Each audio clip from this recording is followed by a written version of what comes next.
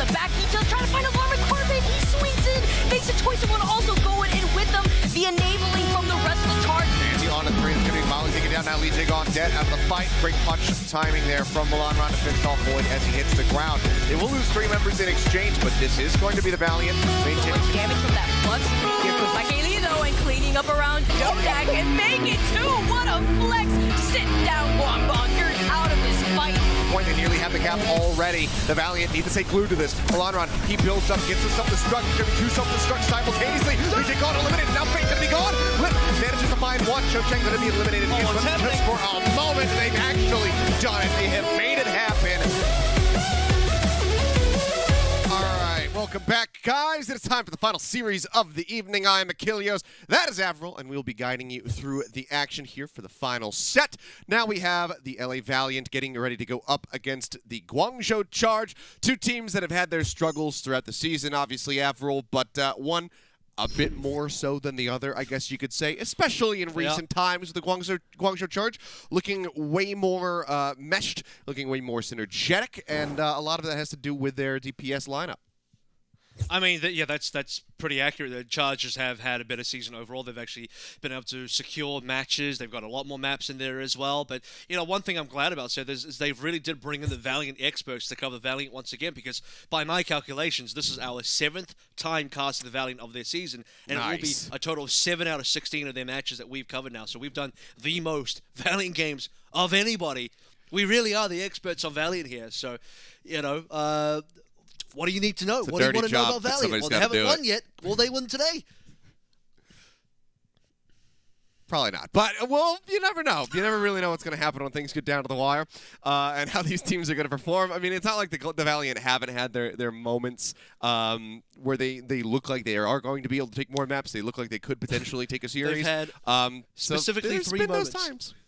Yeah, you can count each and every one of them. They're all memorable.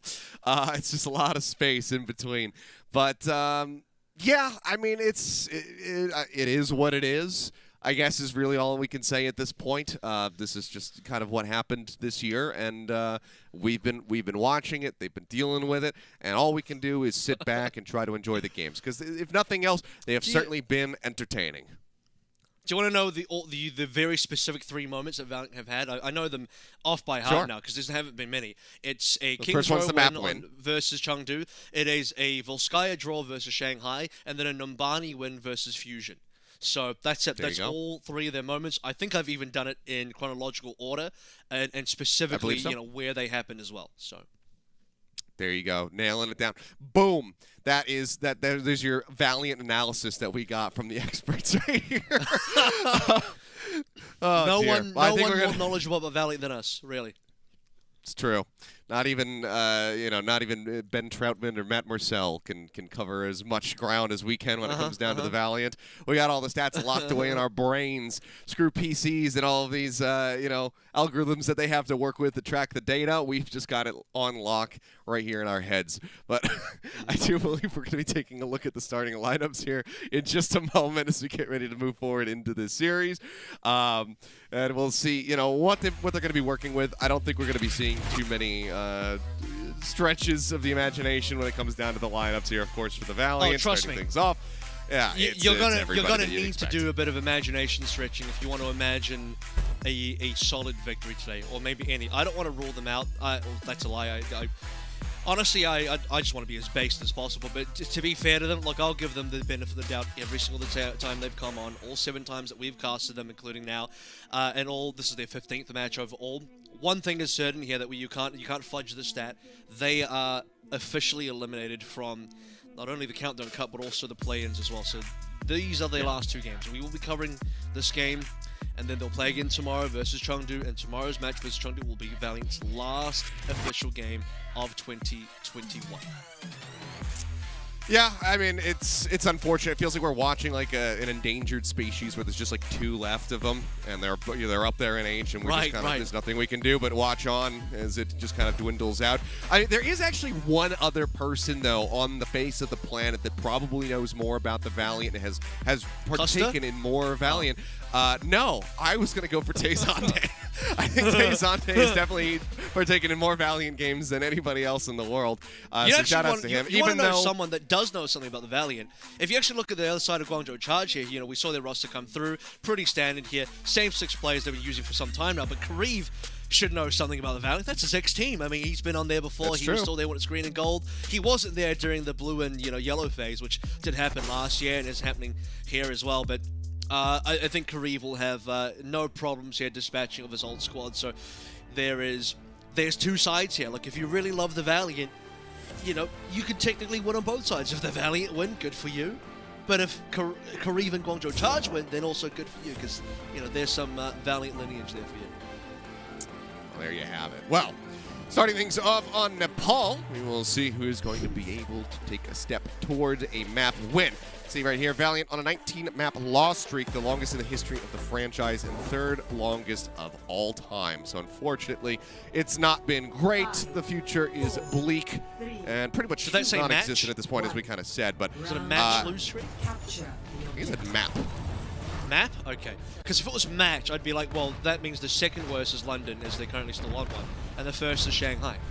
So that's how that works. Well, Aaron's going to come through onto a fire to start things out with. Guangzhou Charge actually going onto an Orisa composition for a pretty open sub-map of Shrine. Eileen's going to need to really do a lot of work here to dispatch of Milan. Yeah, I mean, he's going to be going for the McCree, which, I mean, the Hangzhou, he has been popping off with those picks. Obviously not going to have any kind of damage boost pocket to really go with the McCree, but gets nice 2 taps through. Krong follows up, gets that alley-oop kill on a Milanron. Now they just look to deny that res away. IB currently playing on the coastal side of the map, jumps back with Chochung, and the first cap will come in as Silver 3 just kind of gets beaten and battered around the point. Will fall a little bit late, so some extra stagger there as the Charge will take this first and foremost. And, I mean, it's one of those situations where you would treat, if you paid attention and you watched our last matchup, we had Hangzhou Spark versus the Chengdu Hunters, and you were treated to the exquisite Jim Mufara gameplay. Now we're in a bit of a place where Milanron dies, Hy-Vee can't get the res, there's no res at all, and Milanron has respawned, and it's all bad news. We're going to see if this Nano does anything, though. He's still taking quite a bit of damage. Now he's going to be grounded, tries to push back away with a concussive blast, won't manage to do so. Crystal gets on top of Eileen, though. Just managed to find one, but just like that, the turnaround comes in. Milanron taken out of the sky. Silver 3 eliminated again. They're trying to get on the Wuka. Stick not going to connect. The Sleep Dart will, however. Choi Se-wan in a bit of trouble, so Krong comes to the rescue. D-Matrix out, keeps him protected. I mean, it's bloody. It's back and forth. They'll get Kareev. They'll get the res to put the Diva back into the fight, into the Valiant, but I don't know if that's going to be enough. They get halfway to this flip, but Kareev, did he dove on? Or rather, Dovan does fall. So used to seeing it on and just thinking, oh, that's Kareev. But no, it's not. I have things backwards. All the same, the Guangzhou Charge maintaining control of the point, currently holding 3 ults. I mean, you got multiple generations here of Valiant Annas in the server, and Kareev, old man, is he's probably not even that old, but he's on the charge. He's stuck on the BAP duty today. And despite Wuya landing a pretty nice sleep dart onto Choi Se-wan, they couldn't get him down. But maybe Crystal, the damage boost arrow, will just do exactly what they couldn't do previously. Bionade on the 2, Bongo going to be destroyed, so now no supercharger in the fight. Silver 3 in his dying breath will let the minefield loose on the point. Eileen, a couple tags, has to roll back. Still holds on to the Deadeye to try to clear things. As we're approaching 99% now for the side of the Guangzhou Charge, just looking to take this right here, right now in dominant fashion. Push forward, Barrage comes in, does find Eileen, but Krong again there to get that punish. Finds the kill, and Ivy has to pull away.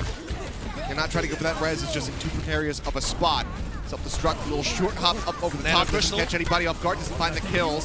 Dragon Strike now going to be used over on the staircase. You can see Kareev leaping out of the way, keeps himself protected as Crystal tries to find some shots. The Nano's going to expire. They haven't found too much though. They can't even get Krong out of the mech.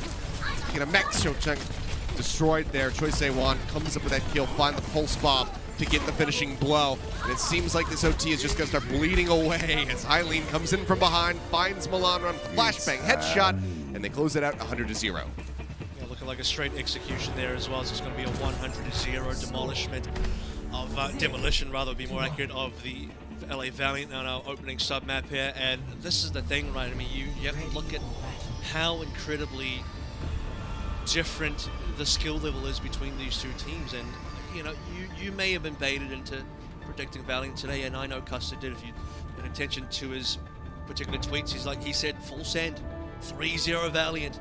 And I get it. I understand this is probably, and it will be the most winnable game for Valiant of the entire season. I mean, the last time they played Charge was also the same, so this will be their second most winnable game. But still, I mean, you just witnessed right there that Charge is still that much better than the LA Valiant. Charge have been improving this stage. I think this is one of Charge's better stages so far, and that just does not spell good news for the Valiant at all.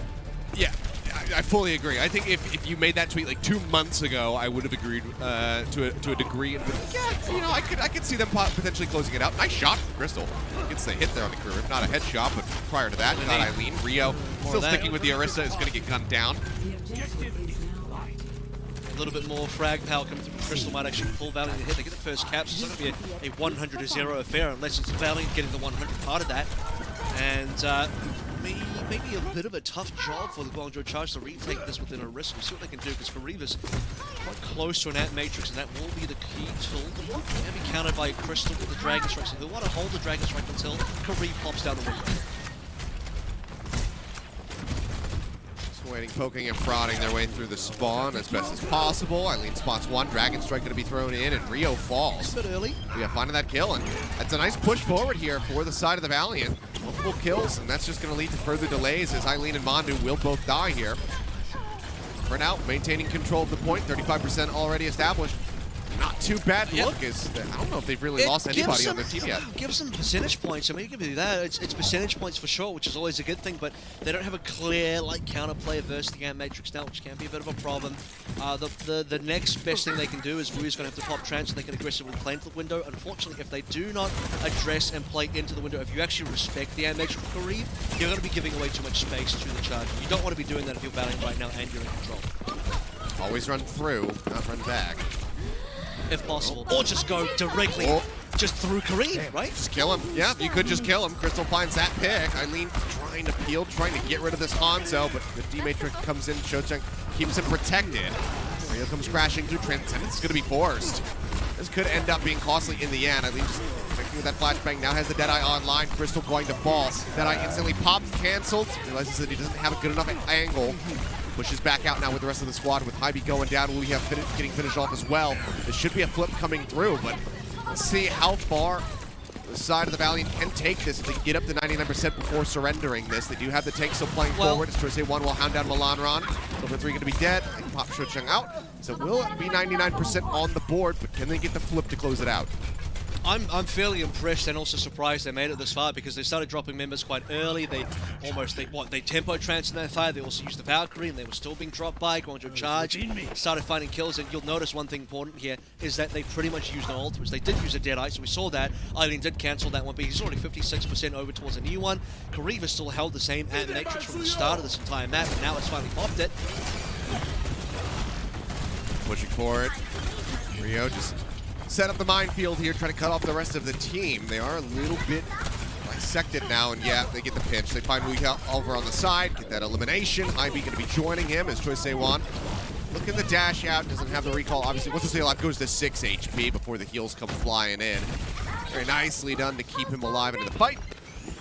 Get topped up, and for now, it's going to be solid control established for the Guangzhou Charge. Rio almost halfway to that next minefield as well. You need to see Valiant do a one-and-done kind of push here, where they need a critical mass of ultimates across the self-destruct in. This could be the fight over. Yeah, it is. Okay. It just catches double supports. I mean, that's the fight instantly done. Yep.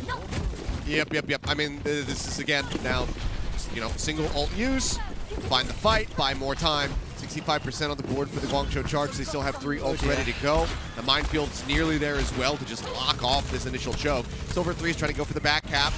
Decides that he is in a precarious spot, goes in, gets a pile driver instead. Dragon Strike crashes. Crystal is actually going to find both supports. Mandu and Kariv both go down. Nice pickups there. That might just be enough for them to get this flip and maybe close out the round to take us to a third final. Yeah, it could happen. It could happen. Charge, they need to go for this one very quickly. They have a rally still available. Rio's got a touch as well. He's got a minefield nearly there. Just a bit of time to charge it. He's trying to buy time. Kong as well. Taking the Wrecking Ball, just dipping onto the point. trading blows here just to try to keep things going. Mondo gonna get picked off as the rally comes out. That's gonna get canceled early on. A nice pick from Milanon with the pulse bomb. Eileen well into the back, tries to get the Deadeye out, but the D-Matrix comes up just in time. IB getting dinked, but it's not gonna be enough. Has that Orb of Harmony as well, the Transcendence healing coming through. The Mercy will not die. Eileen gonna get picked off. Kariv maybe just not gonna have an opportunity to ever use this Amp Matrix now. The OT starts bleeding away and somebody has the touch, but nobody can. 194%, very solid start. A little bit shaky in the middle, but they get the closeout here on Sanctum. So one final round of Village will decide this map. Solid. I don't mind that at all. Valiant, well done. I mean, they had the 99-0 there. It was a bit of a rough way to finish considering Charge came back up to 94 themselves. There was that one very critical fight after getting blown up by Krong's bomb. They lost both their supports in Haibi and Wuya, but then they come back in. Crystal's Dragon Strike somehow catches both Mandu and Kariv, and that's quite rare. That should not really be able to happen. I'm fairly certain Kariv did use an Immortality Field, but it was destroyed, and then both Mandu and Kariv expired pretty much straight after that. So that one fight put Valiant back into the game, and so far, if you got to name one player on the Valiant that's really putting the work to get this the team underway, it's got to be Crystal, because he's getting these frags, he's getting these Dragon Strikes, he's back on the Hangzhou, and if this keeps working, maybe Valiant could actually take this back.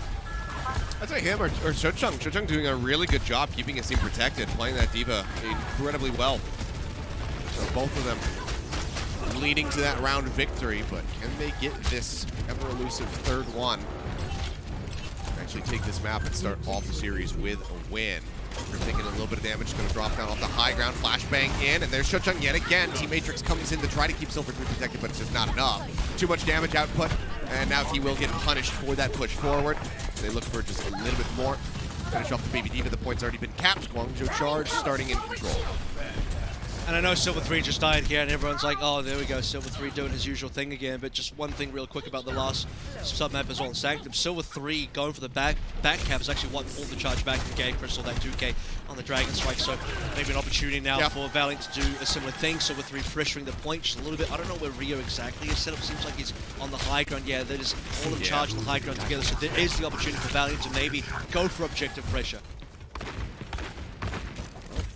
Far coming up over the top here in the center. Nano Boost goes out onto Milan trying to get the pop-up. And that first rocket does manage to find Kariv. And Matrix is out. Eileen looking to do his damage. Tries to get some damage through. Will find one pick before falling. Now the attack visor after Choice A1 finishes off Shochung. Well, just go ahead and burn down the rest. The Helix rocket finish onto Crystal is going to be nice. And the point not going to get flipped here yet. Single ult investment though from the side. Of the Valiant, and they managed to find two, so a slight little trade up, but unfortunately not really any closer to getting this flip. Single ult investment, because, that's basically all they had. They pretty much didn't even have other ultimates. They were close enough. I mean, 90% for a couple of the members here. Shochung's on what, just below 70. Hy-Vee maybe considered the Valkyrie, but they got cleaned up big time by this super meaty attack visor from Choice of One, because I think Shochung was one of the first players that went down, so no Matrix to buy some time there. With a potential back cap pressure. And Charge down to the ground. Okay, Dragon Strike to keep them pushed off the point, but they themselves can't really play into the point. So they're not going to be able to get this flip through, and Silver 3 goes down. Now it's 90% remaining as Milan Run will barely make it out with his life intact. Crystal, however, has fallen. Might be popping that Valkyrie, looking for the res, will bring the Hangzhou back into the fray. Somebody's got to touch pretty soon here. Wuya finds a very nice pick, picking out Choice A1. Is that going to be enough, though? That eye from Eileen gets Silver 3, Milan eliminated. Mondo gets him with the whip shot combo, and the res is still going to be on cooldown. Shochung going to be popped out of the back, just 6% away from that self-destruct. And while it was a really good second round, it kind of gets closed out here with a bit of a whimper. The Guangzhou Charge will take Village 100-0 to take Nepal 2-1. They slowly bait you in, the Valiant do. They give you just that slight teaser of like, oh, but they did win a round. They did get a point there. They did make this kind of really nice play on Sanctum to get one over the Charge. You start to believe, you start to get this little hint in your mind, like maybe it could be a Valiant win. Maybe it could be Valiant's time to get one over the Charge and put that very important one onto the scoreboard, much like Vancouver did versus Boston. But no, you go to Village. It's a poor start in the neutral, and it doesn't get much better from there. Charge, indomitable there. Choice of One soldier, high value Orisa setup as well. They don't have to retake on the Orisa. They already have the high ground, and they just play it pretty much as perfectly as you can imagine. And so Charge take the 1-0 lead fairly comfortably outside the fact that Sanctum was, the one blemish there. Yeah, solid start here for the side of the Guangzhou Charge, but, the Valiant definitely showing signs of life. We'll see if they can keep that heart rate going, see if they can get some wins on the board when we come back for our next map. So don't go anywhere, guys. Action's going to be continuing in just a few minutes.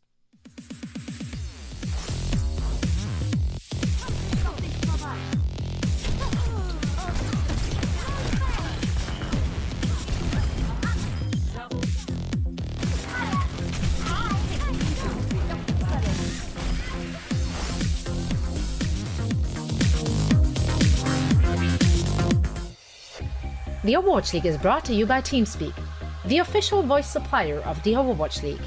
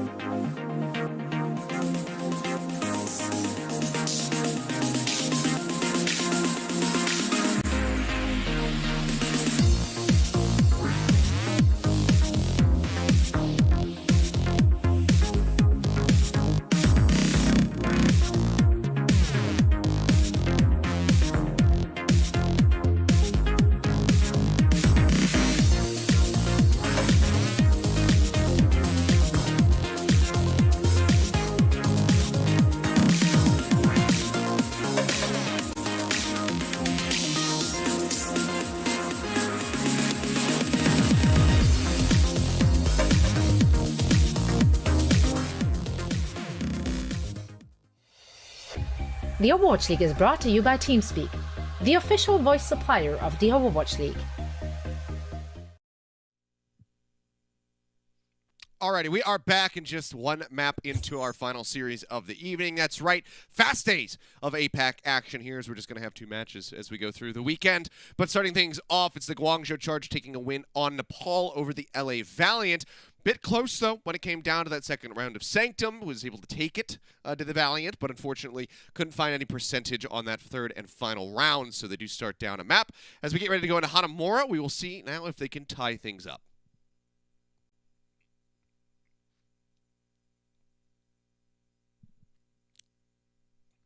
And to tee up some stakes here as well in terms of what is involved in this matchup here, that it is very important that Guangzhou Charge get a 3-0 to make it to the Countdown Cup, to then maybe make a bit of a run to save their season and get into the play-ins as well. Obviously, the APAC side, the Eastern Division play-ins is very strict in terms of where you need to be placing. You need to be in the top 5, pretty much, and there's only one team that can still get in after Shanghai and Chengdu, where Chengdu are all but confirmed at this stage. It would be very hard for another team to catch up. Because Spark did lose in our previous matchup versus the Chengdu Hunters here, they're out. So now the race is between NYXL, who have finished all their games, and the Guangzhou Charge, where if they 3-0 the Valiant today, which is likely, and then beat the Hangzhou Spark 3-1 tomorrow, they will be 4th seed in Countdown Cup.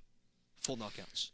Well, definitely going to be fighting for that one, so we'll see if they're going to be able to achieve it. I mean, yet again, it could be an opportunity for the Valiant to try and play spoiler by getting some map wins here and really just shattering those opportunities for the Guangzhou Charge.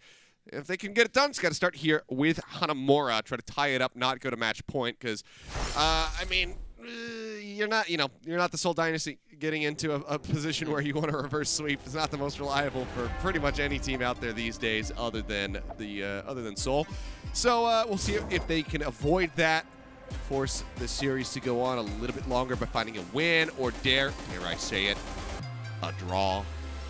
A draw wouldn't be awful for either team. It just does nothing really. It's the only thing it's awful for is everyone else that's watching and broadcasting as well. That's who it's awful for. What I can say is that, okay, does anything change the Valiant win? No. So to me, there's just no scenarios. Well, something would change. I think it'd be funny for certain people. I would laugh. I'd be like, well, that's quite hilarious. I mean, Guangzhou lost in what would have been their shot at potentially making play-ins on this very, single thread of how can they possibly rescue the season.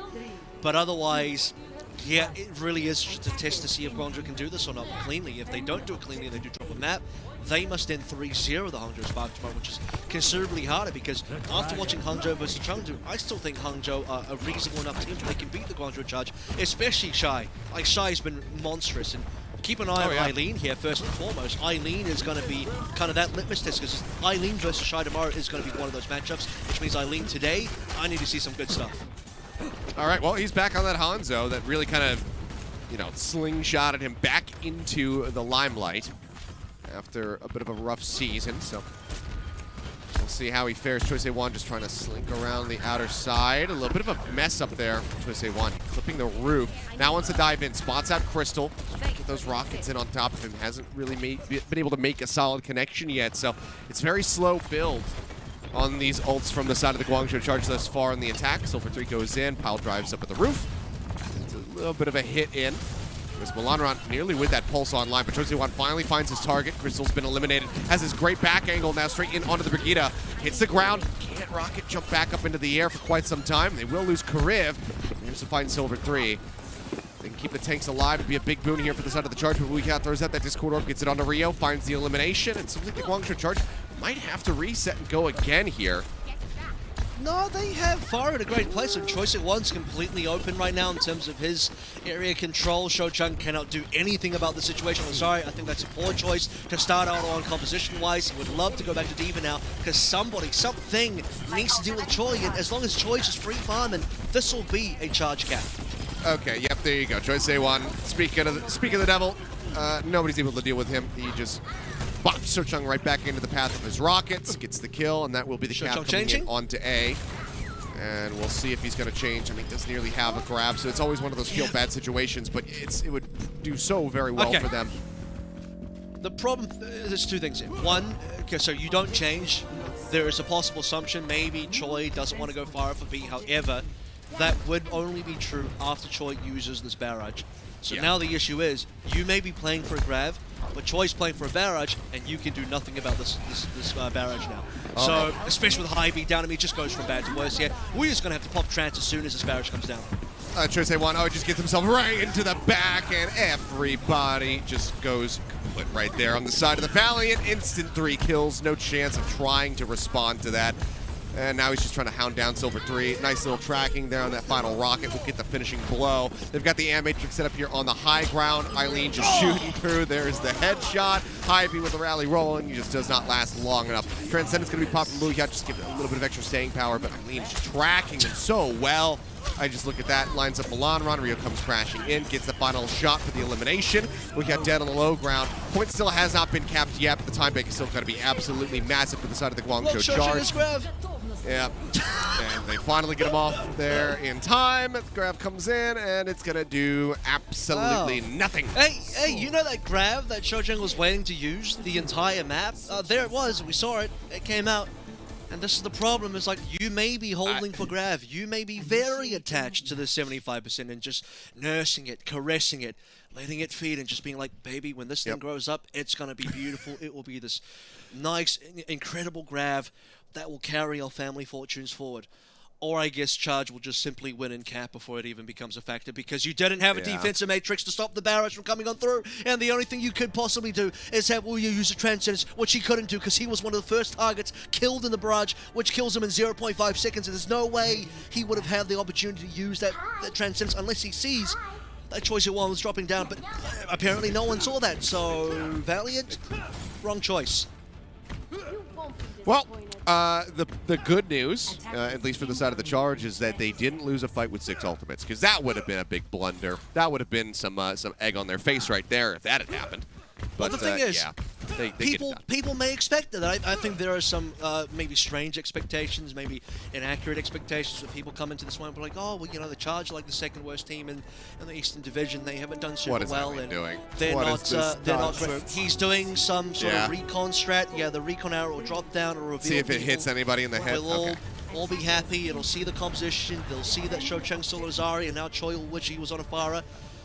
But I can't even. What was my point again? What was the last thing I was talking about before we got distracted by the Eileen play? I've legitimately forgotten. It doesn't matter really in the grand scheme of things. I was talking about, you know, they didn't lose with 6 ults and so on and so forth. So misplaced expectations, because I think people expected that this was going to be like some sort of 8-pack toilet bowl. But Charge is so much better as a team. Look at this. They are so much better as a team. They are. The difference between the skill levels is like, it can't be a toilet bowl, because one team is simply way better than the other, you know? Yeah. I had a thought, but that's not good. That's not safe for broadcast, so I won't go there. But anyway, just a couple minutes remaining now. A minute going to be bled off the clock as the Valiant just going to poke their way into the site. Silver 3 rolling around the back on a bit of a scouting mission, trying to apply some pressure, turn some heads. Causing a little bit of a distraction. Kind of botches the rollout just a bit. It's going to fall down to half HP, but seems like the healing will come in to go ahead and keep him topped up. First they want in the meantime, he's already got a pulse. He's going to go in. That's going to be a stick. That's going to be at least 1 killed. And now they can just dive in and look for the rest of them, because everybody's clustered together. So, team white. Just 2.5 minutes. 2.5 minutes more of this. As let's play a fun game. Does Shocheng get a grab before the overtime ends? Real question. I would say that he should, ideally. But the problem is, if Charge have consistent high tempo on this defense, Shocheng will never have the energy, especially if he goes down. So he almost needs to bait his teammates a little bit. So here we go, Silver 3's going to go in. A bubble's already been used. Actually, they have a frag on a Choi. Okay, that's a nice pick-off. Yeah, no way to bring him back into the fight, obviously. Eileen gonna have to try to out-duel now. Pulls back, grabs that mega pack. Crystal just sitting up above right now. Find some targets, get that Dragon Strike online. Kariv under a lot of fire. Pile driver from Silver 3 manages to find 2. He and Rio both gonna be pummeled into non-existence. Solid pickups here, and that should be the cap on the point A going over to the side of the Valiant, so they will get this time bank bump up. It's gonna be less starting than what we saw from the side of the Guangzhou Charge when they finished it. Kill as well. they can get a late kill to Eileen here. This would actually make their double push really strong, assuming Milan Run wins. Yeah, they do have to kill him first. They finally do get it. Thank God Crystal can aim, and Crystal did actually get that opening frag on a choice in one as well. So we are going to most likely see the Shochang Graviton Surge by the time we hit the OT. Although, to be fair, you know, that game is over. That specific sweepstakes, if you read the small print there, was only valid for point A. Now that we are on point B, no one gets to win the grand prize, and no, you don't get to know what the prize was going to be. 78% and counting. If they can double cap here with a Grav Dragon, that would be the play, but I'm expecting that Kareem will be using the window fairly shortly. And the Dragon's gone, so they can't grab Dragon. All right. Why Crystal did that. Just to clear out the high ground, you might say? Well, it's not even really that clear, so... Well, they try to push them back into the self-destruct. They don't manage to find any kills, but Griff just going to be shooting for this amp matrix. Ooh, gets bumped forward into the mines, but had the immortality field to stay alive. Silver 3 just going to be trying to escape now. The shield bash on him. And Choice A1 is ready. Oh, the halted with a pulse. Nice little play there, but unfortunately doesn't find any kills. I think the bubbles came through from Shochang to actually deny that damage away. Eileen will find Crystal right after Crystal finds Kariv. Let's see with a faster run back zone. Kariv can just leap his way onto the high ground. They are going to be a little bit more worse for wear on the side of the Valiant. Eileen under a bit of pressure just gets himself situated here on the high ground, calls for some healing, which he will receive. And he can continue to just be a nice little bit of artillery for the side of the charge. And now it's like, you know, there would have been a very clear case for Valiant to at least take a couple of ticks on that last fight because they was kind of snowballing them through. It's falling apart. Now, there is still a timing, even this fight. They still have an ultimate advantage, by the way, but every one of these fights that go sideways with Charge gets an opening pick, and the reset comes through, and Valiant have to go back to spawn and wait for their other player to come through. Charge just get more and more ultimates. It's happening again. Now you wait for Milan Run. Who's going to go down? Is it, you know, 1 out of 5 here? It just, you know, pick a random finger. Roll a dice and number 6 doesn't count. 1 to 5 do.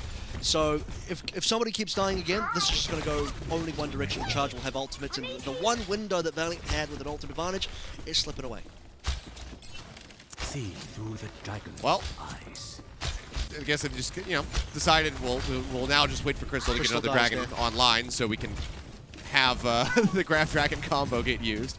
God, that would have been perfect, wouldn't it? Like, I just say Crystal dies here, and he does. It just happens. Disastrous. Just will it into existence. Well, Milan Run certainly does. Okay. Choice A1 just out-dueling him. As Silver 3 tries to get himself up onto the high ground, thinks better of it, has to pop the shielding just to try to get out. And yeah, I mean, it's just a fairly brutal approach. Crystal now going to get jumped on. Krong going into the back, looking to get rid of that Hangzhou. Grabs the Mega Pack and comes flying out to safety. Dragon Strike going to be used, crashes down the stairwell. That's good for Valiant, by the way. They can just wait that out. Answering one. Okay, they're not going to be using this with the grab yet again.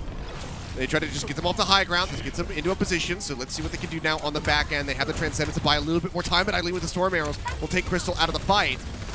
Barrier comes in, just denying vision, self-destruct up top. Recall used, Milan Run keeps himself safe, but Eileen will get picked off in the end. Silver 3 finding that opening. Grab's going to be logged in, but Krong just noms it up. Oh boy, the build up for this grab. It all just goes away in the blink of an eye. Gets denied away from the fight. Silver 3 now going to fall. That was their big condition there to try to get the cap right here, right now, to try to get some ticks on the board, but it seems like they're not even going to be able to establish a single one. The Transcendence burned everything that they had at their disposal used in that fight, and it nets them absolutely nil points. I understand now. Actually, I figured this all out. Now I know why Crystal's throwing dragons out. It's because he just doesn't trust that they're going to land a grab. And, you know, maybe that's well thought out because you are playing against Krong, one of the hungriest divas out there, one of the divas that historically has some of the best defense matrix eats of all ultimates of any diva players. So it's rough. It's rough out there for Valiant. Yeah. Oh, boy. Well, last second contest going to have to come through from somebody. It's going to be Silver 3. Gets the Zarya bubble just to escort himself forward. Pulse Bomb is ready. I mean, Choice A1 could just take him out of the fight right here, right now. He just doesn't have that lined up quite well enough. Will not get the stick, so Silver 3 lives to fight another day, another moment here potentially, but as I say that, he was just going to die as soon as he comes back in, tries to go for the pile driver. Everybody collapses in on top of Shochang.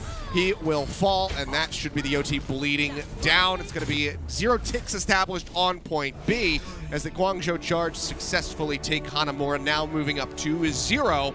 putting us at match point. The LA Valiant, if they want to play spoiler, they're going to have to pick up some maps right now as we get ready to move forward, and they're going to have to do it in reverse sweep fashion. Fun fact, just so if it wasn't clear how one-sided that was, Guangzhou Charge had 46 overall final blows to LA Valiant's 10. So there's a difference there of 36 kills between the two teams. Another fun fact, Krong didn't die a single time. 0 deaths. Just give him the MVP now. He's got it. He ate a grab. The only grab. There was only one grab there, and it was gone. It was eaten away. So, bits of an unfortunate way to end. It got slightly exciting after A was capped. I was thinking, oh, hang on a second, there could be an opportunity here. But again, as I said, for Nepal Valiant, they will slowly bait you, and they're going to reel you in real nice and slow, and you're gonna slightly believe that they're going to do it, and then it doesn't happen. Well, there you go. That is map 2 in the books. A nice lead for the side of the Guangzhou Charge. We have at least one more map to be played, so don't go anywhere, guys. We'll be back in 2 shakes of an AKM blade to continue.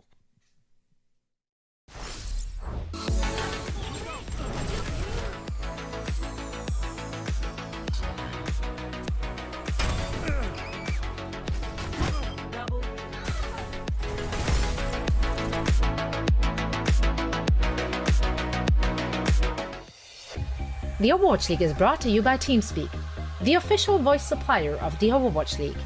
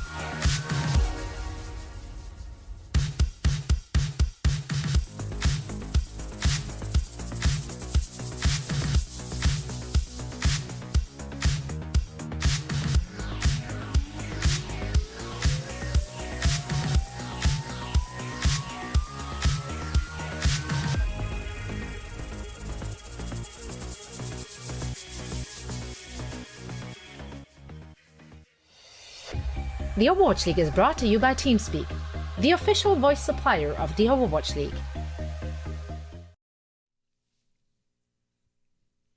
All right, we are back. It is now match point here in the series. The Guangzhou Charge leading 2-0 after a very dominant performance on Hanamura. Now we get ready to go into King's Row to see, will this just be a clean 3-0 closeout to help keep the Guangzhou Charge's hopes alive? Or can we see the LA Valiant bounce back, put a map win on the board to make them just kind of get a little bit nervous and extend the series even further? I know where I'm placing my money. And like I said earlier as well, it's for Guangzhou Charge, it would be extremely dangerous for them to drop a map to the Valiant. Not just because it would be really funny, and you know, I think every single time that has happened this particular season so far, it's been, you know, quite a bit of a commotion, mainly coming from me. But it would be disastrous in the fact that as I teed up for the stakes of how tomorrow's going to go and for the rest of the Countdown Cup, and then for play-ins as well, Charge need a clean 3-0 here, so that when they play Hangzhou Spark tomorrow, they can basically rely on a 3-1 victory, being what gets them into 4th seed for knockouts, where then they will play against the Chengdu Hunters most likely, and if they can somehow find a way to beat the Chengdu Hunters, they go to the Countdown Cup, and if they can find extra points there, maybe, just maybe, they could get to the play-ins, and that's got to be the pathway. That has to be the belief right now for the Guangzhou Charge, and the only way for them to rescue what is left of the season and their final 2 matches of the season, of which one of them is being played now. I mean, you think back to, you know, when Guangzhou started looking pretty good, it was versus the Chengdu Hunters. They had Eileen come out with the Hangzhou. He was handling Jinmu in the Pharah, at least for that first map. So they showed that they can contend with them. So that is definitely a potentially winnable series for them. So if they can stay on that path, it's a very good look for their future. There definitely will be hope there. For the side of the Valiant, though, I mean, we already know that everything is kind of over. They're here to play spoiler potentially and give some teams a bit of a rougher go of it. So far in this series, though, they haven't really been able to make that happen outside of the single round taken on Nepal. So, well, let's see how they fare as we shift things over from Japan now into the jolly old UK. We'll head to King's Row and see if the Valiant can close out this map. Did you say Valiant close out the map? I mean, they could. The Valiant have been closing out every single map and every single match they've played. Technically, and that's been their own, through their own merit or lack thereof, that they've been closing. King's Row is the only map the Valiant have a better record on than the Charge. Boom! There we go. That's because they've actually beaten Chengdu. They beat Chengdu Hunters on this map in Melee. That's where it was. So they got that going for them. And Charge haven't been great yet. But at the same time, 3-0 is the expected result. Valiant playing spoiler, just like they did versus the Fusion back in, I think it might have been June Joust. That or it was the Summer Showdown. I think it was the June Joust. That really kind of ruined that tournament for the Fusion. So it is quite interesting, Achilleos, that even if Valiant win one map, let's forget about matches here, just winning one map plays massive spoiler. Well, that's a rough way to start as Griff just takes Wuya's head off immediately with his Zenyatta. Rez will get used. Just putting him right back into the fray here, playing out of the theater, now dropping down, pushing through the main archway. And is there a way for Milano to maybe get the ball moving here as the fire player with his not great counters on the other side? Okay, there is Eileen Karib in that. So you got a Discord plus Storm Arrow combo is kind of where Eileen was shining versus Jim, as we kind of touched up on there. Reasonable success versus Chengdu Hunters, despite not winning that matchup, but did some good damage here. Sort of 3 on critical HP, waiting for this nano actually. Once that comes through, that's when Valiant can actually start going. Yeah, nearly have it. Minute just going to be bought for now as Kariv, very much going to be given the lion's share of the healing. Choice A1 getting himself into the back line, trying to play elusive here in case the sleep trick doesn't come through. Applies a little bit of pressure, and yeah, Milanron will find that initial kill. Obviously not running a Mercy on the side of the Charge means that he is out of the fight. There's a big opening potential here for the side of the Valiant to get themselves onto the point. First tick going to be established, second one on the way. Krong gets into the back, finds Wuya, the res comes in, and Krong is going to be demeched. Choice A1 though breaks down the front lines, manages to find Silver 3. Krong going to get finished off here in the end. Barrage into the back, Milanron not going to be able to find anything. Griff gets that Transcendence up in time, keeps everybody topped up. IB's alive. IB barely escapes out. It takes quite a bit of damage, and it looks like Kariv will get him just before that Valkyrie could have come in. They could have been a little bit more elusive, just flooded around in the skies to try to get back over to the squad. Eileen going to be killed off, though. Silver 3 giving his life for that one, but that doesn't really allow them to stay on this point. So 61.5% is what's built up. Let's see if they can take it from here with 2 minutes remaining. That is a real shame that Valiant weren't able to get a one and done there. I mean, they had everything going for them. They had the respawn advantage here as well. Ivy stays alive barely. Probably goes down pretty much straight afterwards. Andrews rallied out again. It really comes down to Kareev using the Transcendence into then Rio being in a position to use a Supercharger that keeps everything going. They have a second Nano now. Silver 3 also has a Primal to follow up with. Surely Valiant get this. Nade going to be taken away, so they don't have that. So we can just see an immediate re-aggression here from the side of the Charge. Trade out on the Hangzhou's. Rez, however, gets off from Hybe. Crystal is going to be back into the fight. Alonra now diving down here onto the point, sending these rockets through as best as he can. Nice inch off the top from Krong's. Not going to find any kills, though. Self-destruct will get rid of Rio. Doesn't have the barrier, I suppose. They try to keep himself situated on the point. Mandu piles inside of the statue, will get picked off, and it seems like finally the Valiant will be able to break through with just a minute remaining on the clock. That'll get bumped up to 3.5, and now they can start the streets phase. The really impressive part about this for Kareev and the Charger is that he almost has another Transcendence for that previous fight. He does have now, but when he went down and when he died and when Charge lost the point, it was on something like 95 to 98. So not quite there. If the Transcendence was actually available, I think they would have defended properly. But, I mean, that would be unreasonable. Zenyatta getting a trans every single fight is incredible. So Kareev is doing some real work on the back line to ensure at least somewhat close of a back-to-back Transcendence fight. They will have the capability to defend B now. Dragon's available. They just need to make sure they have some sort of pressure against Milanra. I think Farah is actually extremely good on B at King's Row. Just because of this middle area, just floating around the rooftops, it's very hard to deal with Farah. Yeah, a lot of sight lines, a lot of really great ways to keep yourself suspended in the air as well, because there's just a plethora of rooftops that you can slide off of. Rio trying to jump into the back and apply some pressure. Immediately falls low. Dragon Strike comes out, and Milanron will get taken down. Push onto the high ground, and Silver 3 is going to fall. Good protection yet again here from Krong, who continues to excel.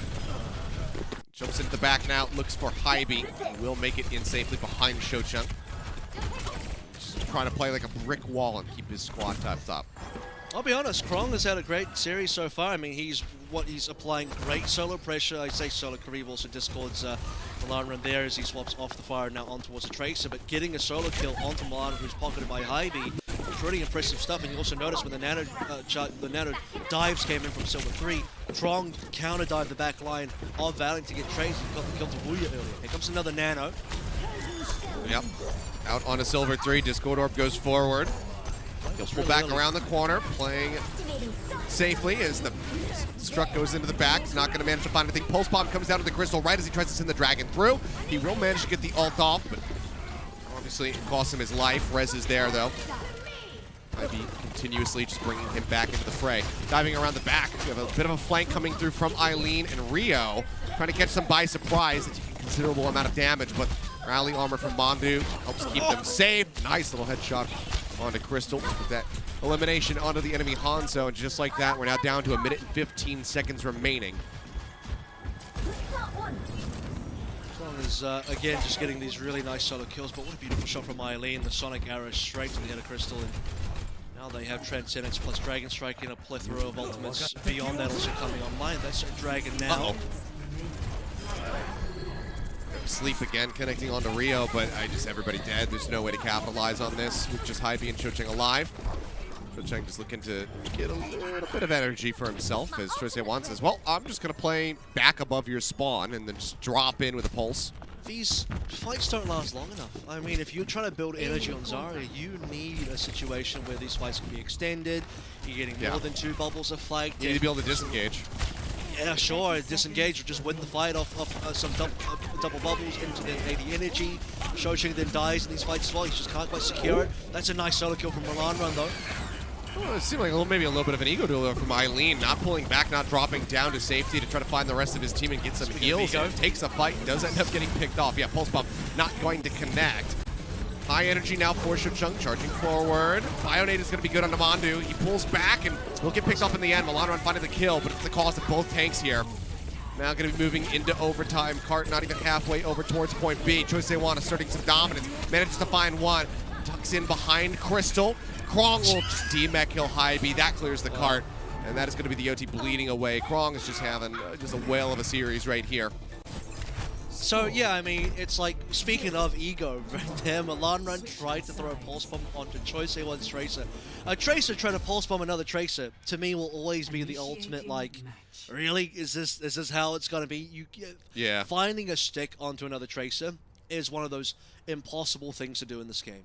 And if you somehow manage to find a stick, you're like either a god or the other Tracer just stood still. But or they happen to blink into it. I mean, it could be unlucky. I've definitely seen situations where it was unlucky. But, yeah, had the Pulse got onto, let's say, Mando or Kareev on the back line, or maybe Krong or Rio on the tank line, that could have been either solid damage or a guaranteed pick. Would have been quite useful for the Valiant. We actually did see Shocheng on 90, almost like 100 energy there, somewhere between 90 to 100, high 90, so good damage. He was actually on, what, 70-ish kind of percent on the grab. And it finishes on 81% grab, so it doesn't quite get a single grab there. It was going to be a bit of a risk to go Zarya this late anyway, just because I don't think it was going to be a lot of opportunities to find a grab. And look, even if you do, I'm sure Krong would have pressured the hell out of it and made sure that he, at minimum, if he doesn't eat it, he'll force Shocheng to just use it poorly. That's what good divas do. So it would have been kind of rough anyway. But good to see that Shocheng could at least build some energy. Now, because Valiant at least capped A, this is somewhat defendable. It is possible for them to get somewhat of a defense going on. It's not just going to be like this kind of full hold, requiring them to get a fuller hold. Oh, hello. At least we have B to play for. Well, Choice A1 making his way into the theater, instantly finds Rio, puts a ton of damage into Milanran before pulling, rather recalling out of there. Just waiting to see if he's going to poke his head instead of just turn his sights onto the tank line. They're trying to harass the back line. And with his help, that's going to be Silver 3 immediately picked off. Crystal going to need to find some nice shots through to some skulls right now if they want to have a hope of holding this. First tick about to come in. We got dove on as they just pile into the hotel. Shove them all the way back now into the streets, and Choice A1 is just picking them off one after the other. Pulse Bomb already online. He can hold that. I mean, he can just lurk and wait for the supports to come running back. They don't have anything to try to survive. So, barring a nice escort and an eat from Shocheng, he should be able to just get these pickoffs, immediately send them back to the further spawn point. It's just like a single pick, then snowballs onto a second, then a third, then a fourth, and Valiant, they're just not able to get any trades, and you'll have to look at the ult situation now. It's pretty clear that it will be charging the first ultimates. Okay, Choice One into a bit of hot water, he'll blink away. That's what Tracer does. He should be okay, still has, you know, recalls, etc. available. When a Tracer has full cooldowns, he will simply not catch that player unless they make a mistake. And as the rest of the ultimates come online, especially with the window from Kareev as well, it is going to be rough. Oh no! Just pulls him right out of the high ground. We got High B is isolated in the back. He's trying to stay alive. The Dragon Strike's going to be used by Crystal. They will find the supports. They will find Milanran. And everything is already becoming undone. I mean, granted, yeah, one more attempt at a defense here from the side of the Valiant, but great from Rio. The Hulk just yoinks him right out. We are done. I mean, can they actually get one more? Silver 3 is up. I mean, they could. It's not impossible, but Krong's already sitting pretty far forward. I expect a self-destruct here. Silver 3 and Milanran have to be the ones to touch. Nope. Momentarily going to be Never there. mind. And like I said, that's going to be it, folks. LA Valiant 0-3. And unfortunately, if you expected this to be a close game, your expectations were misplaced. I do feel genuinely Look at you, Custa.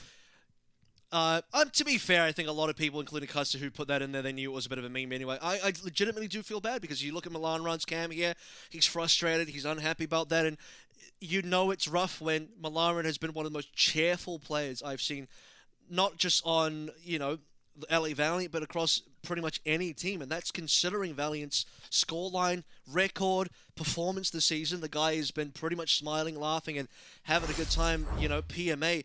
Hey, maybe he should get the Dennis Hawaka Award. I don't know, because surviving an about to be 0-16 season with full smiles on, that's deserving of something.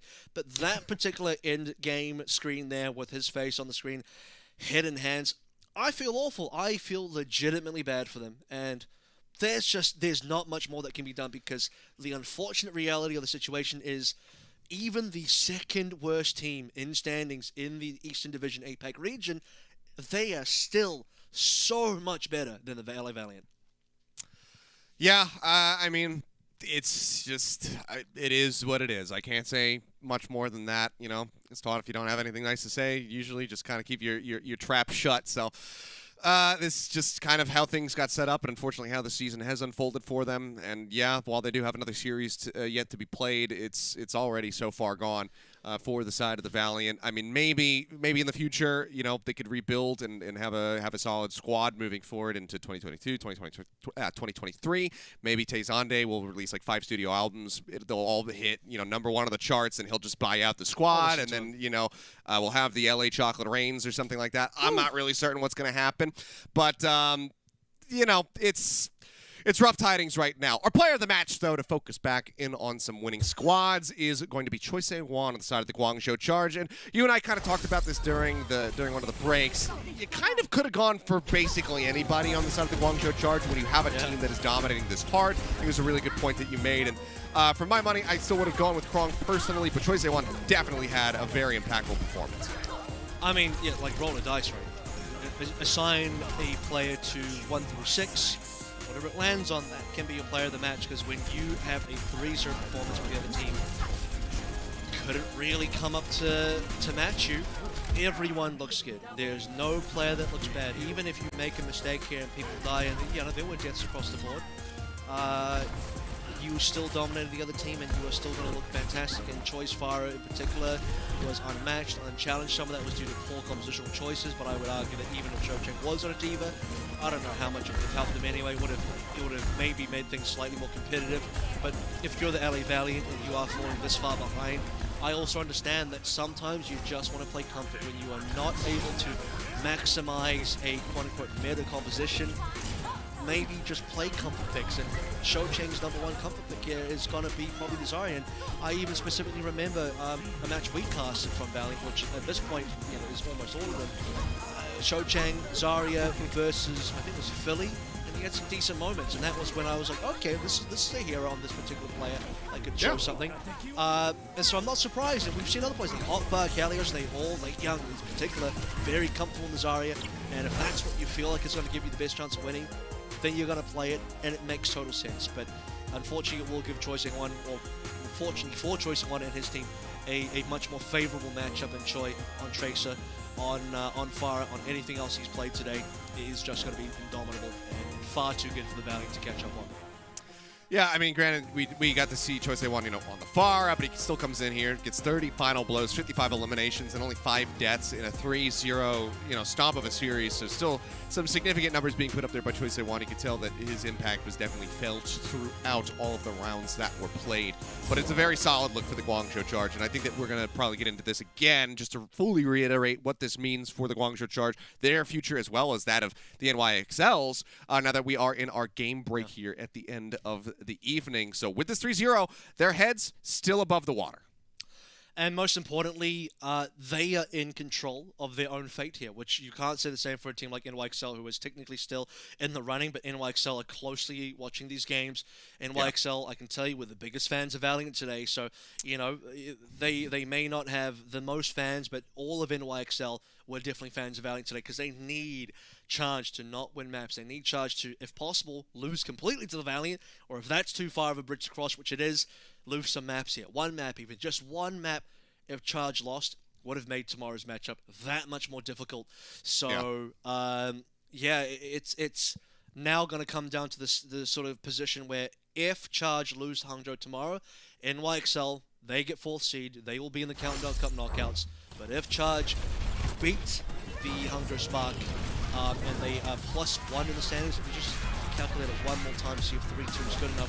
You know, Charge need a 3-1 victory. 3-2 would put them into a direct tiebreak with the York Excelsior, and I believe, don't quote me on this, and this is just based on my calculations, which could be wrong, if they tiebreak versus NYXL, and it goes down to strength of schedule, which I think it does because Charge and XL didn't play each other, XL beat Shanghai and Charge lost to Shanghai, which means technically XL win that tiebreaker based on strength of schedule. So Charge need to make sure they are one map ahead in map differential. The only way they can do that is by securing at minimum a 3-1 victory over the Spark, if not a 3-0 victory, which will be tough because Spark honestly looked okay today. And Shy, he outperformed everybody. He was better than Jimmu, he was better than Leaf, he was better than Architect. Shy was so damn good. that Eileen would need to be like 80% of that to even try and match. Eileen would have to have a phenomenal performance tomorrow. And Choi and Krong and everybody, all of Charge, need a very good game tomorrow to best the Spark, because on paper, I would have to say, I still think Spark likely are the better team in that matchup, and NYXL probably very happy to hear that. But NYXL, they cannot control the fate of that game. They will be patiently waiting, and at least Charge, if they're going to win, they're going to do it by their own effort, by their own merit. Yeah, I mean, as will we. I think that you and I are actually casting that match as well, Yep. so we'll be able to, kind of reaffirm this and keep you guys on the up and up as far as what it all means. Yeah, that is very true. Looking like the last clash of the average shows here in the 2021 season, so we'll see who can come out on top. And I mean, it would be one of those super bittersweet moments for the Guangzhou Charge if they could clinch it, and it's a 3-2, and it's just like barely not good enough for them to get over top of the NYXL. But we'll have to see what happens, because again, this team has been on the come up. They have been looking good. Eileen and now Choi Se-Wan especially joining him in the ranks of just, becoming absolutely elite DPS players here for the Guangzhou Charge. Krong is very much back in form and just looks like still one of the best off tanks in the league, despite having a weaker squad and a weaker season. It's a very good look for them. But guys, that's going to do it from us here this evening. Myself and Avril will be back to bring you the final series tomorrow. Jaws and Vicky will be opening the show yet again. So thank you guys for tuning in here to APAC. NA is going to be coming up later on, so make sure you watch those matches as well. But we'll see you tomorrow.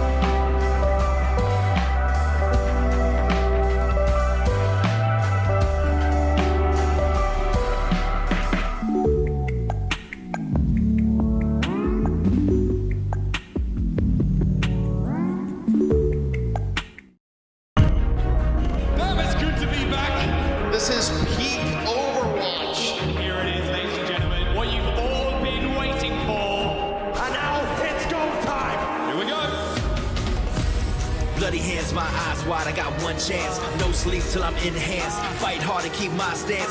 Knuckle up, time to buckle up. I got one shot and I won't stop. One goal for the joyride. I'm a champion. Move aside.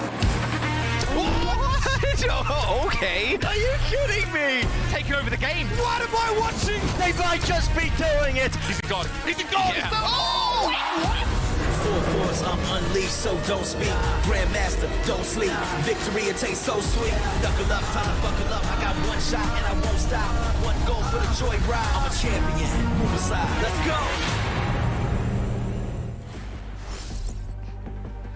Welcome to the Watchpoint pre-show. Zoe here, and with me on the desk are Jonathan Reinforce Larson, Scott Costa Kennedy, and Danny. Final week of the 2021 regular season limb.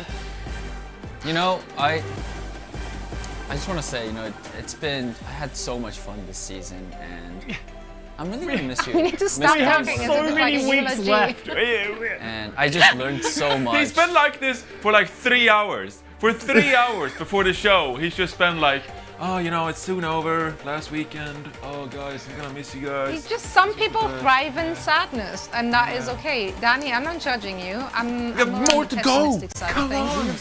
Actually true. Actually really true. gonna The miss season is winding down in the Eastern region though, and there are still some things up in the air when it comes to the Countdown Cup as well as the overall season standings. And speaking of up in the air, perfect transition to Jinmu and the Hunters. They took on the Hangzhou Spark. I know, actually rather proud of that one, even though I can't actually credit myself with it, but that's fine. I'll do it anyway. What you gonna do about it, Hex, huh? Either way, let's talk about the match. Hangzhou Spark and Chengdu Hunters went at it in the first match of the evening or morning, depending on where you are. And the Hunters, you know, their style has kind of taken over the meta. And the Hangzhou Spark, they needed a god-tier performance from Shy to even take a map, which they did. But at the end of the match, it was just the Hunters who locked up their spot in the Countdown Cup, improving to a 3-0 with one last match against the Valiant. So they might as well just make it a 4-0. Wow, that's brutal, Zoe. Yeah. I'm just being honest. Wow. Gotta say it how it is. Anyway, yes. I mean, you summed it up pretty nicely. Hangzhou Spark, they put in Coldest and Mika as their backline this time around. I know a lot of Hangzhou Spark fans have been asking for that. And it was a decent performance overall. Shy, as you said, he was the star power on the side of the Hangzhou Spark. But the Chengdu Hunters in this meta, they're just too good. Being able to rely on Monks and Yara and Jinmu and Leave as your DPS duo. Gaga being able to play both the Orisa when necessary, when you want to slow things down, like here with Jinmu playing Pafara and Veltal on the Mercy. Yeah, this Oh, Shy. What was that? It's That so was ironic filthy. that his name is Shy. Oh. There's nothing shy about it. Like, it's just, it's unbelievable in it. Yeah, but Hangzhou Spark, at least they won a map. They won Hanamura, they had a nice point speed defense. They disengaged nicely from Leaf CMP, that was a standout for me. Chengdu Hunters, to wrap things up on Havana, I mean, they just went full meme and decided to Nano Blade Genji.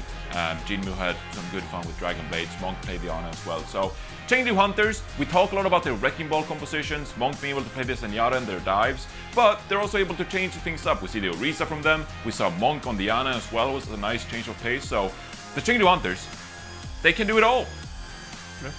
It's true. They're looking really Find strong. yourself a team like the Chengdu Hunters. Do it. Good No, I pandas. dare you actually do it, because you can't. They're pretty unique. Now, our second match of the night was the LA Valiant taking on the Guangzhou Charge, and I suppose that's the Classico, El Clasico of the Eastern region. For sure, it went down. It was a match. It did happen. Both teams did show up, so that's great.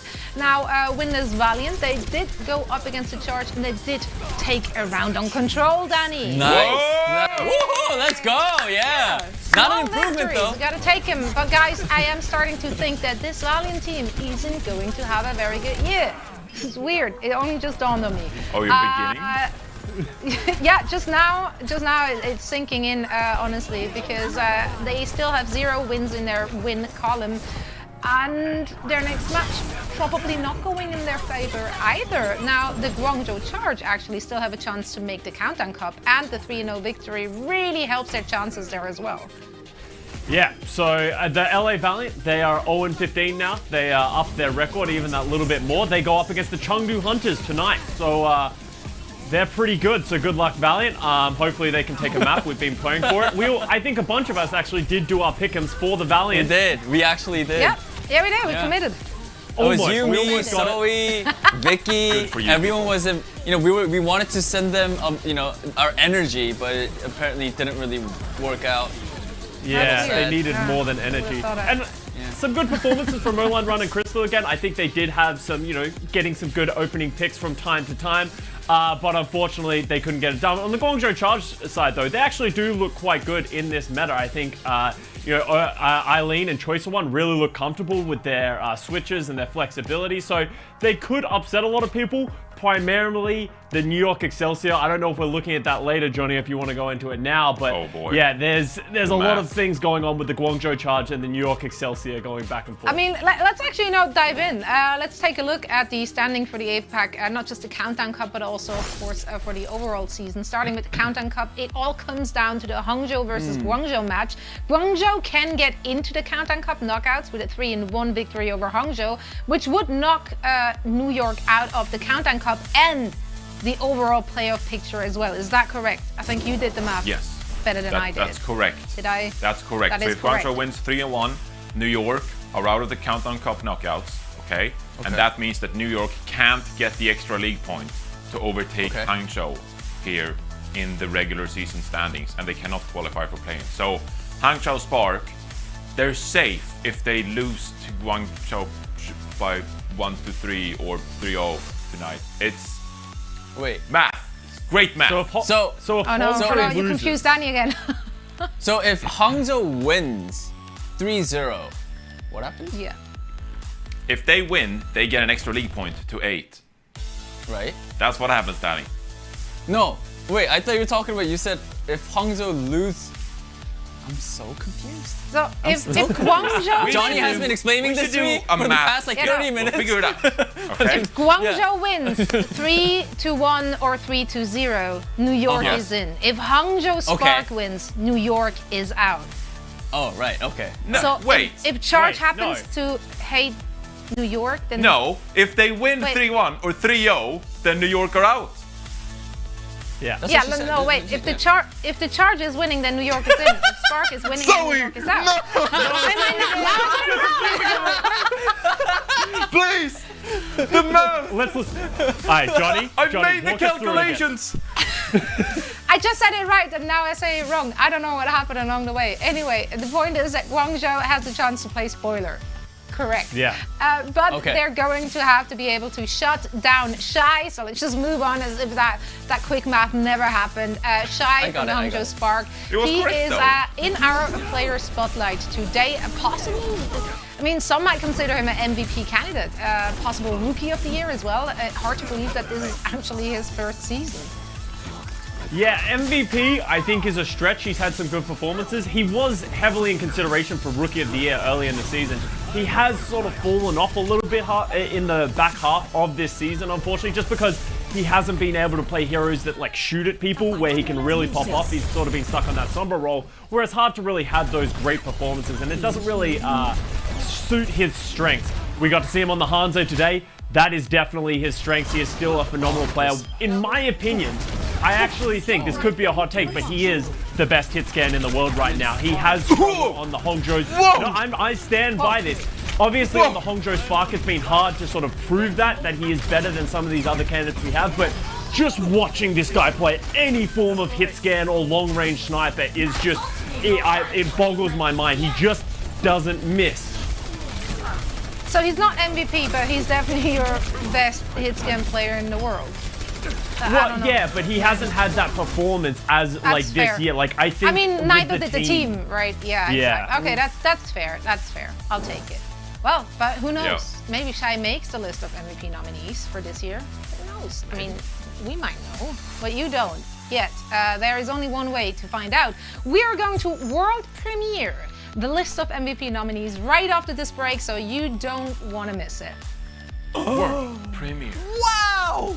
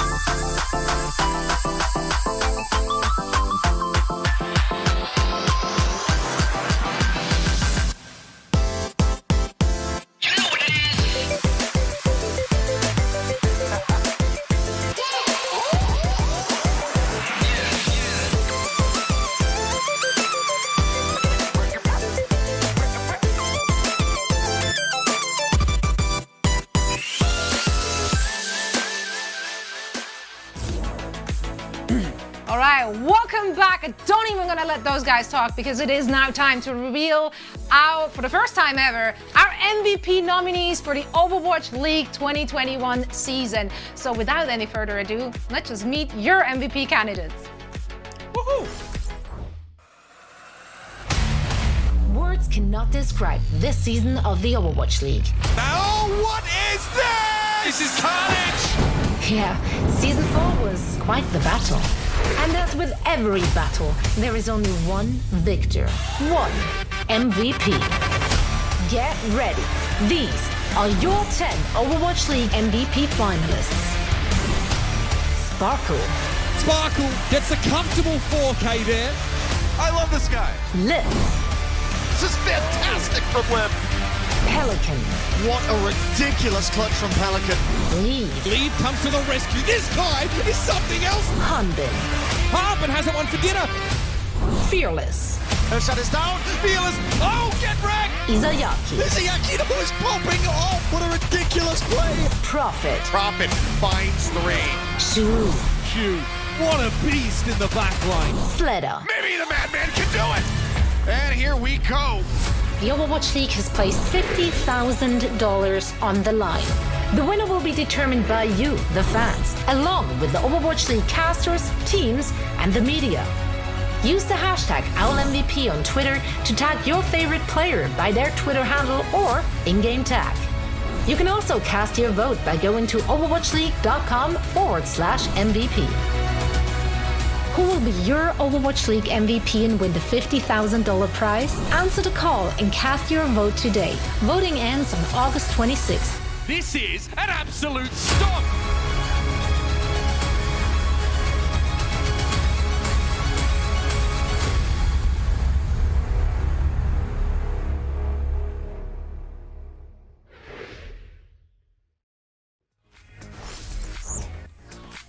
Well, there you have it. I'm pretty sure a lot of people out there probably not in agreement. Some others might be shocked that their favorite player did not make the list. I'm pretty sure you guys are going to let us know which one it is. However, Fearless, Leave, Hanbin, Sparkle, Fleda, Lip, Izayaki, Pelican, Shu, and Prophet all made the cut for our MVP. That was quite a list.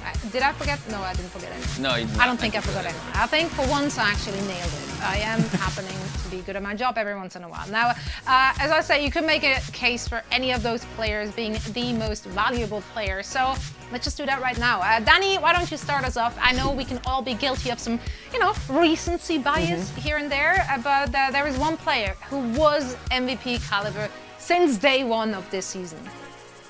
True story. So I'm going to talk about Fearless, and I met Fearless in 2018. I remember, I think it was when he was on Shanghai Dragons, he lost a match, and we were just talking. You guys go way back. Hey, he was like, Kyung, when I come back, and when I see you next time, I'm gonna come back stronger, and he definitely did. I mean, since last season, he was just so good. I think he is one of the best main tanks that we have. Clearly, the hands down best Winston player that we have in the league. I think that's not even a hot take. And just the way his mechanical skills, the way he just plays Winston, I think everything about him. I've always been hyped about Fearless's Winston, and I'm still sticking by with it. I think he really deserves the MVP. He really does. I mean, he made it such a show early on in the season, and even though the team had shaky moments, like Fearless has just been such a standout performer. Right. I mean, who will ever forget those 16 Primal Rage kills? I don't. Still have it framed, actually.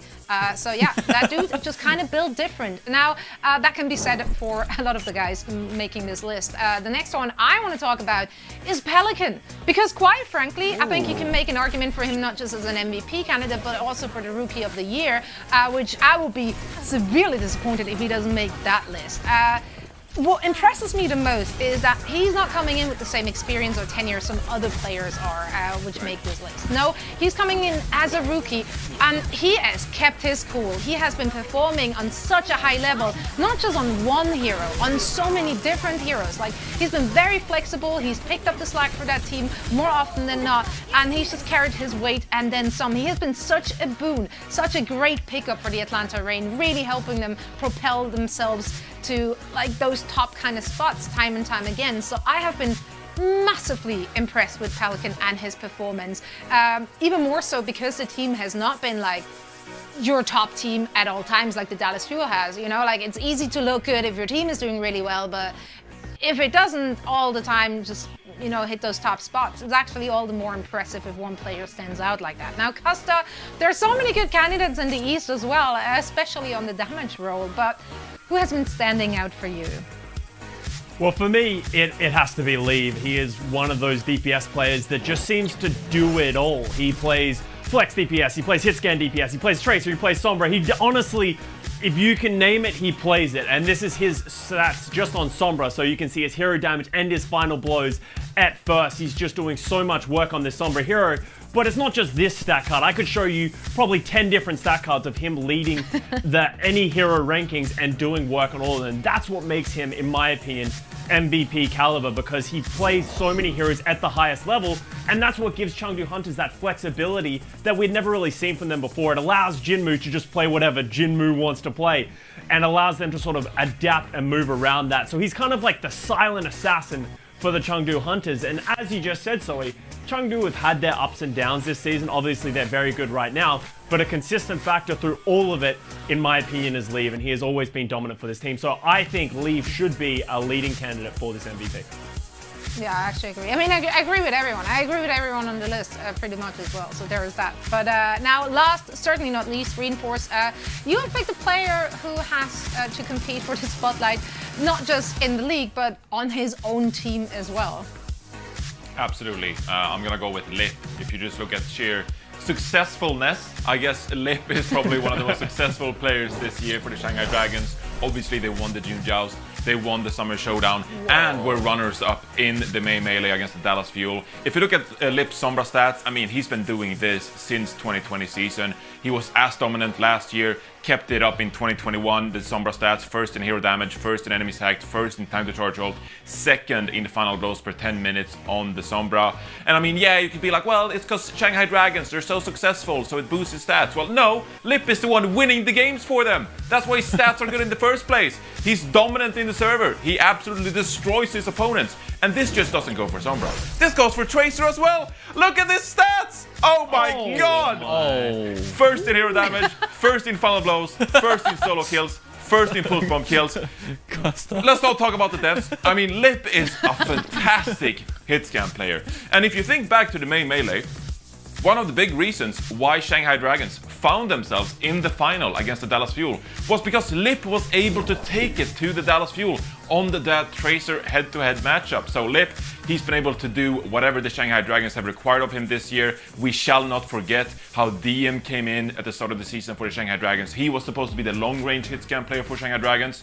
DM was phased out of the team, and instead Lip took up the McCree and the long-range hit scan heroes as well. So he can play the Tracer, he can play the Sombra, but he's also able to fill all the other hit scan roles for the Shanghai Dragons, who have been hugely successful this year. So my vote for the MVP of 2021 is going to go to Lip for that reason. Yeah, I'm sure Fearless has a lot of ones too. Probably, but Yeah, honestly, true. that stat card for Lip looked rather compelling. Yeah. So, wow. That was, yeah, that's a stat card. Mine never looked like that. But this is what we think now. It is your chance to make your voice heard. Check out all the candidates once again at overwatchleague.com/MVP, and then use the hashtag OwlMVP on Twitter to cast your ballot. Now, voting will end on August 26th. So you still have a little bit of time.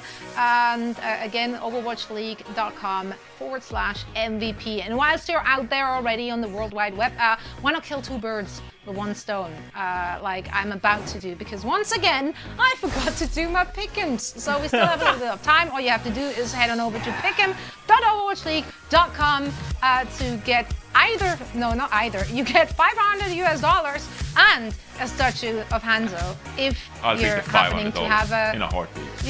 Excuse I'll take me? the statue. I mean, Can I we're get a not getting Genji anything statue? because our pick'ems have been No. on fire. Actual on Genji. fire.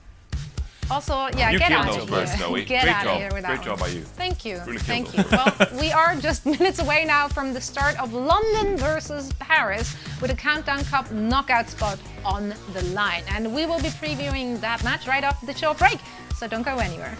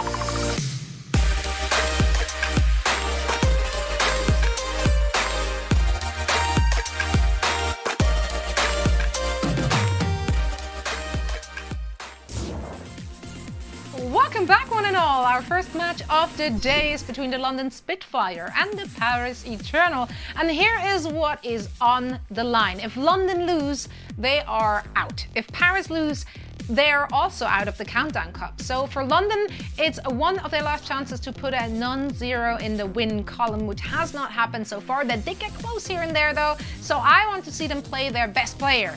That's right, Sparker. We haven't seen him on the field last time around, and his Hangzhou has been great. So they had no reason not to play him right now in the Countdown Cup. Quite frankly, their teamfight win rate has been up when he was in. Well, we have numbers. We can prove that he's good. His individual, exactly. Well, his individual teamfight win rate percentage is actually also at the highest in the league. Again, granted, that's a bit skewed considering he doesn't have that much playtime, but we take it. we take it to make an argument. So yeah, I just want to see Sparker back in. The team looked better when he was in, and I don't see a reason not to do it. So just do it, you know, as they say. Now, another mid-season addition who has impressed us all this year for Paris was Optank Vistola. Danny, how many good things do you have to say about that diva?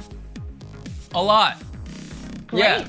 Go at it. No, I mean, you know, in yesterday's match, I think Vistola had a really good match. It was sad that he couldn't, I mean, Paris couldn't get the dub. But if you're looking at the stat card right here, he's 5th in elimination and 5th in final blows. Don't look at anything else. Don't look at the unhighlighted parts. Look at the highlighted parts. All right, let's move back. You know, I just want to say, you know, where Paris is at right now, considering, you know, their place in the, you know, in the season and in the Countdown Cup right now, and considering that he's a rookie with that stat card, he's in 5th for eliminations and final blows. I think, you know, that's a stat that, you can't just like pass by. I think that's sort of shows that, you know, Vistola is a pretty good diva.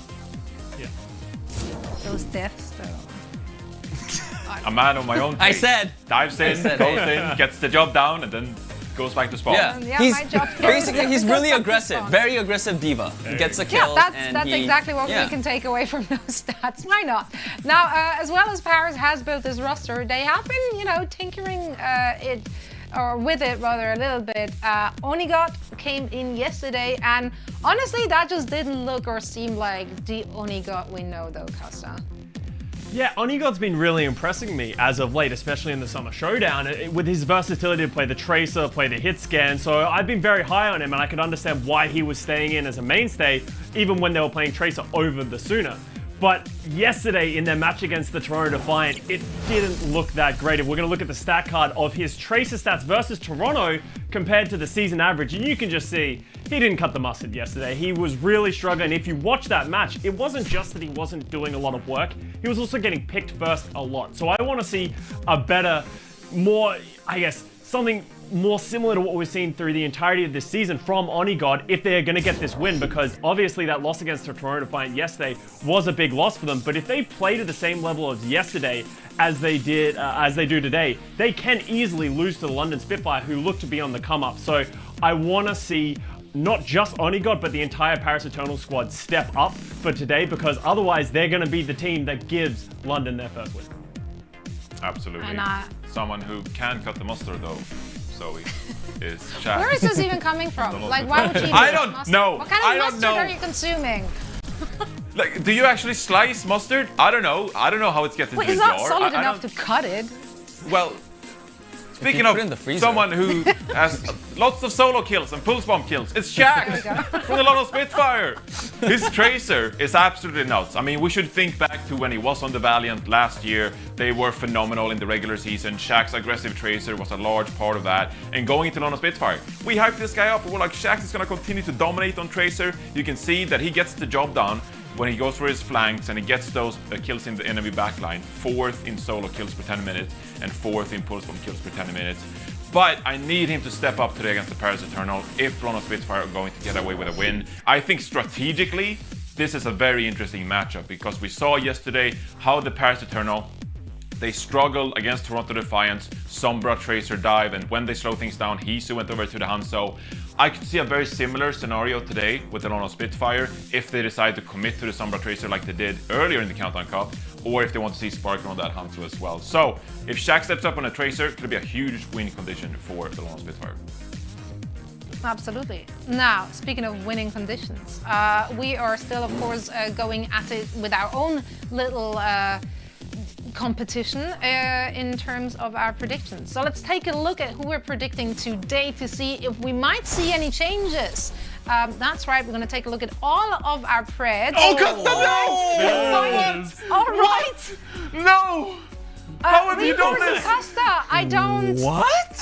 Is that why? Why is this happening?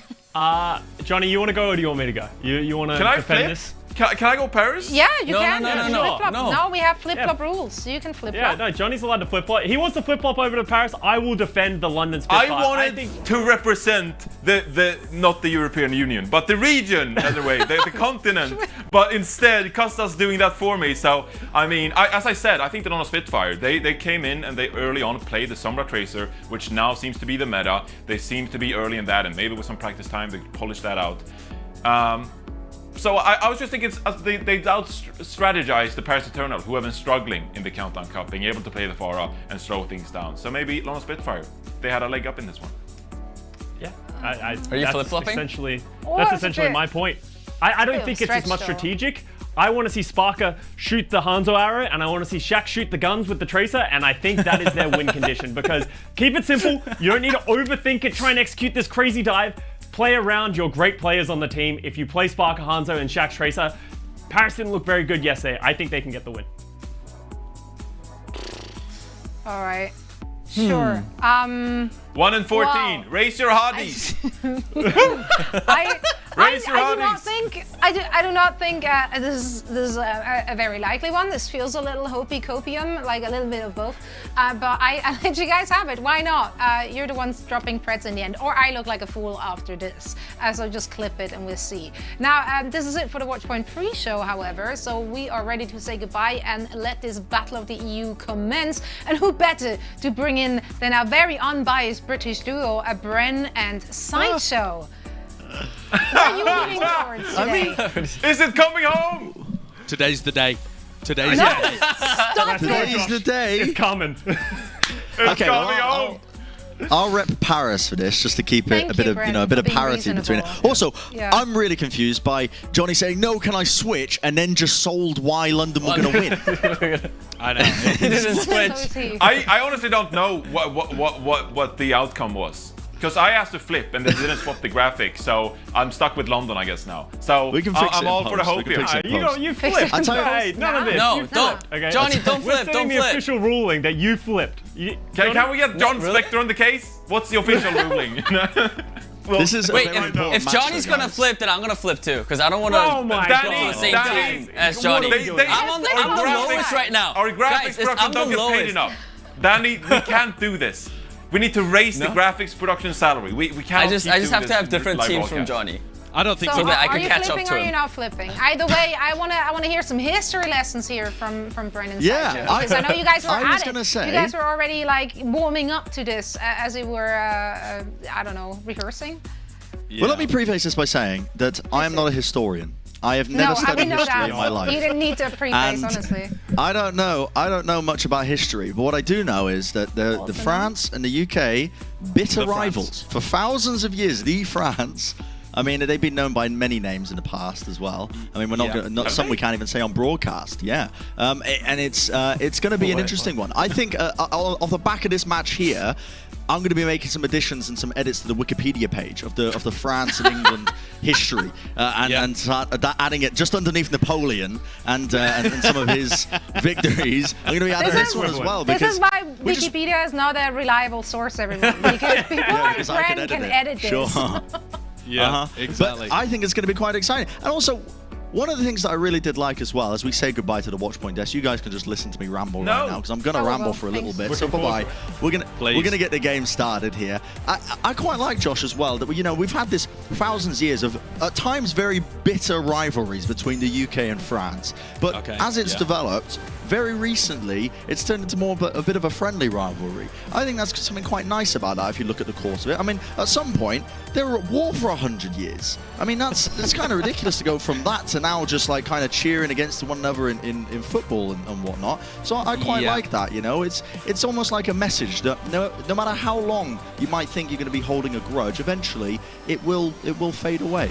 I quite like that. What a wonderful lesson in political ramifications of war we're getting here from Bren, and the intertwining of your economic realities, tends to produce that kind of situation.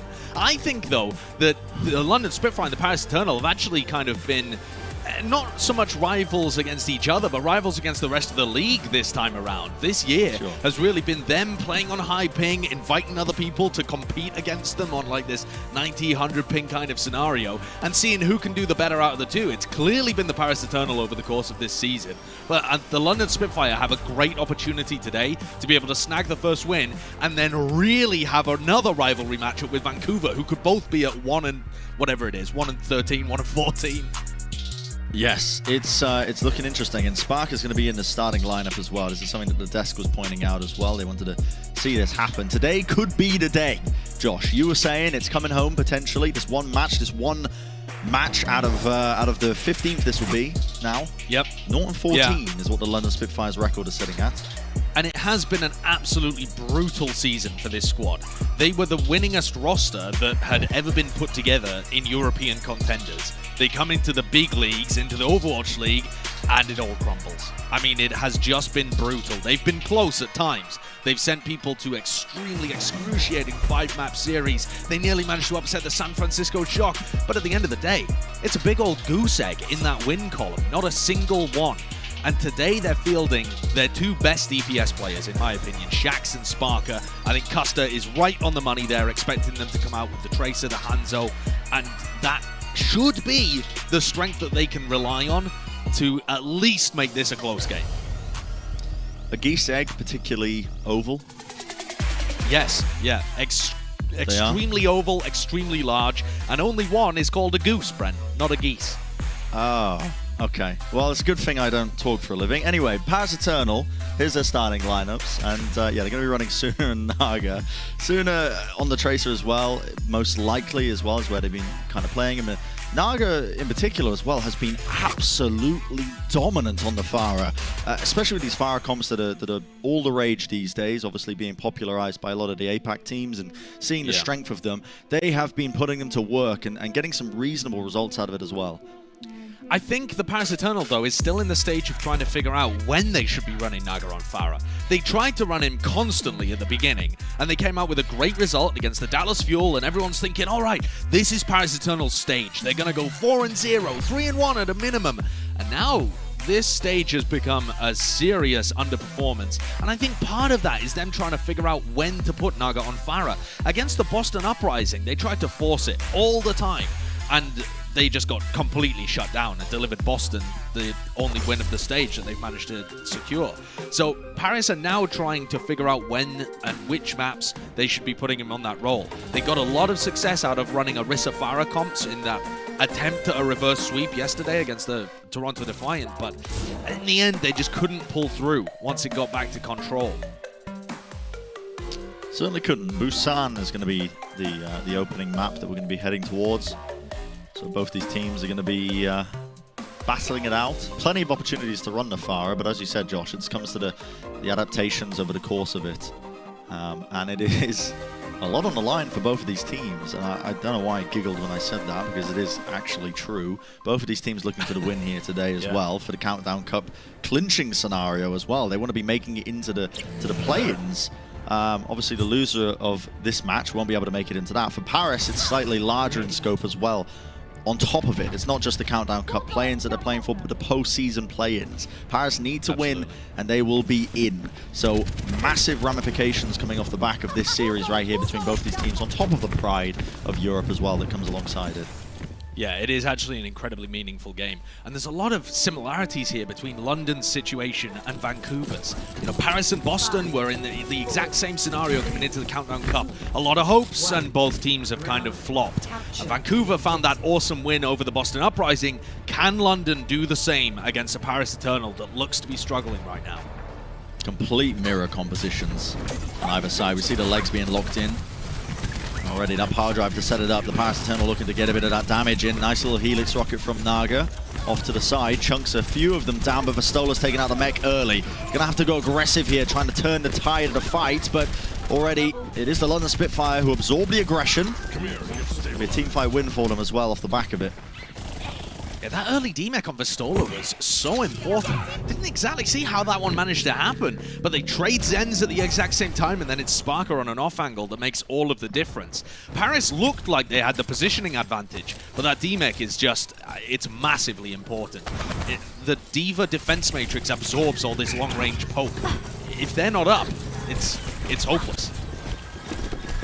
A lot of this point just being capped up right now. Suna looking to try and potentially blink up to the high ground, but just gets chunked down. No more recall. Won't be able to take an aggressive fight, but the point is being contested pretty heavily still. Dan falling is never ideal. Losing the ball player. That's largely the way that you're setting up and initiating these fights. You have to back off away from this, but maybe an opportunity with Reaper going down. No more Discord Orb. An opportunity, absolutely. The Pulse Bomb comes through, only going to be connecting there onto the shield, so Suna not going to be rewarded with a kill, just has to back off around the corner. Another power drive comes through, but that's the pulse bomb stick, and that is on Khan. Wonderful target to be found there. Tactical Visors traded out. That's Sparker getting the better of his opposition. The London Spitfire should be able to hold on to this one quite comfortably.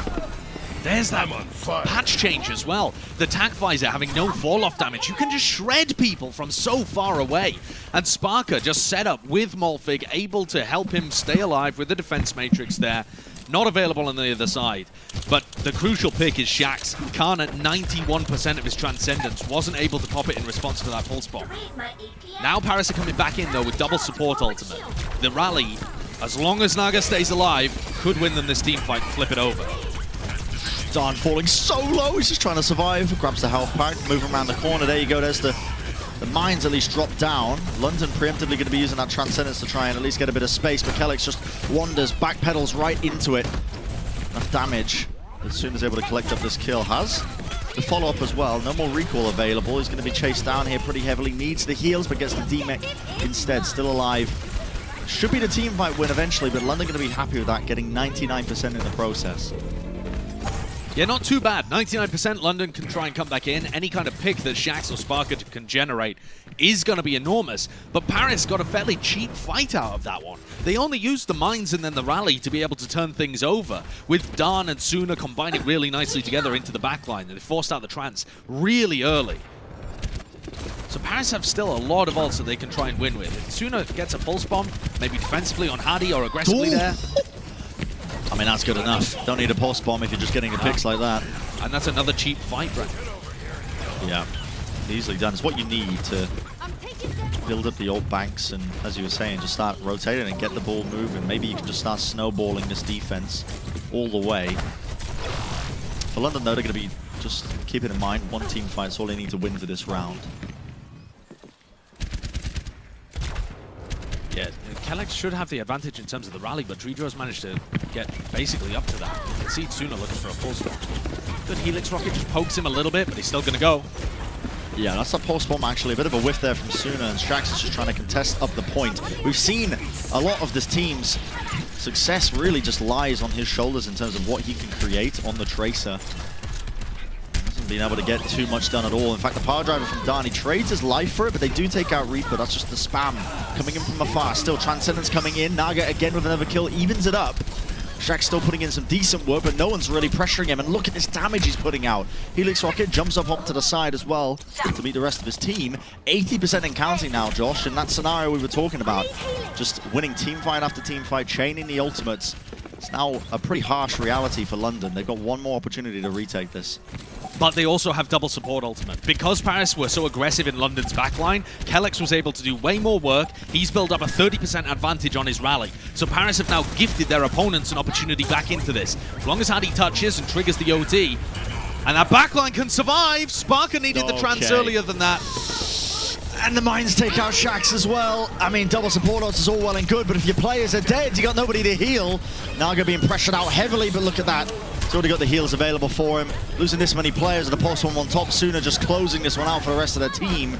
This is going to be the round going to the Paris Eternal. London was within their grasp yet again, but just unable, just falling short of the mark. And isn't that just the entire season for the London Spitfire summed up in a nutshell? Oh, yeah. So many opportunities to be able to actually get their first win and to knock another opponent off the pedestal, and instead they just come close. And close only counts in horseshoes and hand grenades, not in the Overwatch League, I'm afraid. And London have been close many times, but they still sat at 0-14. They need to be able to get over that last little hurdle. Yeah, I don't know much about horseshoes, but I'll trust your judgment on it. I've never played it before, but apparently you get points for being close. Sounds like a bit of a wonky game, doesn't it? Oh, it's a game. I thought you were actually talking about the shoes themselves. What, you mean putting a horseshoe on a horse, but you don't have to get close? What? You think people are putting horseshoes on horses' knees? I thought maybe it might be like a little bit, it doesn't matter if it's a little bit too short, maybe it doesn't have to be the exact size, I don't know, it doesn't matter. Poor horses! That's where my brain went with it, it doesn't matter, the London Spitfire. It's happening, the team fights began. Josh Spark is the one who opens it up though, nice and easy for him, has to back off, falling quite low, that pressure from Suna is good, but the heals are necessary. Going to receive them, another power drive engage as well, they're going to get these stagger kills off the back end of it. Yeah, I mean, we can touch on the horseshoe argument as well. I don't want to. I don't want to. At a later date. Yep, absolutely. Here's why I want to see Sparker playing the Hangzhou, though. He immediately managed to get a follow-through kill off Hattie's pile drive, and then he's able to do so much more pressure throughout the rest of that fight, pops his Storm Arrows, gets another kill. I want to see Sparker pick up the Hangzhou more. Okay, maybe not for that previous map, but any map where they feel like he can get value out of it, they should be going towards that pick.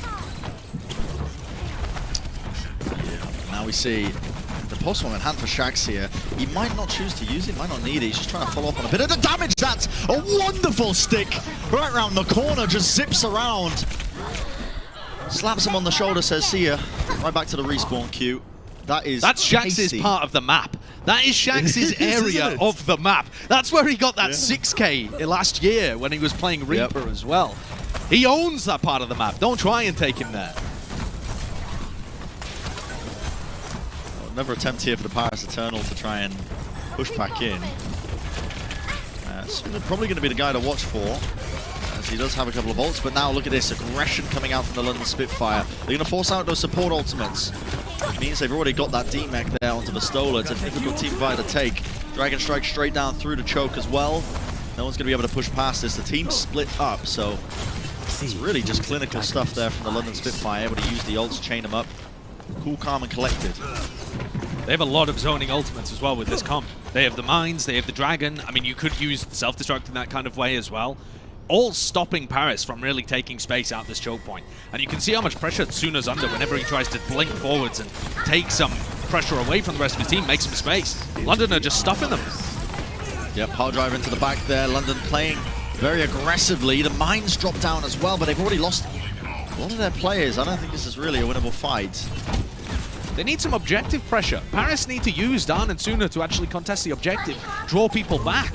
I mean, they have to now because it's literally overtime, but that would have been helpful any other time in the round. Dan comes in from the back, but look at this already. Shax feeling quite low, just trying to track them, push them away. Khan from the high ground. Okay, that's a nice little kill. Sparker going down means you now have an opening. You can always lean on the flex support of the Paris Eternal to just somehow find those windows of opportunity. And the damage that Suna's doing right now, the support's just locked up into the corner with nowhere to run. It's an easy post-bomb for Suna. Collecting it up. That's the overtime burning, but eventually the flip goes over to the Paris Eternal. Bit of a mirror of what happened in the previous round. Yeah, great work from Paris to be able to get back in that. Exactly what I was talking about with that objective pressure, pulling London away from the choke point and allowing them opportunities to take high ground control with Naga, with Khan. Just so much damage coming out of those two in particular. Star players for Paris, and they have been all year. Now we get to see whether Paris can do the same thing. That aggressive defense is what I want to see, but they're not going for it. They're going for this Dragon Strike engage instead. But it does offer London a lot of space to work with. Almost perfect there. Nice little boop off to the side, potentially catching him. Yeah, Calyx took way too much damage from that. He's going to be going down off the back of this one as Sparker still trying to hit a couple of these arrows, but already too many kills going the way of the Paris Eternal here means that they are going to be the victors. Yep. They've been close. Yep, it looked a little dangerous to me, just in case London were able to burst through the choke point and take the fight to them, but Paris, with great execution, they managed to shut them down. Now London is going to try and probably get value out of Ripper's Trance. I think it would be difficult, but if they can force double support ults out of Paris in this fight, they'll still have another opportunity. These maps are so much about who's in control of the objective. Ripper taking a ton of damage there, just getting chunked from the side. Shax does have this pulse bomb. It's going to be really important if you can find one of these targets, force out some of these ults! Khan from the side with the volley. That is ridiculous. They've already taken out Shax and they forced out the Transcendence. London committing ultimates into this. And Paris just back off. Patience. The play from them, just able to bide their time, wait it out, and now they can come in with the ultimates. You see the Transcendence being used. The Another dragon and the rally coming through as well. The Dragon Strike ripping through them. Dan goes down to the mines here, but Hattie's going to be traded out. Shax though back in the fight, back in the action, and now they can follow up on this damage. The remake killed over. Stola takes out Molfig. It's a bit of a rarity to see that with the compositions we're playing, but Shax, he knows he has to play the point, but the fight might already be lost. The sole player to try and keep this overtime going. They've got way too many players. It's going to be so difficult for them, but not an impossibility. Shax still on the battlefield, but he's being marked down now. Vastola has been so good at this time and time again. He really can't do too much there. Nice little self-destruct to push them off, but Khan, perfect timing with that one. Just Sends the volleys across, and that is going to be the map there to the Paris Eternal. A heartbreaker. 2 repeated rounds of London getting to 99% but unable to close it out. And if you just looked at the scoreboard, it looks like a very clean map 1 from Paris. It wasn't particularly. London absolutely had their chances to win, but they can't get back into these fights. Paris Eternal, great mental fortitude, but we know that Paris have amazing mental fortitude. They've shown us all season long. They're able to get to map 5s when it looks like they're totally out of it, and they get back in both of those rounds when they're out of it too. Excellent start for the Paris Eternal, and already looking shaky on the side of London. France wins again. It's blooming 1066 all over again, isn't it, Brent? Another dub in the column. I'll be editing the Wikipedia article all night over these ones. We're going to go to a short break on the other side of things. Well, the series is going to be continuing. We'll see if London can battle back and get into this series once again and maybe even up that scoreline. See you in a few. The Overwatch League is brought to you by TeamSpeak, the official voice supplier of the Overwatch League.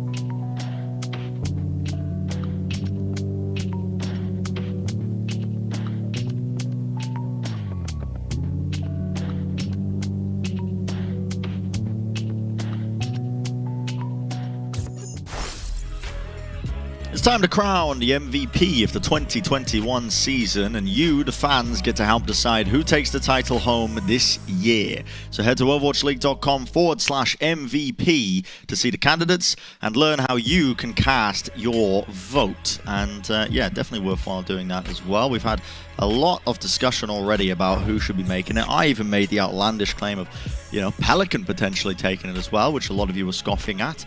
But I stand by that personally. Hey, listen, he is making his case more and more as the season progresses later in the season. If you're looking at Rookie of the Year candidates as well, both of these teams are chock full of rookies. And I think outside shot, somebody like Khan might have been, you know, in the conversation had Paris Eternal had a much better end to the Countdown Cup. They still have that sneaky chance of being able to continue their run. You see Onigod here subbing in for Suna, indicating that they want to start flexing outside of just running the Tracer. Suna is their Tracer specialist. Onigod plays it as well as playing other long-range hit scan, that kind of stuff. So as we head here into Hanamura, I'm expecting the Paris Eternal to go towards Orisa compositions. But yeah, Khan's been a great player in the backline for Paris, who could have had some Rookie of the Year nominations. I mean, potentially could have gone for a run towards the end of the season.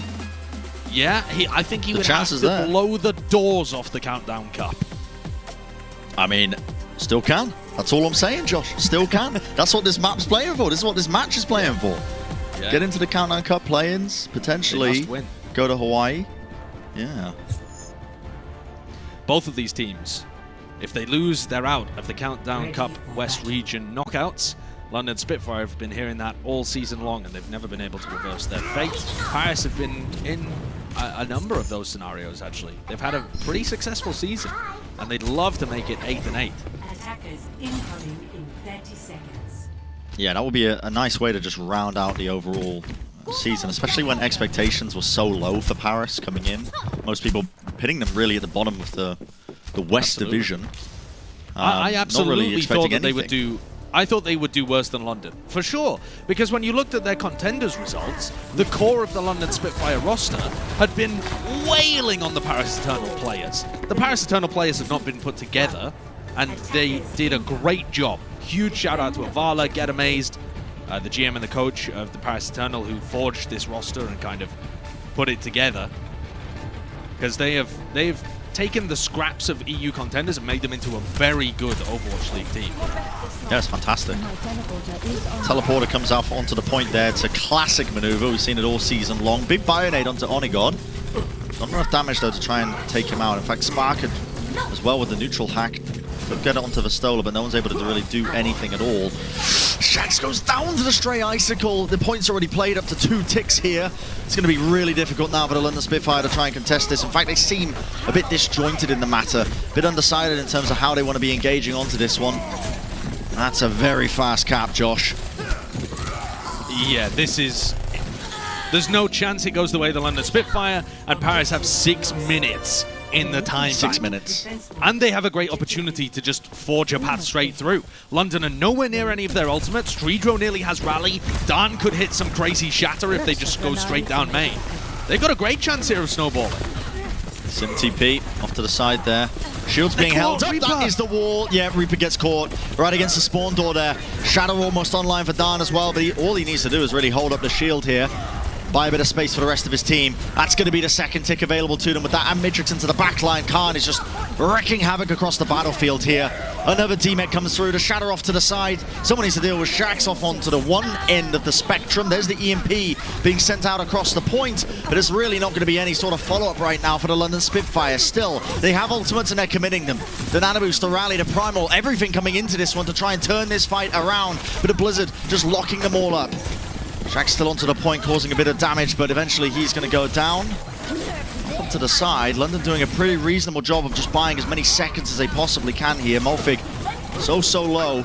Seems like he's been in and out of the mech multiple times now, but it's not going to matter in the end. 4 minutes, 56 seconds on the time bank. The snowball just looking so effective there. That is a very fast result. I would say that we should check the records and stuff, but the records at this point are just absurd on all of these maps. I don't think that that's going to crack the top times. Could be wrong. Could be wrong. It might be close. Yeah, I mean, absolutely a speed run, though. The Paris Eternal came out guns blazing, and I want to give full credit to Naga. He finds a pick onto Shax to start things off with his Icicle. Icicle headshot, Tracer goes down. London essentially have no chance of being able to win that. Then he comes into point B, and taking advantage of Onigod's teleport, puts up a wall that perfectly catches Ripper, as Ripper's trying to back off into spawn. He's just delivered the Paris Eternal those opening kills on a platter with his aim and with his wall usage. That's amazing May play. It's the kind of stuff as well. It doesn't show up in the kill feed. It's really the bread and butter of when you're playing the May. Yeah, the second one at least, of course. And yeah, it really did just set them on the right path to get that lit in time. I mean, that is absurd. Absolutely ridiculous. I did think we were going to see Dan come out here on Orisa. They were running Orisa Faracomps yesterday against the Defiant, and they looked pretty good with them. They ran them quite a lot on like the attack of King's Row, for example. But here we see Dan on the ball. Going to be able to contest the objective a lot more against the London Spitfire. If Shax had Sparker try and get back there and apply some pressure to pull people away from the choke, Dan can go and contest that without really ruining too much of their setup. And Naga's the real threat here. Yeah, he certainly is. You can see as well, I love the Tourbillon pick as well. The turret not only just annoys the heck out of the Tracer and the Sombra from trying to build up a bit of the charge, playing to the back line, but gives you a lot of survivability as well. Nice little attempt here from Naga. And look at those rockets coming straight in. Oh my goodness, Concussion comes off onto the side. These rockets, you need to be so careful of this one. Yeah, the movement needs to be perfect. Reaper's so low, has to be healed, but look at this, the damage has been absolutely monstrous in the backline. The heals can't come through quick enough. Naga, I mean, it's basically having just a field day out here. Look at him just firing away. No one's really being paying attention to this and trying to essentially push him off from a lot of these angles. It's difficult, I know, when it's a constant onslaught of these rockets coming into your direction, but you want to do a bit of a better job than that. I mean, the backline is such a weird pick from the London as well. Oh, Khan with the snipe, and the Bione just takes him down. Here's that objective pressure. But yeah, just to return to my point there, the backline for the London Spitfire, with the Ana and the Bap, you almost never see those two working together. They have very little innate synergy between the two picks. That could have been a bit worrying if Pistola was hacked there, but that's not the case, and he continues to harass the little flankers from London. But they've picked the Bap and Ana in order to apply pressure to Naga, but instead they're just kind of targets for Naga, if anything. Yeah. They're trading places in terms of when they want to try and essentially heal each other. The Nana boost onto Naga, right into the back, that's the barrage. Just waited for the Immortality Field to get used as well, preemptively there. It's an easy little two-piece. They're going to give up space onto the point in order to create that play, but with the support line gone, London can't really get too much more done with it. In fact, Morphin gets demeched as well, straight off the map. It's going to be buying them a bit more time. A bit of a bright spot, I suppose, for London is that they do have players in position behind them, that it's going to be a bit of a nuisance for Paris. They can try and set up some engage, maybe, but it's going to be hard. The support line is kind of locked at the choke point right now. London look utterly lost. Sparker is also building one of the slowest EMPs I've seen, 75%, and we're 2.5 minutes in. So he's just trying to get that one built up. London will eventually have an ult bank to try and use, but I can't see them getting too much success, because how does their backline ever come in? And their backline can't really help Shax or Sparker. Mine's at the choke point. That's just trying to push them off. You can see the Molten Core came out here from Moneygold. Nice little sleep dart. It's going to catch him a bit unaware. But the window? Not too much done. Yeah. No. I mean, he's just going to pop the overload and he's healthy. Well, they have a nano they could try and use on Shax to clean up after an EMP, I guess, but I don't think London know what they're doing right now. He doesn't have recoil, doesn't have blinks, he can't get into the fight, and I mean, Paris just jump on the opportunity. They realize, okay, well, your backline's not going to be really able to get peeled for at all by Shax. The DPS can't follow up into this team fight. In fact, they don't even deny the res, so Khan's back into the action again. Another D-mech. It's going to be the self-destruct at least. Off into the side, Moffat just can't get back into the mech in time. This is very sad. This is one of the worst performances London has had all year, honestly. there's no semblance of a plan between their front line and their back line. There's no real idea of what they want to do with the Nano or the EMP. Spark is back here with 8 seconds. Their back line's going to get bullied again. And they just the EMP lost. needs to be huge, but they don't have anything to follow it up, and they're lost. Really is word of the day. Not sure how many Scrabble points it is, but there's the EMP though. It does catch onto Naga. That's quite good, but the heals are even better. The Parasiternal keeping them up still. Shaq's in the fight now. Darn falls. Could be an opening for them. That barrage comes through, but Mofu just not able to really eat up a tremendous amount of it. In fact, he's going to be taken out of the mech, demeched. Damage off onto the side. Has to get out of there. Nice little fadeaway rocket. That's going to be then pushed away. Bit of a tragic, lackluster end there to the map for the London Spitfire. There's no other way to really phrase that. All smiles from Naga. All smiles. Yeah. Yeah, I mean, he had a great map. He was uncontested, had no threats that he had to deal with, never had to peel for his backline at all or worry about people behind him. He just got to go aggressive with nanos, with mercy damage boost, and feast on an Ana backline that couldn't do anything to stop him because of the angles they were working with. London might have workshopped that comp for a while and thought that it would counter the Farah. It certainly didn't. That's a very disappointing half for the London Spitfire. It's a speed run right now for Paris. Yeah, a bit of a lack of proactivity there from the London side, but we're going to go to a short break. An opportunity, honestly, with the half that maybe the London Spitfire can get their act together and put up a competitive performance right now against the Paris Eternal. It looks unlikely, but you never know what might happen. Still, Paris Eternal looking on fire, uncontested largely. We'll find out soon enough.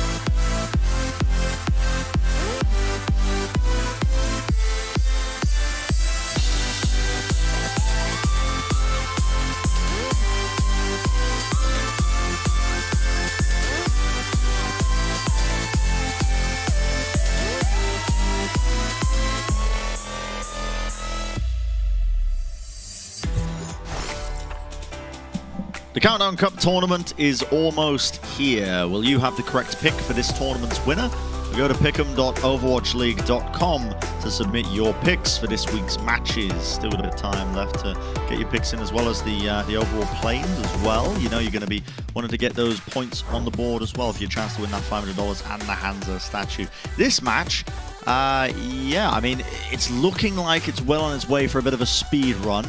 You're probably quite pleased at the moment if you've got the 3-0 dotted down for the Paris Eternal. Obviously, the series not over just yet, but it was an uninspiring last map from the London Spitfire.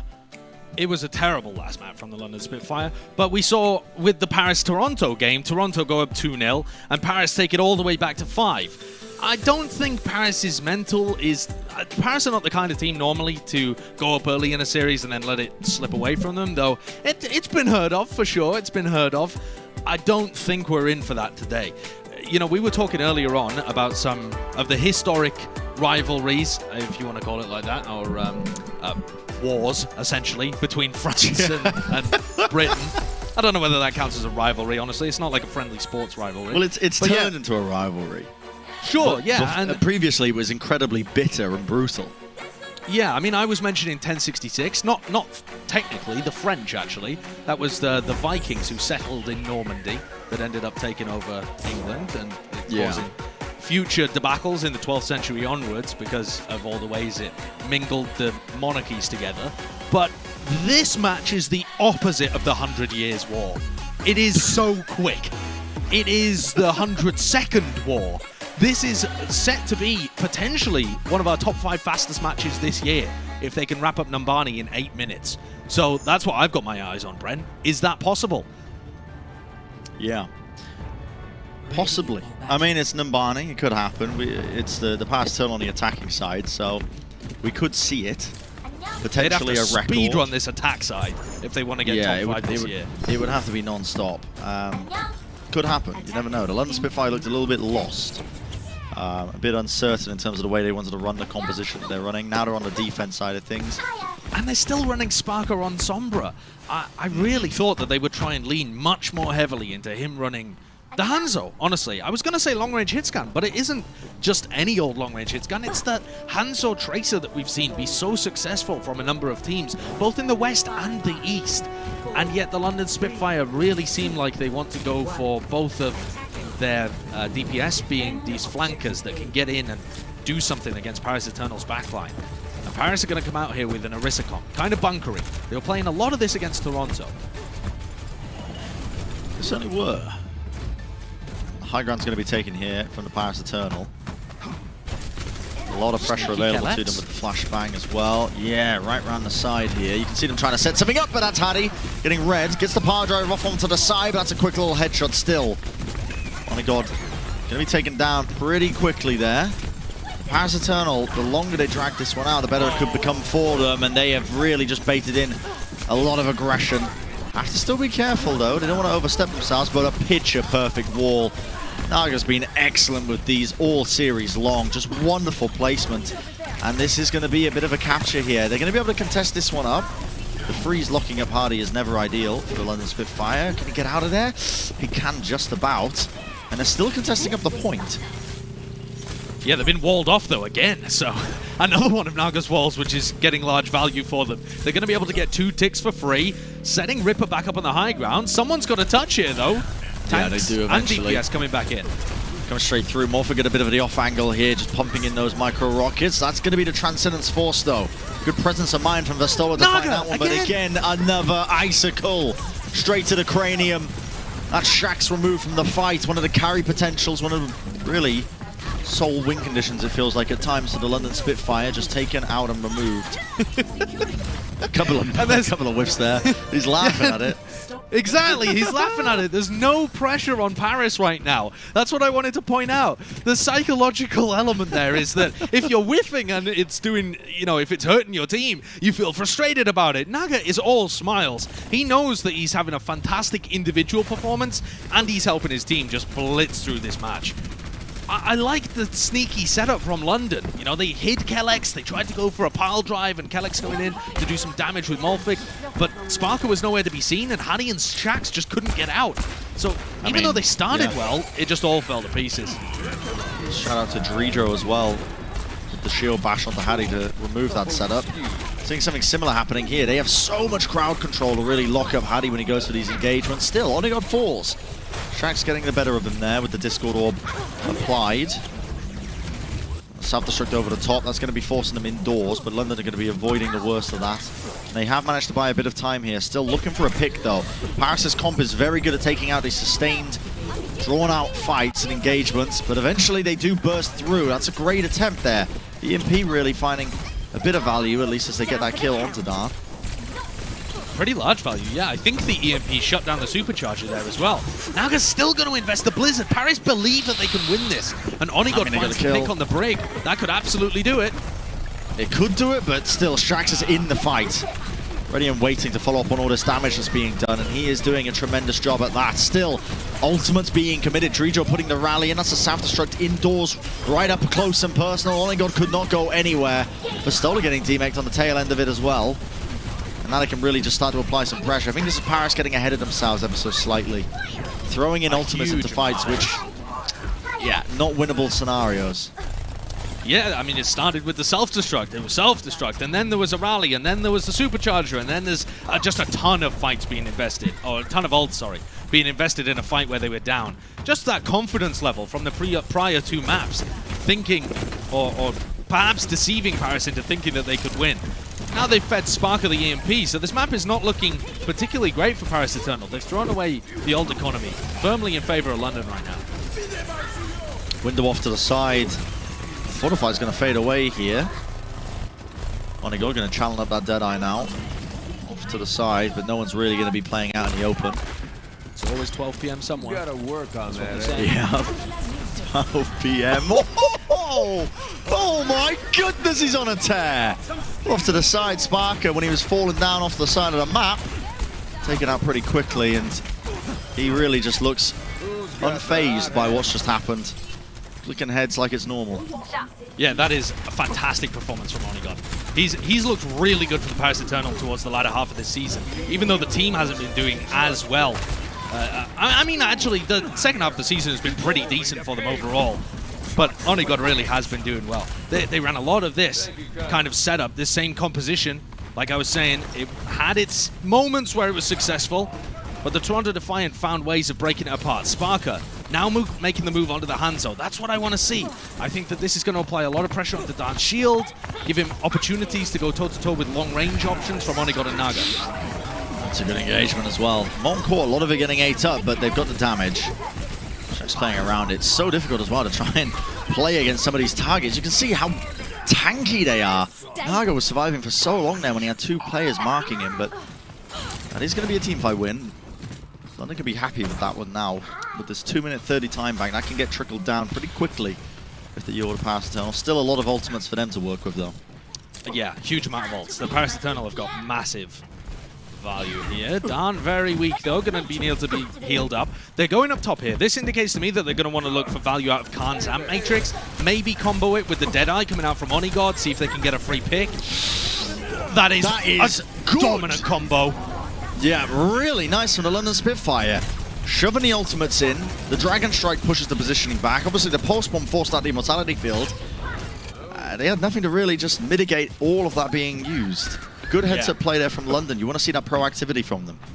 That's a great setup. Like you said, the Immortality field was out, and Sparker's ult did so much damage. They know that Paris want to come up top at this point, and Spitfire is starting to build up to some of their own ults. The mines are going to be devastating in this small, enclosed area. And Kelleck's close to a rally, too, to be able to match Dredro. Darn can't really approach. He doesn't want to deploy his shield because they're trying to go forwards. The shield is not valuable there. So he's just trying to get value out of Defense Matrix. This is a bit of a bizarre play, but I guess with the Amp Matrix pushed down, it does force them back. And now Paris can breathe a little bit. They have a bit of space. The high ground, though, is being retaken. You can see London, look at them, just skirting up, right up top into the attic. There's the power drive, comes down. It's going to be the stun onto Hardy, so Hardy just has to try and roll away to safety, falling very, very low there. Rallies also exchanged down. Now the Molten Core. Perhaps looking to lay it down, at least give them a bit of an advantage into this fight with the Dragon Strike cut across, though. Could be anyone's game. Supercharger drops, but Shaxi commits the pulse bomb to remove it. Bit of a smart play, honestly, when you think about the long term of the team fight. Take away the extra damage that they might have. But the Powers Eternal are finding themselves just weathering this one out. The Fortify onto Dan means that it's a bit of a tough target to chew through. Can't really take him out, but still even.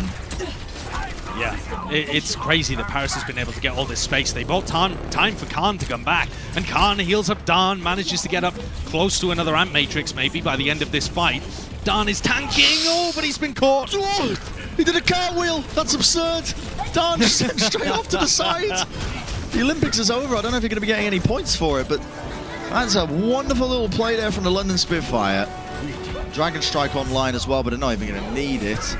Just stopping them short. It was impressive from the Paris Eternal, the fact that they were able to just essentially brute force their way through that team fight when it was traded back and forth in terms of the picks they were getting. But even still, kudos to London there, at least stopping them short of getting that full map completion. It's a goalpost for them to aim for.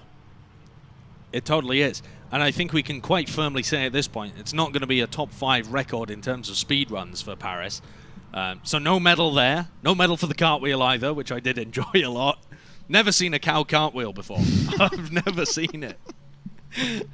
But it's a... Isn't Orisa more like a centaur? It's like a humanoid upper body, right? Yeah, but it's like you got the arms. She's got bug eyes.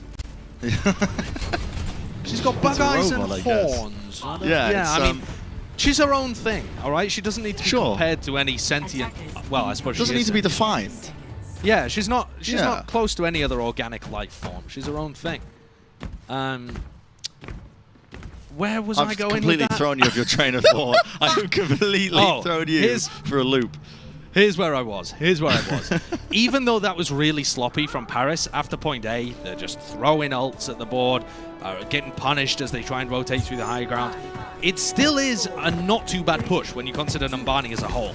And so London could absolutely get held here at point A, snarled up in the street space, any of that stuff. It's still winnable here for Paris Eternal, as long as they don't keep their eyes off the prize. It's still winnable. Sparker on the Sombra, just trying to get in. You can see that spam just through the choke point. I mean, Vistola's just spamming away, takes him out of the stealth. The Bafana. Yes, they are. Exact same comp that we saw on Hanamura when they were trying to attack through. I can appreciate the resilience, the stubborn mentality. It will work. Eventually. Maybe try it 100 times. We just got unlucky on Hanamura. Yeah. Ooh, off to the side. Now, does he have any support here? They are putting a decent amount of damage into him, but... Oh, no. See ya. That's sad. And the problem as well is that not only do the Ana and the Bap not really have any synergies together, oh wow, the snipe as well from Khan, lands a Bionade on Ripper, nearly takes him out. But they don't really help Shax and Sparker do anything either. There's no Discord Orb to make their targets squishier. There's no armor packs that you can send out to Shax to make him more resilient as he fights. Shax and Sparker and Hadi are just kind of on their own, pretty disconnected. It looks like Sparker really wants to get a hack and a punish. Oh my word, not again. Almost getting that one. There's the hack. Naga very low. Oh my goodness, had to shoot himself in the feet just to get a bit of forward momentum, but that's going to be the Fire Mercy taken out. No res for it. The punish is there. Now London have got the opening that they were looking for. They get this kill as well. That's a lot of damage off onto Dan, and yeah, chased down. Getting a hack onto him, he had no mobility. Still traded out there. Somehow Hardy dies as he was trying to make something happen. And they do have a bit of sustain here. The hack onto Vistola just to try and keep them from at least playing the point up. Now the EMP connects. That's Naga again going to be locked down to the ground. The rocket connects onto Spark. Are you kidding me? And Shax falls as well. Off to the side. That concussion blast almost taking him out. And the rockets, the barrage, it's all committed. Still, the appropriate response is there as London are going to be locking him down with that defense matrix. Morphig was tracking it expertly. An opportunity, a window for them to now come back into this one. No way, no way. It's fighting the turret! There's no chance! What am I witnessing? He was about to get demeched by the turret and decided to fight it with his bunny blaster! This is all falling to pieces for the Spitfire! No. And I must say, this is unfair, because Naga has brought a rocket launcher to the Battle of Agincourt, and that was not in the rulebook. The London Spitfire did not expect this to be the case. Naga hacked again, though. They're trying to take him out. So many resources expended. Now, this time Pistola, though, doing a very good job of just protecting him up, eating up the damage that was going towards him. It's going to be the D-Mech, and I think after that, I mean, listen, I won't tell anyone if you won't, Molf. I mean, we don't have to talk about it. Yeah, we won't mention it. We won't get we put won't in any mention highlight it. Clips. No, I promise. I promise. 50 seconds left. They have a window to work with. The Ant Matrix. I don't think they're going to find much value out of that. They're 50% towards an EMP, which would normally be decent if you could farm Darn or Vestola, but that's not what Spark has been doing. He spent half his time just invisible, looking for hacks on a backline target. I'm out of And look at where Naga is. Somehow the positioning's been flipped around, but he's just playing by himself. Yeah, he's just gone for the direct rockets from the low ground angle. Very difficult maneuver, but somehow confident enough that it will work out. With Reaper down in the D-Mech, 10 seconds remaining, Josh. It is probably going to be quite a bit of a pitfall end here. Yep, much like penalties against Italy, it is not coming home today. The London Spitfire, it seems, have an inexorable march towards the Bread Bowl at 0-15. But the Paris Eternal do manage to find another win, which finishes out their regular season at 8-8. No one expected Paris to be a 500 team at the end of this year. Absolutely nobody. Yeah, no one. This is an amazing season from Paris, and it isn't over yet. They've managed to win. They're in for the postseason play-ins. The Countdown Cup is on the table as well. They have opportunities galore, and this squad, it may not have been the end of the season that they were looking for. People were hyping up the 4-0 Countdown Cup for Paris. That didn't happen, but at the very least, they're looking competent and far exceeding those preseason expectations. Yeah, they certainly are. I think they can honestly look back at this season, if it was to end at this point, which there's still opportunities abound, as we said, you know, the postseason play-ins are theirs. But if it were to end here, I think they could be quite pleased with what they've accomplished. 8-8 for a roster that people really had very low hopes for across the board when it comes to some of the most respected minds within the community. Another win to drop on for them, and let's take a look at now at the player of the match for the Paris Eternal. There's one individual who has just been popping off all game long. It's Naga for the performances this guy was putting up as well. I mean, the May was really the shining light, I think, for me over the course of this season as well. Such an intelligent playstyle, I think, that Naga was encompassing there on that role. But obviously, he does it all. He does it on a variety of different roles, particularly as Farah, which is probably the most flashy of them. It totally is. And the London Spitfire, I think, tried to counter it. They had some idea that running an Anabat backline would apply pressure to him, and Naga just snacked on them. In map after map, he was able to find these kills, take a nano, go in, and just devastation. Absolute devastation. He's an incredibly fun player to watch. Like I said, he's got an outside chance of being nominated for like a Rookie of the Year position with Khan on this team. They've been the two players that have impressed me the most on Eternal's run in the regular season. And especially now in this meta when Naga has the Farah that he can lean on, that is the identity of the Paris Eternal, I think. And that's what they're going to be relying on in the Countdown Cup if they manage to make a kind of run there. Yeah, it's been impressive from them. I remember saying at the beginning of the year as well for the Paris Eternal, one player, if I think, out of all of them, who I was going to be looking towards to really carry this team if they were going to be seeing some success, it was Naga, was the name I mentioned. I think there was, as well, a lot of hype onto Khan, which is for good reason. The guy is an absolute nutcase, but Naga was kind of, you know, floating below where a lot of people were expecting in terms of individual performances, but he's proven it, especially as we look at this, going 8-8 at the course of the season and having a dominant performance on the Farah.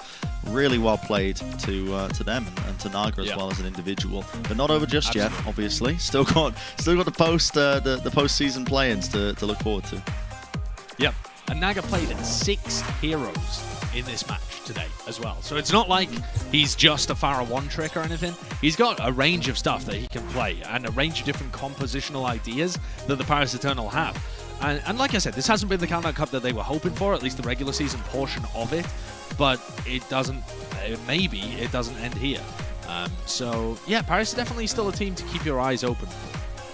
Absolutely, yeah. We're going to go to a short break, obviously. Have an interview with Onigod as well. You can see at the bottom of your screens. We're going to be going to that one as well as the rest of the Overwatch League games are going to be happening for the rest of the day. So don't go anywhere, ladies and gentlemen. You know you're not going to want to miss it. You want to grab all those juicy tokens as well and whatnot. We've got the vault unlocked. So you've got that to look forward to as well. Josh, by the way, you need to get the Zen skin. That's a reminder for you. Oh, yeah, I do.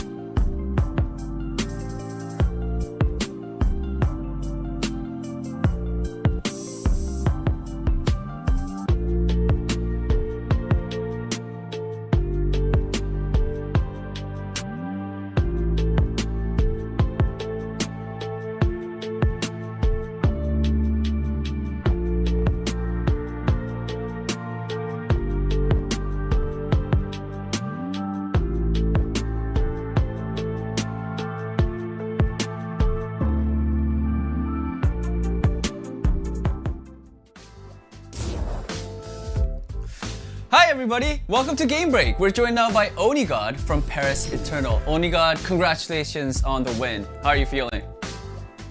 Pretty good. It was a pretty quick match, so we feel good. It was pretty quick. it was a pretty Yeah, it was a quick match, and of course, it's a big win for you guys. And talking about the win, this was actually your final match of the regular season. Is there like a big takeaway lesson that you got playing all the matches for the season? I think our biggest takeaway lesson is like just how important synergy is in a team and just trusting each other. Also being like ready to adapt whenever is super important. Right, and I'm sure all of those things will come into effect very, very soon, because although you guys, the regular season might be over for you guys, there are still play-ins left to be played for the Paris Eternal. How are you guys going to prepare for the play-ins, and is there a team that you really, really want to beat in the play-ins? I mean, I'm not really sure who we play or like what team. We don't really have a real rivalry now. Like we had London because they're other EU team, but maybe Atlanta since we got some friends on that team, so it would be fun. Okay. And is there like a specific thing you guys are doing to prep for the play-ins as well, or are you guys just going to, just chill for a bit and then start just scrimming? What's your plan? We're probably gonna keep doing mostly what we've done so far. Might have to prepare a few extra cheesing strats. Okay, all right, awesome. I mean, I'm hearing that you guys have about 2 weeks, so hopefully you guys get some break, and good luck with practicing for the play-ins, and I'll see you guys very, very soon in the play-ins, all right? Oniga, thank you so much for the interview. Yep, thank you. See you. Thank you. All right, let's head back to the desk. Finished. Thank you so much, Oniga. Thank you so much, Danny, for getting the inside scoop. And yeah, business as usual. I agree with Oniga too. Not much of a rivalry if it's a 3-0, is it? So yeah, they were staking their claim. They are the superior EU team, turns out, Costa. But don't worry, I'm not going to rub it in. No, I don't even have you talking about that game. I'm going to hand that one over to Reinforce, who kind of dodged a bullet here. I'm not going to lie, right? We did allow the last second, literally last second flip-flop, but I do want to know, did Paris Eternal redeem themselves in your eyes with the performance in that victory today? Yeah, I mean, to some extent they did, because they actually improved on their loss the other day. I think last time around we looked at the Paris Eternal, we didn't like the teamwork they had, took a rough loss to the Toronto Defiant. This time around, they looked way more confident. Obviously, they flexed around to different kinds of compositions, whether it was Orisa, Reinhardt, Wrecking Ball once more, but the individual players were popping off. Onigod had a way better game individually, and also I think the London Spitfire, they're not as good as the Toronto Defiant, so that's obviously just going to help Paris Eternal shine in this example. London Spitfire though, they put in Sparker, playing this Hangzhou composition. This is what we saw, for example, the Florida Mayhem do yesterday against the Houston Outlaws as well. So the London Spitfire, they had a great idea about the meta going into the Countdown Cup, but it just doesn't seem like the okay, I can't explain this. I cannot explain this. This is I mean, I don't know. Never mind, I'm not gonna go there. London Spitfire, some points it looked good with their compositions, some points it looked bad. But Paris Eternal was the team that looked the best this time around, and that's why they won 3-0. For real though, the Paris Eternal, obviously as you mentioned, they qualified for the play-ins now. This is a team that could be very exciting to see in the play-ins, because usually we have a bit of a meta shift as we head towards the playoffs and the play-ins. The Paris Eternal, based on what we've seen from them the last few weeks, they can play pretty much everything, and they'll be a very competitive team. You can take a look at the bracket yourself. Only Boston Uprising are yet to secure their play-in spot, with Florida Mayhem with an outsider chance of making it in there. But Paris Eternal, Toronto Defiant, they've secured their spots into the play-in. So congratulations to the Paris Eternal, a team we didn't really expect to go 8-8 as we went into this season. No, I think this can't be stated enough, actually, because if we were looking at those two EU teams, it was the London Spitfire, which came in, with those highly praised players from EU contenders, and it looked like, Paris Eternal just got the the second best players for me, you know, like kind of the leftovers. It just kind of seemed like that mix up afterwards. Yeah. So I think Very a lot right. of people would have expected London Spitfire to actually be the better team from that region at least, but it ended up being Paris Eternal, where it just all came together, which is just fantastic. So a well-deserved clinch spot. They went 8-8 in the season.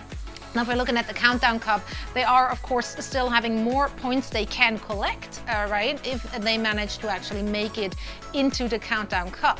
How do you see them faring against the other teams which are up there?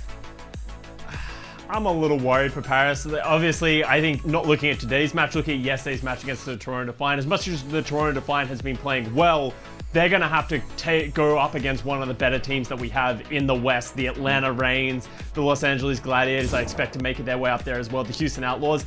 I don't see Paris getting over there, at least with how they're playing right now. But, you know, they've shocked us before. They've had great performances. They've got great wins. So, a long shot, maybe the underdogs heading into the Countdown Cup. Yeah, we love a good underdog story, though. So yeah, I'm here for it. I'm here for it. Everything is possible. We've seen a lot of upsets this season. So why not throw another one in there, shall we? Now we do have a next match coming up, and that one is going to be played out between the San Francisco Shock and the Vancouver Titans. And Costa, I want to get your thoughts here and pick your brain. What do you want to see from those two teams heading into this match?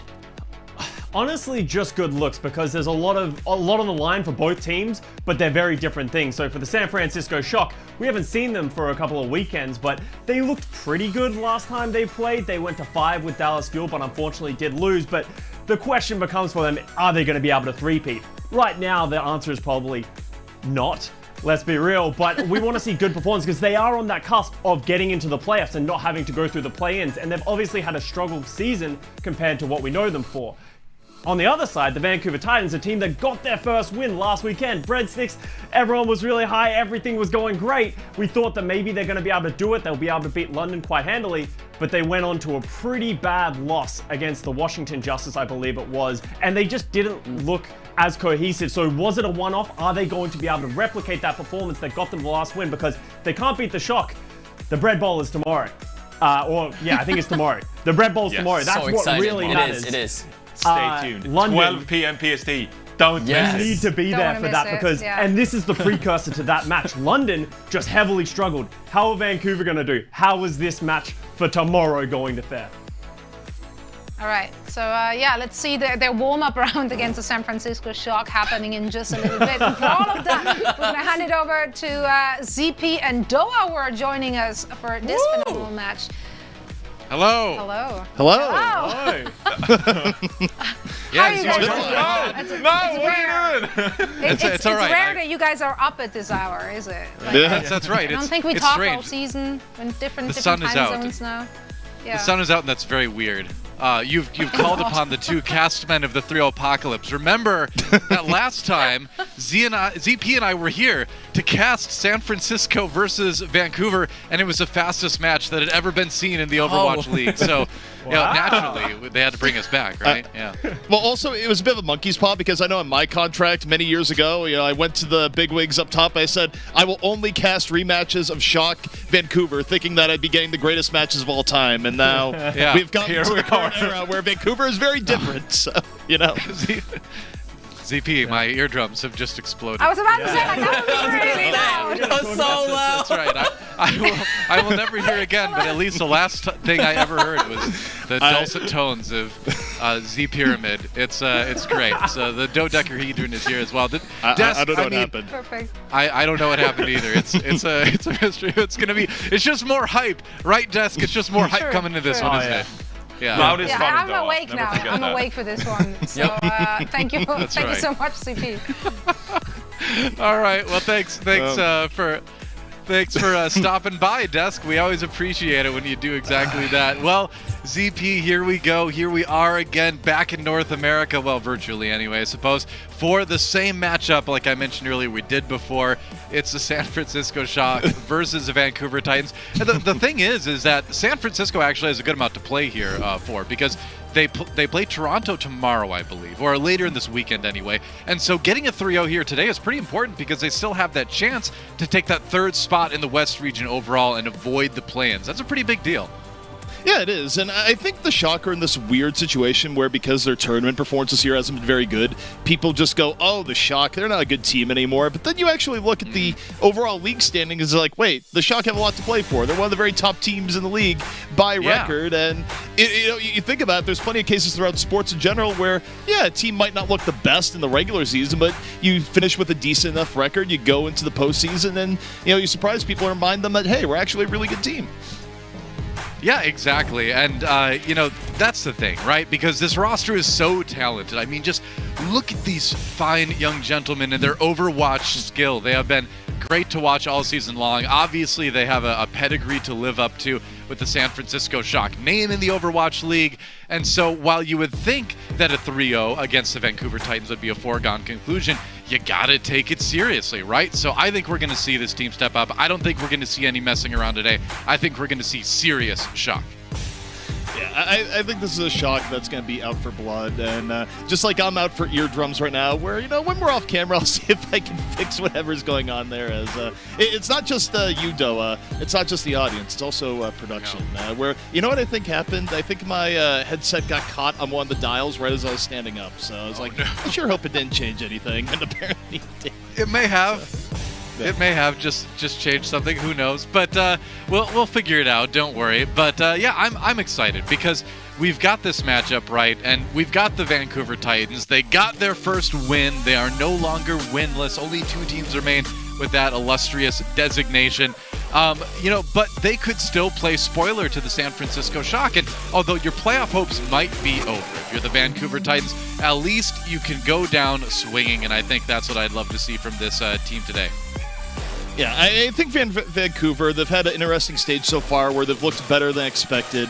I think that this matchup is probably a little bit unfair to expect them to come out and, have a huge performance. But hey, I mean, it's also a situation where all the pressure is on the Shock, no pressure is on Vancouver. And, that's a sort of situation where a team that's seen as an underdog can have a little bit of an advantage. So we'll see if Vancouver has the most of it and, most importantly, has a little bit of fun.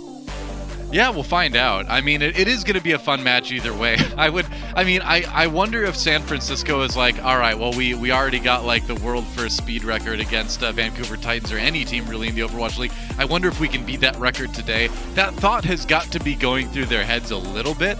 But I think Vancouver has legitimately improved a little bit over the course of the season. I don't think we're going to see things be quite as easy as they were back in the June joust, but you never know. Like I said, ZP and you and I have a habit of casting some of the quicker beatdowns of the Overwatch League this season. A lot of those involving the LA Valiant, but we like to come over to NA for these matches too, I guess. Well, let's go to Oasis, our control map, and see what happens as hopefully you can get your sound thing fixed, because I will literally be deaf by the end of this map if that doesn't happen.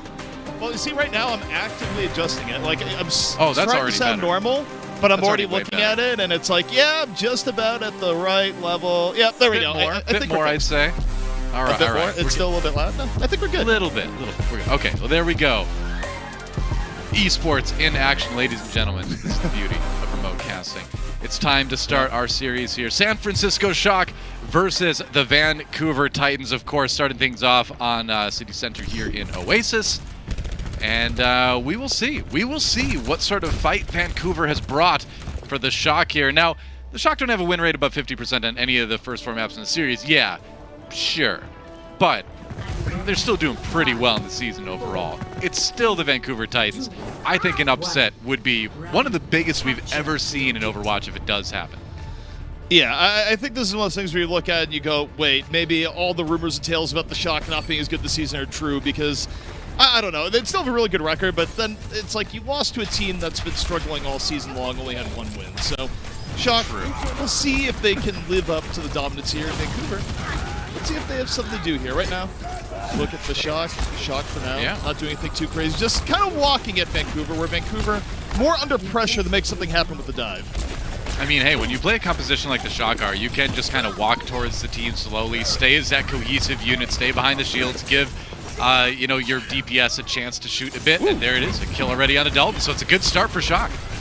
Yeah, Hans just immediately flicks, grabs him immediately, and Yeah, 2 down already, and the Shock don't even have to do anything crazy here, though. When you get 2 early pickoffs, it's just you secure what you have, you make sure no one gets picked off in the process, and just really smart play from the Shock, built off that early pick. Yep, absolutely. And so Vancouver already on the back foot going forward here. And it's going to be tough if you're playing things like the Sombra Tracer sometimes to get back in onto this, right? Obviously, Sombra can flank and find hacks here and there. A hack on the Reinhardt is pretty huge. But you've got so much to stop those damaged players in their tracks in terms of the flashbang, things like that. So I think if Shock just keeps rotating here as a unit, they should be pretty good. Yeah, Shock kind of dropped the window a little bit early there. I mean, it does force Vancouver to take a wider path, but all in all, still 31% here in City Center. And, you know, Vancouver, to a degree, they are kind of waiting for EMP here. Transcends up, and Narrow takes out Dalton early. And wait, what? No. Vancouver's investing here down 1. This is highly questionable. No one on Shock was even low. I don't know what opportunity Rule saw there, but it does not pan out, Doa.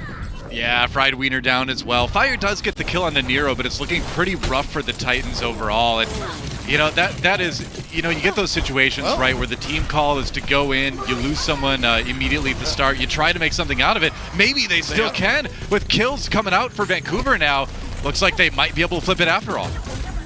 That was weird. Long after the Transcendence was over, when Shock had a huge advantage, Ons just goes a little bit far out, gets picked by Chongsik, and the fight turns. And, you know, it doesn't have a lot to do with the Transcendence, but the Shock give away that one almost for free in Vancouver. Now at the shot. Yeah. And, hey, you got the percentage going. You can't really ask for too much more, right? They've got the rally to sort of sustain themselves. They will have the self-destruct fairly soon, too. But you know what? Shock has a lot of tools as well coming into this one. It's going to be a little bit tricky, and we are very close, if not in one-fight territory, for Shock to close out this round.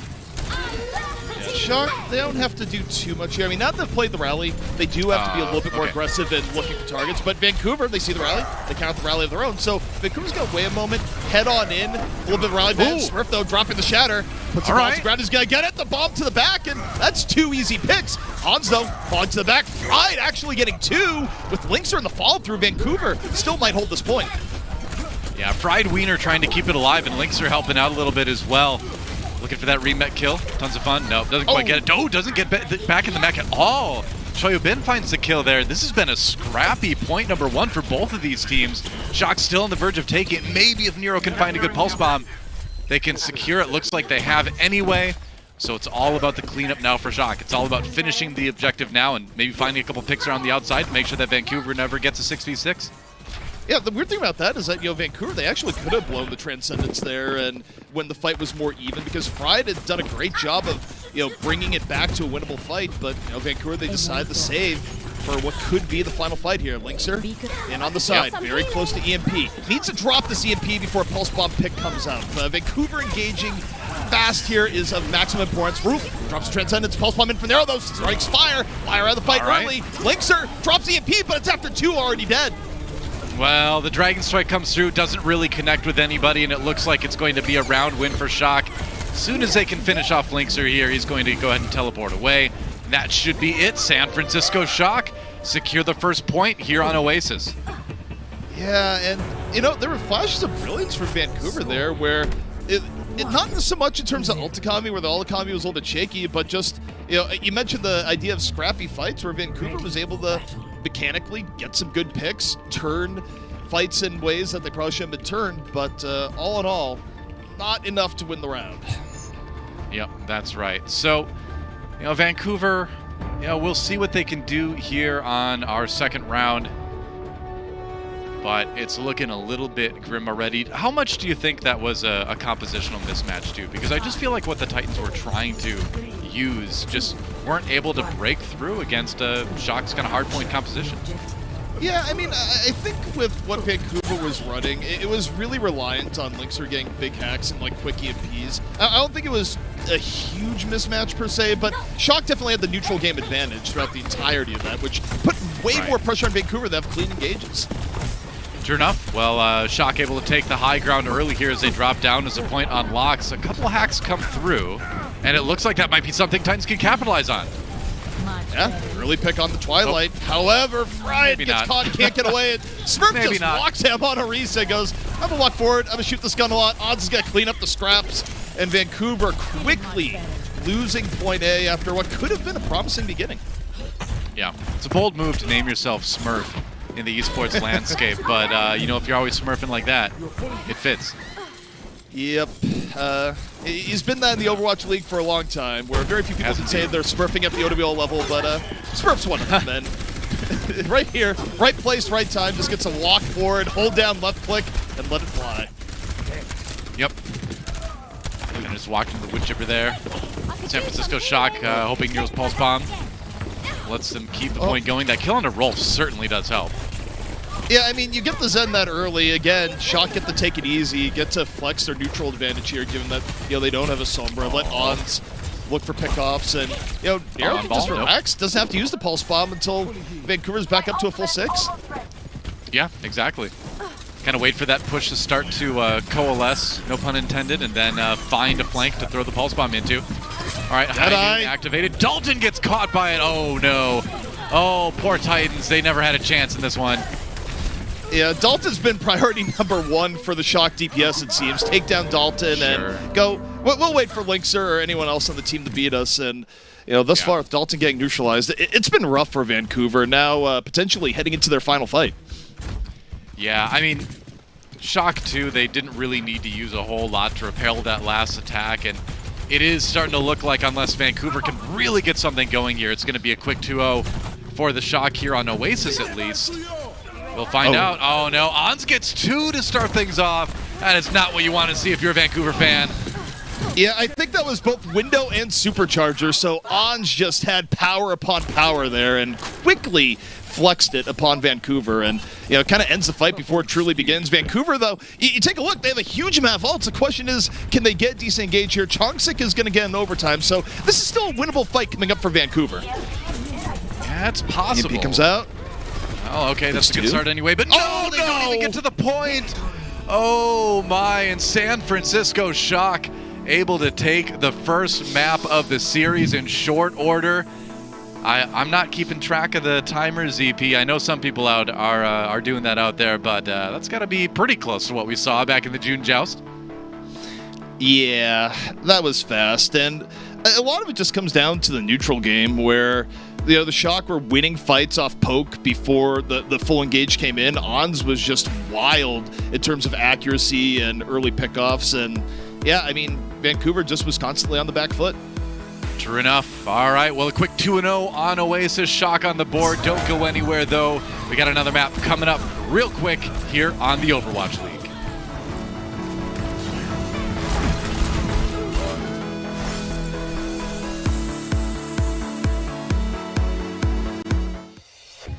The Overwatch League is brought to you by TeamSpeak, the official voice supplier of the Overwatch League.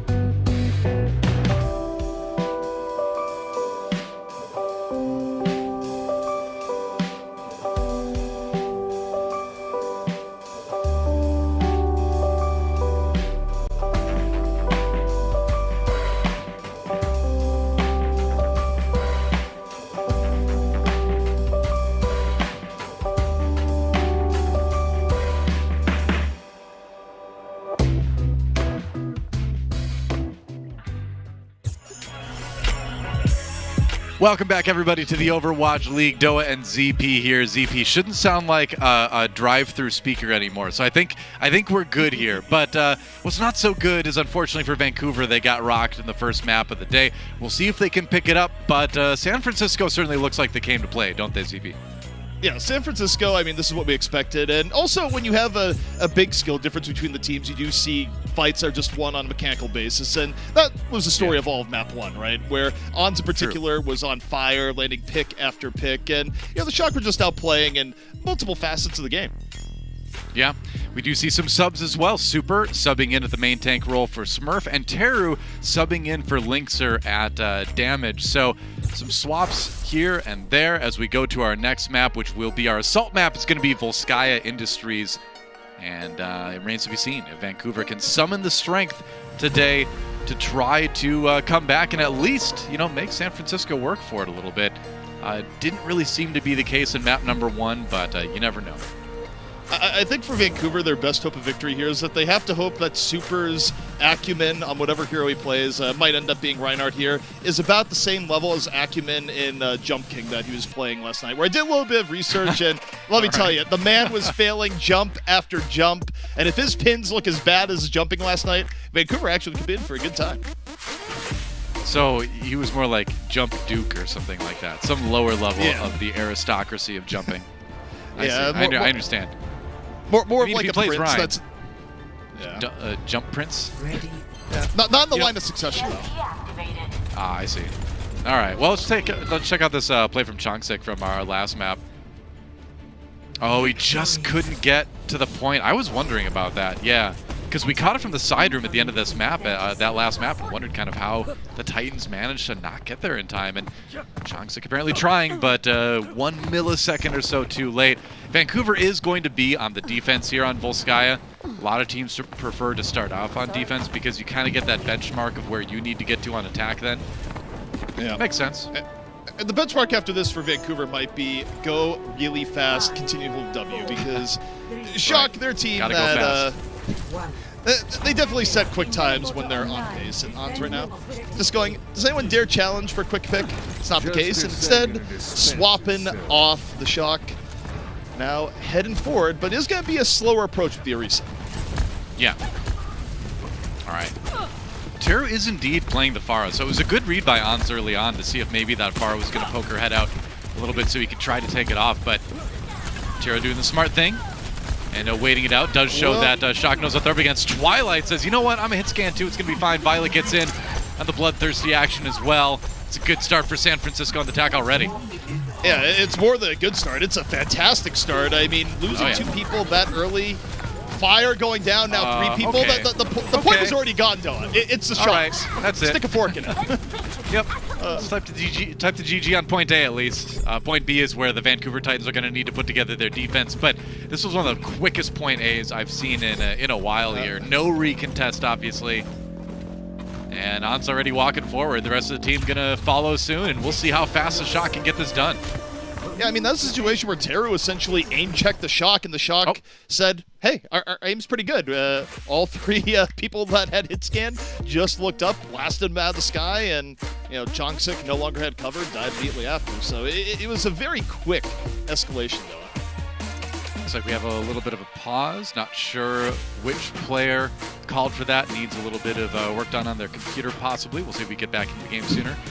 This isn't going to work, though, Vancouver. You can't make the match longer like this. I don't know if it's Vancouver. Don't pause it. Don't listen to me. But either way, we'll see. The vehicle of technology, as it were, ZP. Breaking down momentarily, but we'll be able to get back into it. Looks like both teams are ready. So quick pause. We're back into the action.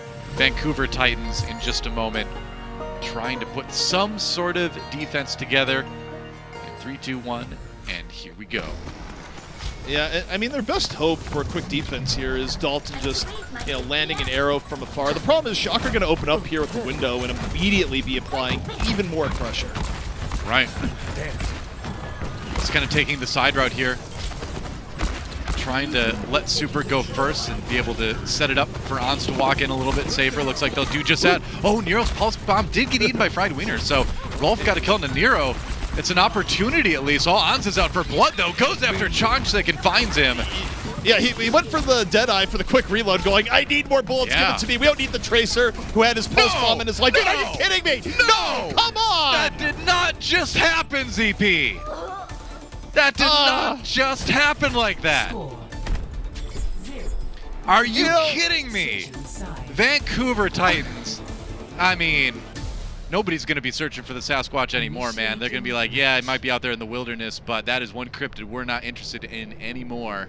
I'm sorry, but that was a sad defense from the Titans. AMC actually declined to pick up the show before it was even pitched. Because that was not defense. That was nonsense.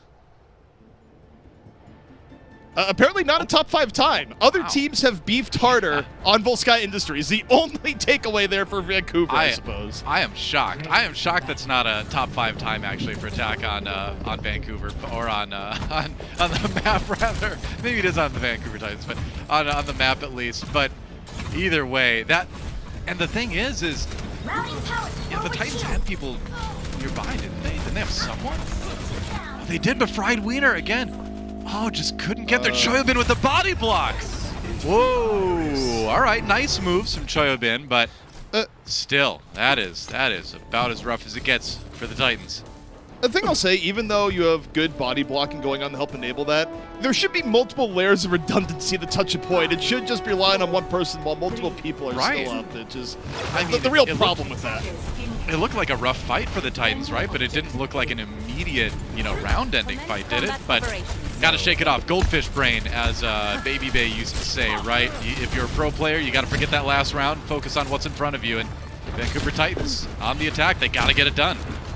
Yeah, I also like the Widow pick coming out here from Ons, where Teru already had a tendency to aim check in the last round. Aim checking a Widow can be pretty deadly. Widow, pretty hard to get value of nowadays. It's a lot weaker in terms of HP and escape, but if you land shots like Ons just did there, Doa, guess what? It can still be very effective. Although, as I say that, Chonsik hunted down Ons, and there's no mercy here for the Shock. He's dead for a while. He's probably coming back in on something else. Yeah, I mean, Rolf is going to get back there a little bit quicker. Ons did not swap yet, walking back now. So, but Titans really not pushing in until right now to capitalize on it. Not sure if they're really going to be able to take advantage of the number situation as they might have otherwise. Gonna need to wait for Rolf, though, I suppose. They've waited a long time. Widow's actually going to have sight lines back in just a moment. Yeah. I mean, going for the aim check in over the top. For the most part, staying out the window. 2 HP down. Ons back into the fray. Yeah, that's a very brave move from Teru to try to stare in through the window there a little bit. I mean, yeah, you're above it at quite a steep angle, but you can still shoot through that. And Shock able to get a pretty solid defense. No ticks taken yet by the Vancouver Titans.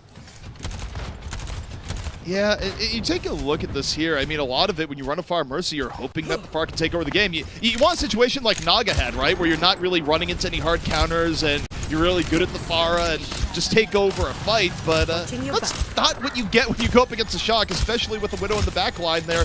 The Widow walls are out right now, and it's just forcing Vancouver to wait and wait. Absolutely. Or not wait to die. Looking for picks, but he gets picked instead. Yeah.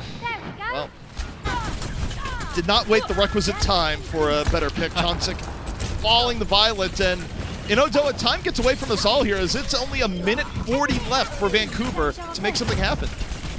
That is very true, ZP. The time is ticking away for the Vancouver Titans to try to make something happen here on point A, but we've reached the moment where even if they do take point A, their time will be severely limited on point B, with a 5:10 on the clock for the San Francisco Shock.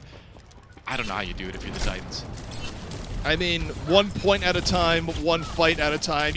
It's sort of a don't tell me the odds situation because the odds are so incredibly long against them that everything has to go right.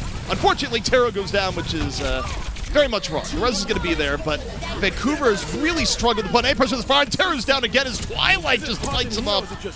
Oh, man. C-3PO wouldn't be able to calculate how bad these odds are now for the Titans. No. C-3PO, Doctor Strange, take whatever it is. The odds aren't going in Vancouver's favor right now. Not at all. A couple kills for the Titans, but not enough to really make much of a difference. It's 35 seconds now for the Titans to try to take A, but the wind is out of their sails. The energy just isn't there, it looks like. It is a big pick onto Twilight. Maybe we spoke too soon. Yeah, they're going to go for a Nano Barrage here in all likelihood, where you look at Teru. Nano's probably going to be incoming in a moment. Shock is going to be back up to 5, so it's really on the split second the Nano activates. Can Teru find something big? And the Shock, they're willing to give up progress to the point here. You look at it, 2 ticks already gone. They're going to wait till the last second. Here they go. But look, into the air. Dalton drops Pulse Bomb, gets nothing. The Nano's on Teru. Teru firing. Dalton gets Narrow. It's 1 pick so far. Barrage comes in, and they might have. I think they do. I think they've got point A. Okay, so in the end, Titans doing a good job of capitalizing on a pick and sort of zoning their way into a point A take. That was just a lot of abilities used well as they finish off Violet to keep the Shock out. The threat of the Nano Barrage that you mentioned, the use of the Minefield by Changsik when Choyobin came in, was a very methodically executed point A for the Titans at the very end. But like I said, now just 2:30 on the clock. Yeah, the problem for Vancouver is that they only actually get 1, maybe 2 fights to finish with time remaining here, because, you know, if they finish overtime, it doesn't matter. But okay, that's huge. Teru, quick pickoff on the Narrow. Now 6 on 5. Teru coming in from the side, needs to be a little bit more aggressive. Doing just that, looking for the Brigida, hovering over. Now, more Rockets gets Twilight. It's 2 early picks out for Vancouver. They get 3. The Pharah getting some big momentum. Here is Vancouver. Might just get the point with time after all. Oh, Teru just trying to put this team on his back right now. Dalton helping out, though. And the Titans may actually be able to take this. We'll see. San Francisco Shock's defense collapsing a little bit here. Yeah, Teru this time was able to get through, landed good rockets, wasn't under too much pressure. Twilight gonna drop the window. Vancouver has to be real careful not to lose anyone in this moment. They get Choi out of the mech. Teru to the back, off the Nano. 50 HP, gets healed back up. Barrage over the top. Teru continuing to light up the Shock here, Doa. And it's exactly what Vancouver needs to have a chance of staying in this map. And they've just about done it. I mean, Shock just can't seem to handle the Pharah right now from Teru. And Dalton on the side kind of doing a good job of capitalizing on all the chaos that Teru's producing. They're on the verge of actually capturing with time remaining. Teru under heavy pressure from the Shock, especially on the hit scan end. Has to back out for a moment. Dalton, meanwhile, on the ground, taking ball advantage. On's out of the fight. Dalton continuing to move forward. Immortality field gone. The kill feed filling with blue. Pride gets demexed, but still not too big of a deal. Vancouver keeping on the pressure. Shock, though, trying to drain the clock here, Doa. They've done a really good job of it, and now we're under a minute. Vancouver needs to clean out this last little bit. They're almost there, but not quite yet. Yeah, the strategy has been good for Shock to just send people on, just stagger as much as they can. Say, you know what? We acknowledge you're probably going to take this point, but we are going to make sure that you do it with as little time remaining as possible. And man, this is one of the best staggers I've seen in a long time, actually. This would be unreal if Shock was able to bring the clock all the way down to 0. It's becoming more and more likely. They got more people onto point. They might even outright win the fight the way this is going. Oh, Deadeye gets 2. Oh boy, that's probably it. Vancouver so close, yet so far. This is a nightmare. Vancouver Titans had 2 minutes where they were less than a tick away from taking the point. But the San Francisco Shock staggered masterfully. They held. Can they finish it? We're into overtime. Overtime's in progress, but it might be a very short time, Doa. Rule picked up by Nair in the back. On's back in his happy spot on top. Pride out of the fight. And that is going to be it. The Shock go up 2-0 here in the series off a relentless defense here on point B. Wow, and that is backbreaking for the Vancouver Titans to come so close to continuing it. You could see the frustration, but credit to Shock for holding on. I was not expecting them to be able to prevent the Vancouver Titans from capturing, but just a really, really great stagger and then a good last fight. Yeah, and I feel bad for Teru here, where Teru's just like, surely we got this. Can't ask much more for Pharah on that sequence of plays, but the Shock, they managed to keep it in contest long enough for that turnaround to happen. And now Vancouver looking for the reverse sweep here, Doa, if they want to make anything else happen here in the Countdown Cup. True enough. We're going to take a quick break, and when we come back, we'll see if San Francisco can seal the deal with a 3-0 or if the Titans bring it back. Don't go anywhere. Overwatch League returns right after this.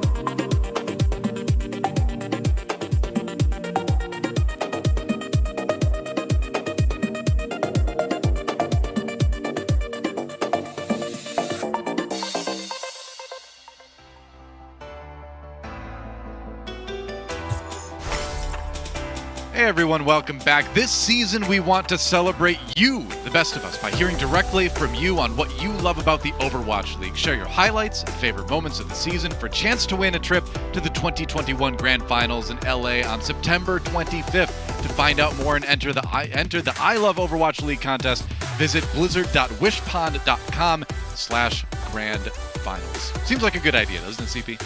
It does, and the scriptwriters are already responding to the feedback. Apparently one of the things that people love most are tragic C9s, and that's why we've seen so many of them here today. That's right. We heard your feedback. We implemented it. Yep. Oh, man. I think everyone was expecting a 3-0 coming into this one, but it is painful to see. I especially feel bad for Teru in our last map, who honestly played so well on the Pharah, but, the team just didn't have it in them. We do have some subs though. Glister subbing in for Ons and Linkser. Let's call it Liver for some reason. Linkser subbing in for Teru. And so we'll see what happens on the third map here. I really thought you were about to say Libero. I'm like, wait, he's back? The legend? Oh, man. If only. Libero was one of my favorite players. He still is one of my favorite players of all time. I miss that guy. Literally the Swiss Army knife of Overwatch. Supposedly he's turned into a crypto baron or something, though. So apparently he's doing great. Nice. He's the Swiss Army knife of just everything, apparently. Yeah, big brain nerd out there conquering the world. But yeah, onto the match itself here. You take a look. We got some subs in here where, I think Ons is so incredibly good. I always sort of wonder, is it worth subbing him out? But Glister also really strong player. And for the Shock, I mean, this is a key time to sort of experiment and try out different things if you're going to, because you're up 2-0 and sure. So far the difference has been pretty profound. Yeah, it doesn't seem like, and I mean, if you just look at Shock's roster, I don't think there's really anyone they could sub in and make themselves significantly weaker against the Vancouver Titans in their current state. And it's, we're saying a lot of rough things about the Vancouver Titans, but, what can you do? You got to call it like you see it, right? And, as much as we wish success for these players, when it comes down to game time, you got to perform, right? Yep, and for Vancouver, it's disappointing because there was kind of that thought where they got their first win going. Wait, has Vancouver, put together for a little bit of a run towards the end of the season? Some people wondering, hey, could they even make Countdown Cup? What a story that would be. And unfortunately for Vancouver, they've sort of regressed to the mean here. They are up against some very tough competition, especially today in the show. Sure. Yeah, absolutely. We're going to Kings Row. It's going to be our next map and possibly our last map in the series, as the Shock have looked very dominant thus far. The one thing I really like looking at the Shock is that I feel like the Shock are, people, again, they underrate them a bit this season simply because, hey, also, something might just happened. Doa, so take the wheel for a second. Yeah, we'll do. Drive-through ZP just got back for a moment, apparently. San Francisco Shock getting set up on the attack here against the Vancouver Titans. And we'll see how quickly they can get the job done. 5 minutes and 10 seconds in the time bank on Volskaya. That's mind-blowingly fast. I'm still shocked that wasn't even a top 5 time. But they're going to try to set another record here on Kings Row, no doubt about it. Glister loading up on the Pharah, possibly. Twilight on the Mercy. We'll see if they stick with it. It's certainly a point where you can run that. That said... So the point I was about to get to is that the Shock are very adaptive right now, where a lot of teams will run into something like a Pharah and go, wait, what do we do? Teams like the Fusion even have that issue at times. The Shock, they have a deep enough roster that they have a good answer to really any meta that comes down the pipe where, yeah, they haven't been the best tournament team this year, but still a team you really have to watch out for. For sure, yeah. Here's the attack for the Shock, approaching methodically. Didn't end up being the Pharah. Okay, Violet does get the pick on the Dalton, getting bloodthirsty on the Zenyatta. I always love to see it. Zenyatta kills are the best kills in Overwatch, and that's going to be a 6v5 the Shock can capitalize on now. Well, you know what? They're just trying to pander to you, Doa. They realized you were cast in this game and said, we want to give Doa a show. But the problem here is that this isn't even much of a team fight, right? Is that you get the early pickoff, and Vancouver's already such a hole that... Oh, my goodness, EP! What's going on? Well, it's a lot of cleanup, Doa, and it wasn't in question. The early pickoff from Violet, I mean, that's all you had to say there, because Vancouver lost a lot of their opportunity to make anything happen. It makes your McCree in particular a really easy target to isolate once a Tracer is out of the fight that early. I appreciate production going to lengths to actually give us the replay of the Zenyatta kill. It was a big pick. It started off everything great for Shock, so I appreciate that on a personal level. Thank you. Well, Vancouver now setting up once more. Shock looking to set yet another speed record, if possible.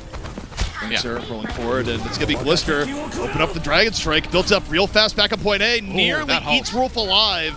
The Immortality kill, the only thing saving Rolf. It was a good halt. It was a good attempt here. Linkser comes in from behind. Oh, gets a flashbang, manages to take out Glister. Good flank here, but he might go down real quick. He does. Yeah, I mean, he pays the price for it. It's a 1-for-1, and the Shock still can win this. Drops the pulse bomb as narrow, gets another 2, and it's a scrappy fight. It's a bit bloody, but all the while, you see the payload moving forward. Doa, the Shock are still okay with this trade. The problem is, of course, they're a bit light on healing right now, so Nero has to find his own healing. Goes back to the pub. The Shock will back out just a little bit, but double support ults online as they come back in. There's not a lot of reasons to go to your local pub for health purposes, but Overwatch once in a while it's okay. Health food got really big in the 2040s, though, even more so than I guess so. It's unbelievable. Everything is gluten-free. But it's not free of bullets from BAP. The window coming out early. Dalton in the back, looking for the pulse bomb. Still looking for any opportunity. Deadeye connects from Linkser. Pulse bomb in from Dalton. Just damage onto the tanks. Is it going to be enough? Fried takes down Twilight, and Vancouver looking like they're going to hold. Yeah, a good hold so far from the Titans here. They do force San Francisco back a little bit. Choibin trying to duck and weave his way to success, but it didn't end up working out. So, the Titans with a decent hold here. Yeah, Shock stymied a little bit, but they are coming back with some pretty serious ultimates. And whoa, you don't peek the Zen. You don't peek the Zenyatta when you're out of the back. Come on, Chongs. Come on, Fried Wiener. You know better than that. Yeah, the problem with Fried is that he really wanted his back, so he decided to take the risk. Now they're going to start the beginning of this without Fried. It's going to hurt their position. He will be back so long as no one gets picked off in the meantime. But they forced out the Immortality field early before Fried's back. And Nero gets in, drops the pulse bomb on an already weakened Chauncey. The Shock create an opportunity off that pressure, started from the Fried stagger, and it just escalates from there. Yeah, this is going to be point B for the San Francisco Shock. Decisive teamfight win, and they didn't even need to use the Dragon Strike from Glister as well, which is nice because this point coming up, point C, is one of the ones where Dragon Strike is quite effective on. There's a lot of narrow corridors to throw that down where you can kind of zone the enemy team into taking a big hit from it. Yeah. Sniper battle. Although, Vancouver going for a little bit of swamp. Widow out here into the back. Oh, wait. Fried Wiener. Pause, nice. Please. Oh, all right. We got to pause. Yep. You don't often see Divas eat the Dragon Strike, but if you're quick enough, if you've got the defensive matrix in the right place at the right time, it certainly does happen. So props to Fried for getting that done. You know what I miss? About it now, you can see. Yeah. You know what I miss, because I feel like I haven't seen it in 2 seasons, at least in games I've casted, is Genji deflections on the ultimates. You stop and think, when was the last time you saw a Graviton get deflected at a team? You don't see a lot of Genji, really. Yeah. I think that's the main reason. We see a bit here and there, but he's just not as popular as he used to be, for sure. These are some very quick pauses and unpauses. So technical issues resolving as quick as they crop up, apparently. Dalton, though, pulse bomb. Good to go. Gets the stick. Nice stick from Dalton to start off the defense right for the Vancouver Titans. But that said, Superman just to pick one up, and now Nero joining as well. Dalton trying to finish off on the tanks, but he just can't get quite enough damage into the mech to do it. Violet comes up and says, you know what? It's time. It's time for me to show that I can win these 1v1s. And he does it. It's stall time now for Vancouver. This is not going to be great. Already, they lose the Widow immediately as she peeks back out. I don't think they have a comp, really, the stall for long. They drop the Supercharger, but there's no one really to back it up. But hey, drop the Transcendence just in case. You're not going to need it next round. Why not? Yeah. And we swap over. That's a quick time, though. A real quick time. You know those underground Transcendences, man. That's just like the disco ball. That's the party at the end. That's what that's for. San Francisco Shock, 318 in the time bank, as you can see. And so pretty solid attack. Decent defense by the Titans in the middle there towards the end of point B, but that was about it. Underworld. That doesn't sound like a very fun amusement park. No, I don't think it is. Well, you take a look here. It's entire Omnic dwelling down here. Like, that's why the entire premise of King's... It's very grimdark, though, because every time you complete the payload, you're essentially killing thousands of Omnics. beneath King's Row. It's actually very messed up. So the moral of the story is have a good defense, I guess.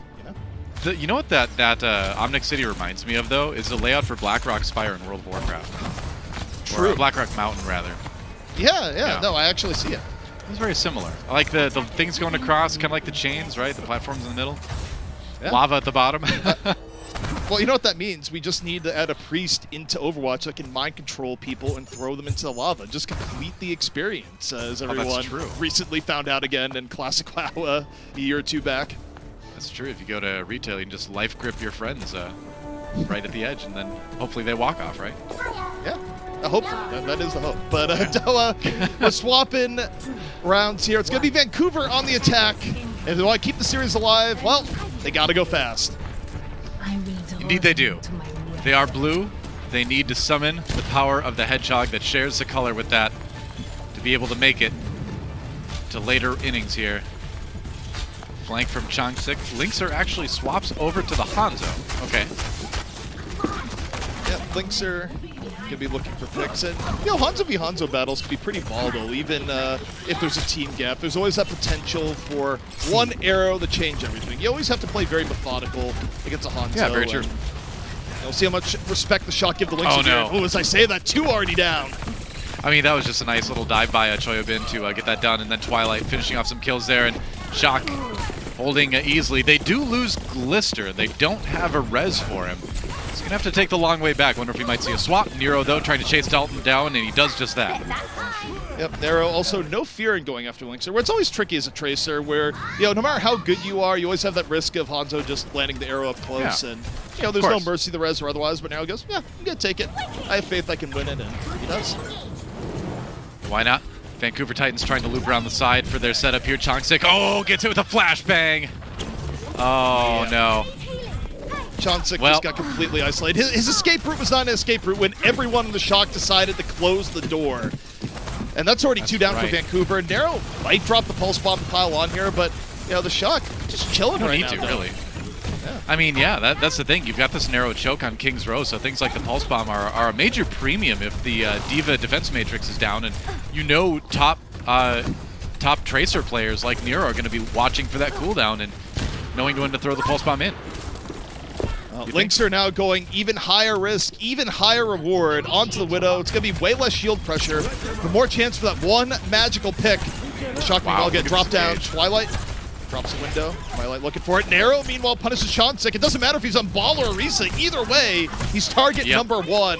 And that's the front line for Vancouver gone as Linkser just struggling to find anything right now, Doa. I mean, it was a great setup, right?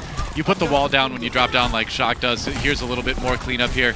And when the wall is down, that's going to force your team back. They do lose super, so a little bit tricky now for Shock on the next defense. But as you get forced back from the wall, that gives opportunities for your Tracer to come in and throw those pulse bombs, usually unopposed. So just a good execution from Shock on the defense. Now they got to hold until their main tank gets back.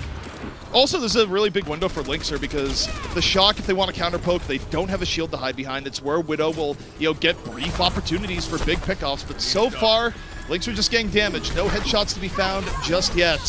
And here we go, self-destruct from Choi again. Lead the Shock back onto the point. Changsik down first again. The tank focus fire, unreal for the Shock. And now Transcendence out for Vancouver. That 1 minute so left bad. to go, and they're committing, but Linkser gets 1 pick. Still winnable now for Vancouver. Roof firing here from the hotel. Takes down from Glister. Linkser, though, gets another. Linkser with 2 picks so far. Vancouver still the opportunity. Yeah, but a Widowmaker can't take the point on her own. They're already staggering the Diva a little bit. Glister does go down. Nice uppercut from Fried there. And so San Francisco, it's a little bit trickier hold. They need to give a little bit of space, but man, I can tell you from experience, nothing feels worse as a Zenyatta player than hitting your Transcendence right after your main tank dies. That is the worst feeling in the world. Yeah, it's not ideal, whether it be casual or pro play. Pulse Bomb eaten by Choi. Not the flashiest ETH, but hey, it counts. Nero, meanwhile, finds Rolf, and Nero on a rampage towards the end. Good, solid, reliable Tracer play coming in from Nero, and with 10 seconds left, that could be all she wrote here. Vancouver, maybe emergency touch Doa, but they might not even get that. It's going to be tough to even get in there. We'll see if they can do it. No, can't quite, and that is the series, ZB. San Francisco Shock with the 3-0 victory over the Vancouver Titans. I think a lot of us saw it coming. Some hoped that we might see a bit of a closer series, but it was not to be. The Shock, again, we talked about the fact that they were going to play this one seriously. There were a couple subs here and there, but overall I think really tight play from the Shock, and you need that if you want to do your best to secure that top 3 spot in the West and avoid the play-ins at the end of the season, which is the mission right now for the San Francisco Shock, and this will get them there. Yeah, I mean, for the Shock. Also, it's an entire thing, too, is that the way you judge the strength of a team, right, isn't how they win close games in a lot of times for me, is that it's like, can you solidly execute against a team that's way weaker than you? I feel like it's way scarier when you often see, like, teams like Atlanta, for example. They'll perform well against top teams a lot of the time, but they'll also, like, drop games against way lower teams or have really close games and go, what's going on? Whereas your championship teams, they don't do that as often, do it? They just go up against a weaker team and they crush them. It's a mark of consistency for the Shock to come in against a team like Vancouver and make it a solid, convincing 3-0. Yep, that's right. And, you know, you and I have been talking about a little bit. You like to say that the Shock have not quite entered their playoff zone yet, right? Where it's like, you know that the Shock are going to get to a point where they're going to turn it on and they're going to try to be those contenders again to win it all, right? Yeah, and I mean, the Shock, this is a team no one should be sleeping on, even though I think a lot of people are. I think it's a team that still has a great chance of winning the Overwatch League Championship again. I think they're a team that could bring the fight to a team like Shanghai under the right circumstances. So people should be looking at this team and going, yeah, you should be afraid. I think they're going to excel as the postseason approaches. Let's take a look at one of those players in particular on the San Francisco Shock. It's our player of the match. It's going to be Twilight. That's right, a little bit of love for the support. I wanted to say flex support, but honestly, both Twilight and Violet, pretty bloodthirsty, and able to play pretty much anything. The lines have blurred, ZP, in terms of what heroes are played these days. But Twilight playing great today, hitting a lot of good shots, really good windows, crisp execution. You gotta love it.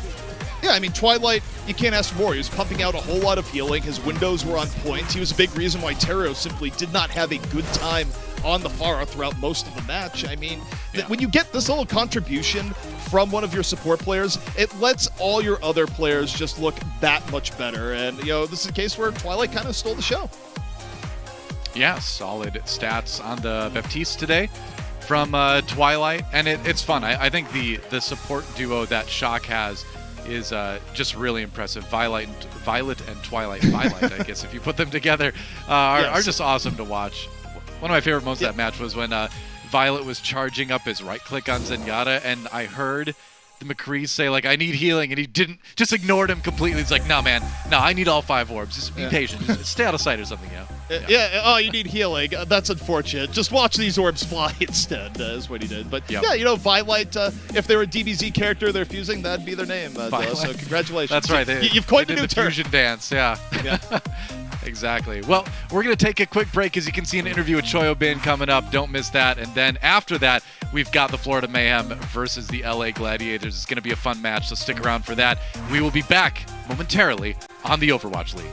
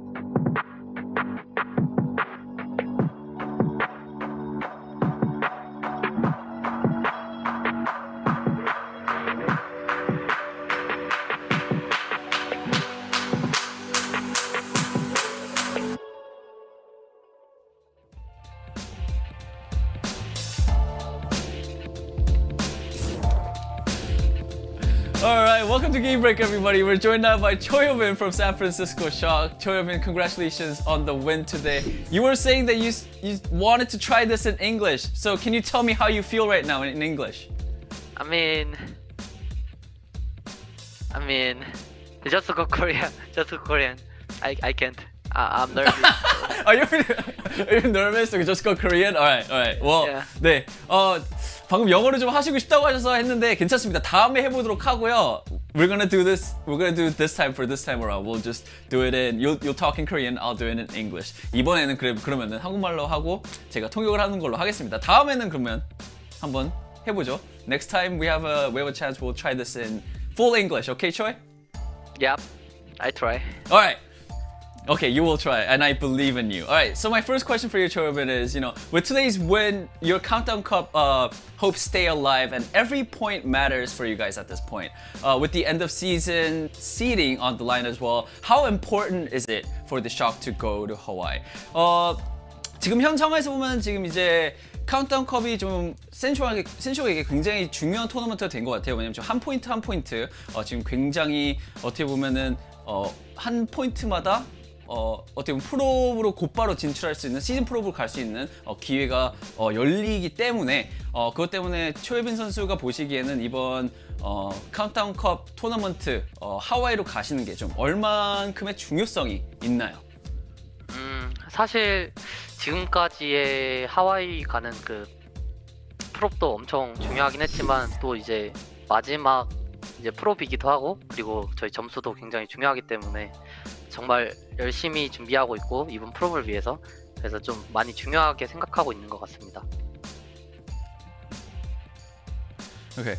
Honestly, every tournament throughout the whole season and every opportunity to go to Hawaii was very important. But because we're sort of going into the end of the season, and because of the playoffs implication of this, going to Hawaii for the Countdown Cup is very important, and because of that, we're preparing a lot, and I think we're just going to give it our best for the remainder of the matches that we have.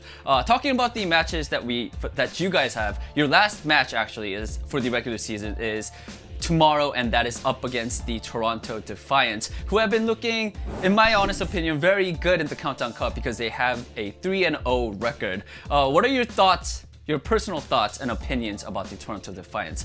방금 이제 한 경기 한 경기 다 중요하고 좀 최대한 열심히 준비를 한다고 하셨는데 이번 센쇼의 마지막 정규 시즌 경기가 될 상대가 바로 토론토 디파이언트인데 제 개인적으로 생각으로 지금 토론토가 굉장히 좋은 모습을 보이고 있는 것 같아요. 지금 3승 무패로 지금 이제 카운트다운컵에서 굉장히 좋은 모습을 보여주고 있는데 초예빈 선수의 개인적인 생각으로 토론토는 지금 현 상황에서 카운트다운컵에서 지금 어떤 팀인가요? 굉장히 잘하는 팀인가요?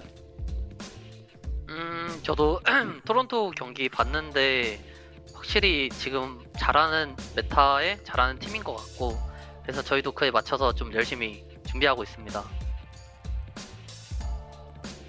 Alright, so I've actually been watching a lot of Toronto games, and my thought is that they are a really good team, and this meta right now is a really good meta for the Toronto Defiant. With that being said, by watching all the games, San Francisco Shock and I are doing our best to prepare for our final match, which is going to happen tomorrow. All right, Choi, thank you so much for the interview. You promised next interview we're going to do it fully in English, so I will see you next time, and again, congratulations on the win. 자, 이걸로 인터뷰를 마치도록 하겠고요. 초유민 선수 다음에 약속했습니다. 다음에는 100% 영어로 인터뷰를 하도록 하겠습니다. 준비하세요. Bye. All right, thank you so much. Let's head back to the desk. Thank you so much, Joy. Thanks a lot, Danny. Joy nervous is my new favorite thing, actually. That was rather adorable. But also, he keeps on baiting you into translating, even though he knows exactly what you're saying. Right. I love. You can see, like he's already. I can see it in his eyes. Yeah. Exactly. Before I translate, like he's nodding, so I'm like, I know he understands me.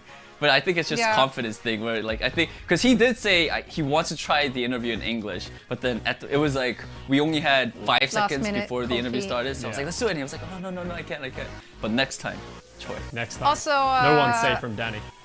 It's true, actually. That is correct. Now, in other news, we lost Johnny. Where is Speaking of I saying, wear a turtleneck to remember him. yeah, there we go. That's the last time we've seen him.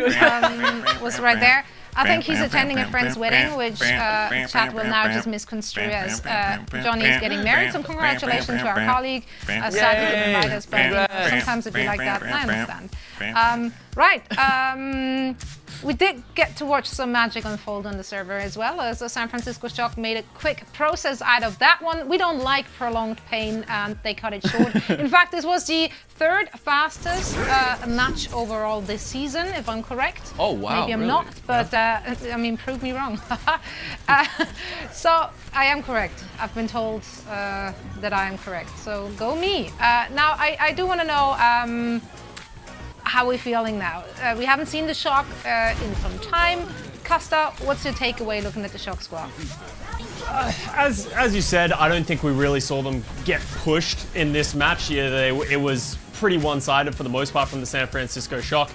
I like the way that they're playing the game. They're playing to their strengths. They're playing a slower style with the Reinhardts or the Arissas, and that's enabling Arns and Glisters to play those long-range DPS that just is more of their comfort. They're not forcing something in a Tracer Sombra that might not be as comfortable for them. So I like what we're seeing from the San Francisco Shock. On the other hand, for the Vancouver Titans, it wasn't very inspiring. They did have some unfortunate situations. They should have been able to double cap Volskaya Industries, but just fell short because the spawns are that close. But if anything, it's going to make tomorrow interesting. We've got the Vancouver Titans. Yeah, I was going to say that. 3-0 Blast. London Spitfire, 3-0 Blast. I honestly have no idea who's going to win, so the Bread Bowl is not going to disappoint. Danny, did this help you somehow watching Vancouver Titans? Did this help you with the predictions for tomorrow? Do you think that somehow gave you an answer? Made it I worse, think it's maybe? the other way around. I thought going into today's match, I was like, oh, I'm pretty sure, maybe after watching today's match, I'll probably have a clearer idea for the Bread Bowl tomorrow, but now I'm even more confused because I'm just gonna be honest, because it's both of the matches were very fast, right? And I honestly didn't get a lot from either Vancouver or the London Spitfire. Given that, of course, Vancouver had to go up against San Francisco Shock. But still, I thought Vancouver would sort of still put up a little bit of a fight, but at the end of the day, it was a very quick 3-0 for the San Francisco Shock.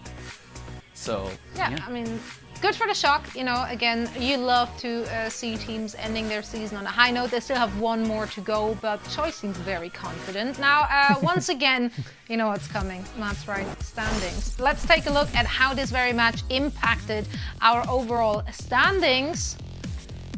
There we go. That's right. Yeah, okay. So I think the most notable thing to take away from this is don't look towards the people that haven't hit the play-ins. Look at the San Francisco Shock. They've put themselves in that cutoff for the playoffs now. That's what they're fighting for. Them and the Houston Outlaws and the Los Angeles Gladiators are all fighting for that third spot. So San Francisco Shock with the better map score, putting themselves at in that spot right now. Exactly. So yeah, it keeps interesting. We also want to take a look at our West Countdown Cup standings, of course, just to know where we at there and who's going to make the knockout rounds on Sunday. That's right, they are happening on Sunday. There are still questions which need to be answered on this one. I just love the fact that it looks like we have, I mean, apart from Atlanta Reign, practically all new teams in this very Countdown Cup on both sides. This is great. Makes predictions even harder, but... Right. Dallas Fuel and Shanghai Dragons. Dallas Fuel is in there too. Yeah. Giving other teams a chance to really rise up. Florida Mayhem is the one that you have to look at here, though. They are about to play. They're 1-2. They need this match. They need to win, first of all, to get into the Countdown Cup playoffs, but then they need to keep that running because they had such a poor middle of the season. Yeah, and they are our next match coming up. Florida against Gladiators. A must win for Florida to stay in the game. So everything's on the line for them, which I'm sure is going to add a lot more pressure, Kasa. Is this something as a player can you have that in mind as a motivator, or do you feel like it's more distracting than it does you good? It depends on the player. Like, some players thrive on pressure, some players crumble under pressure, some players just don't care. So, and I think that's going to be an interesting one with this matchup. Obviously, Gladiators want to win, but this is more important for the Florida Mayhem than it is for the Gladiators. So what are we going to see? The Florida Mayhem have their backs against the wall, and one thing I've learned about the Florida Mayhem, when Yaki has his back against the wall, he generally kills everyone else in the server and then teabags them. So that's what the Gladiators have to look forward to in this match. We haven't seen them for a couple of weekends. So what are the Gladiators going to come out with? Are they going to be one of those favorites heading into the Countdown Cup? Because the Dallas Fuel aren't here, the Shanghai Dragons aren't here anymore. It's all up for grabs for all of these teams that haven't been able to get that win, and that's something that the Gladiators have been looking for the last 4 seasons, let's be realistic. Absolutely. And I'm still not entirely sure if the Mayhem are they back?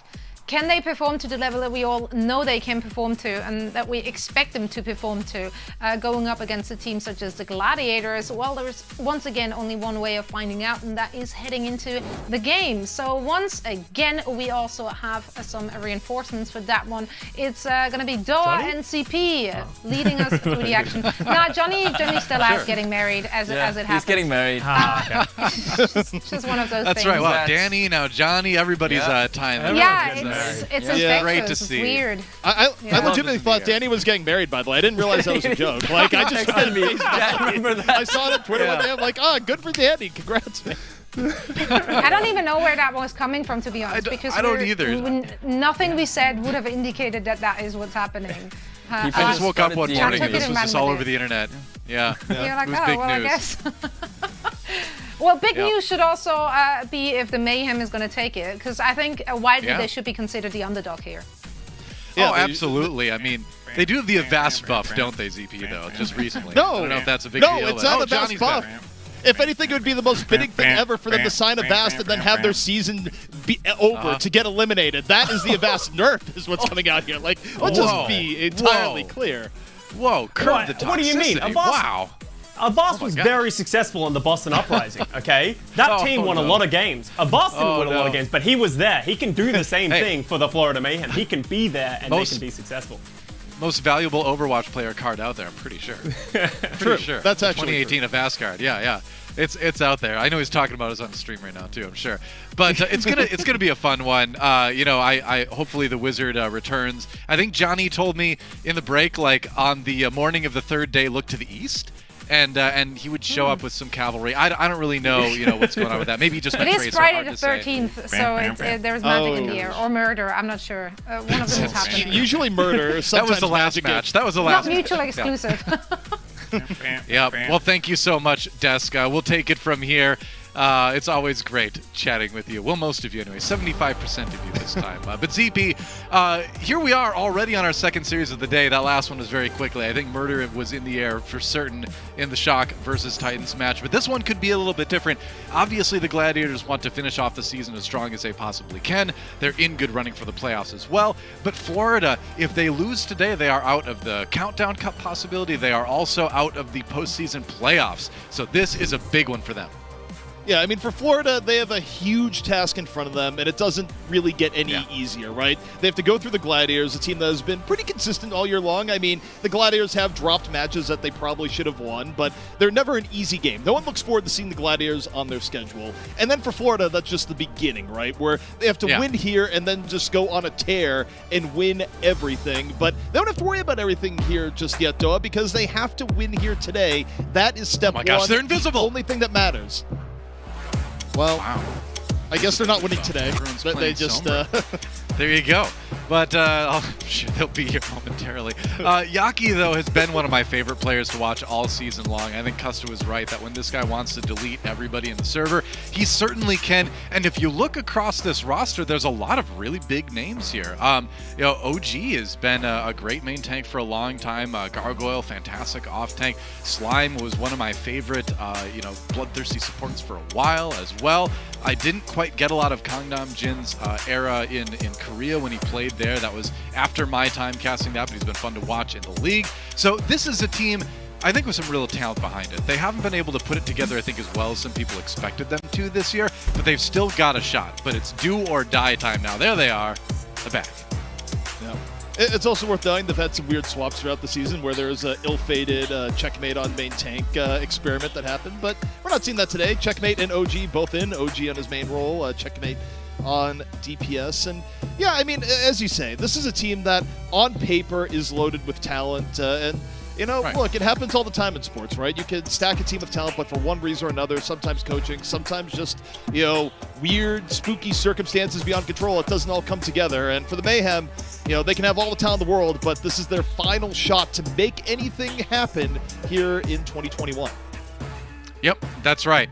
Like we mentioned, it is do or die. This is the moment it all comes down to for the Florida Mayhem.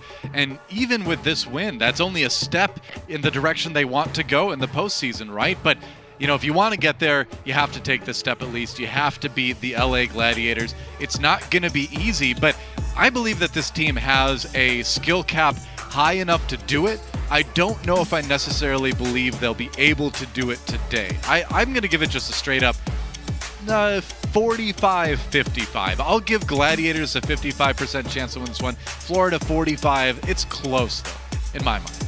Yeah, to a degree, it's close. I mean, again, Gladiators. You know, we talked about the shock matchup of, you know, some teams really play strongly against teams that are lower than them. I don't think the Gladiators are always in that boat. I think the Gladiators are more cursed to having close games more often than not, and that can be a dangerous mix when you go up against a team like Florida that does have a high ceiling. Gladiators sometimes punch lower than their weight class. I mean, there's definitely scenarios where Florida comes in here and takes it, but I do think that scenario needs to be Florida playing out of their mind, and this incredibly talented squad, Doa, playing a little bit lower than expected.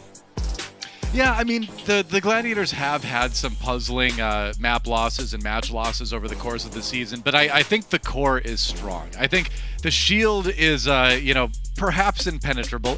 It's a little bit penetrable, perhaps, but I think they're going to be impenetrable today. We'll see how it pans out. But either way, you know they're going to come to play. I think this is going to be our closest series of the day. Quote me on that, ZP. I think this one could go the distance.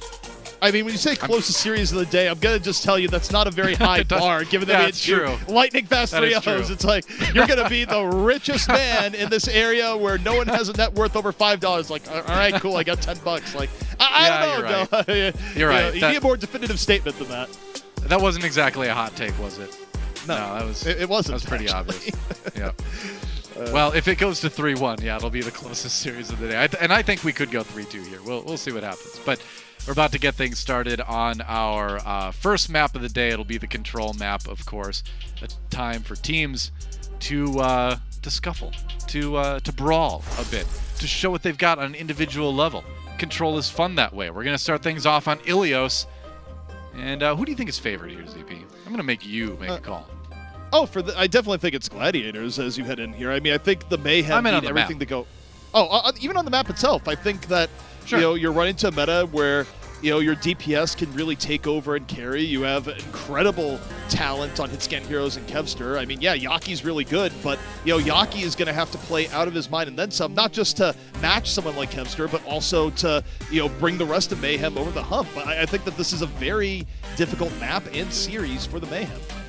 Yeah. You know, one thing to keep in mind, too, is the history of this match as well, because these teams did meet in the 2020 NA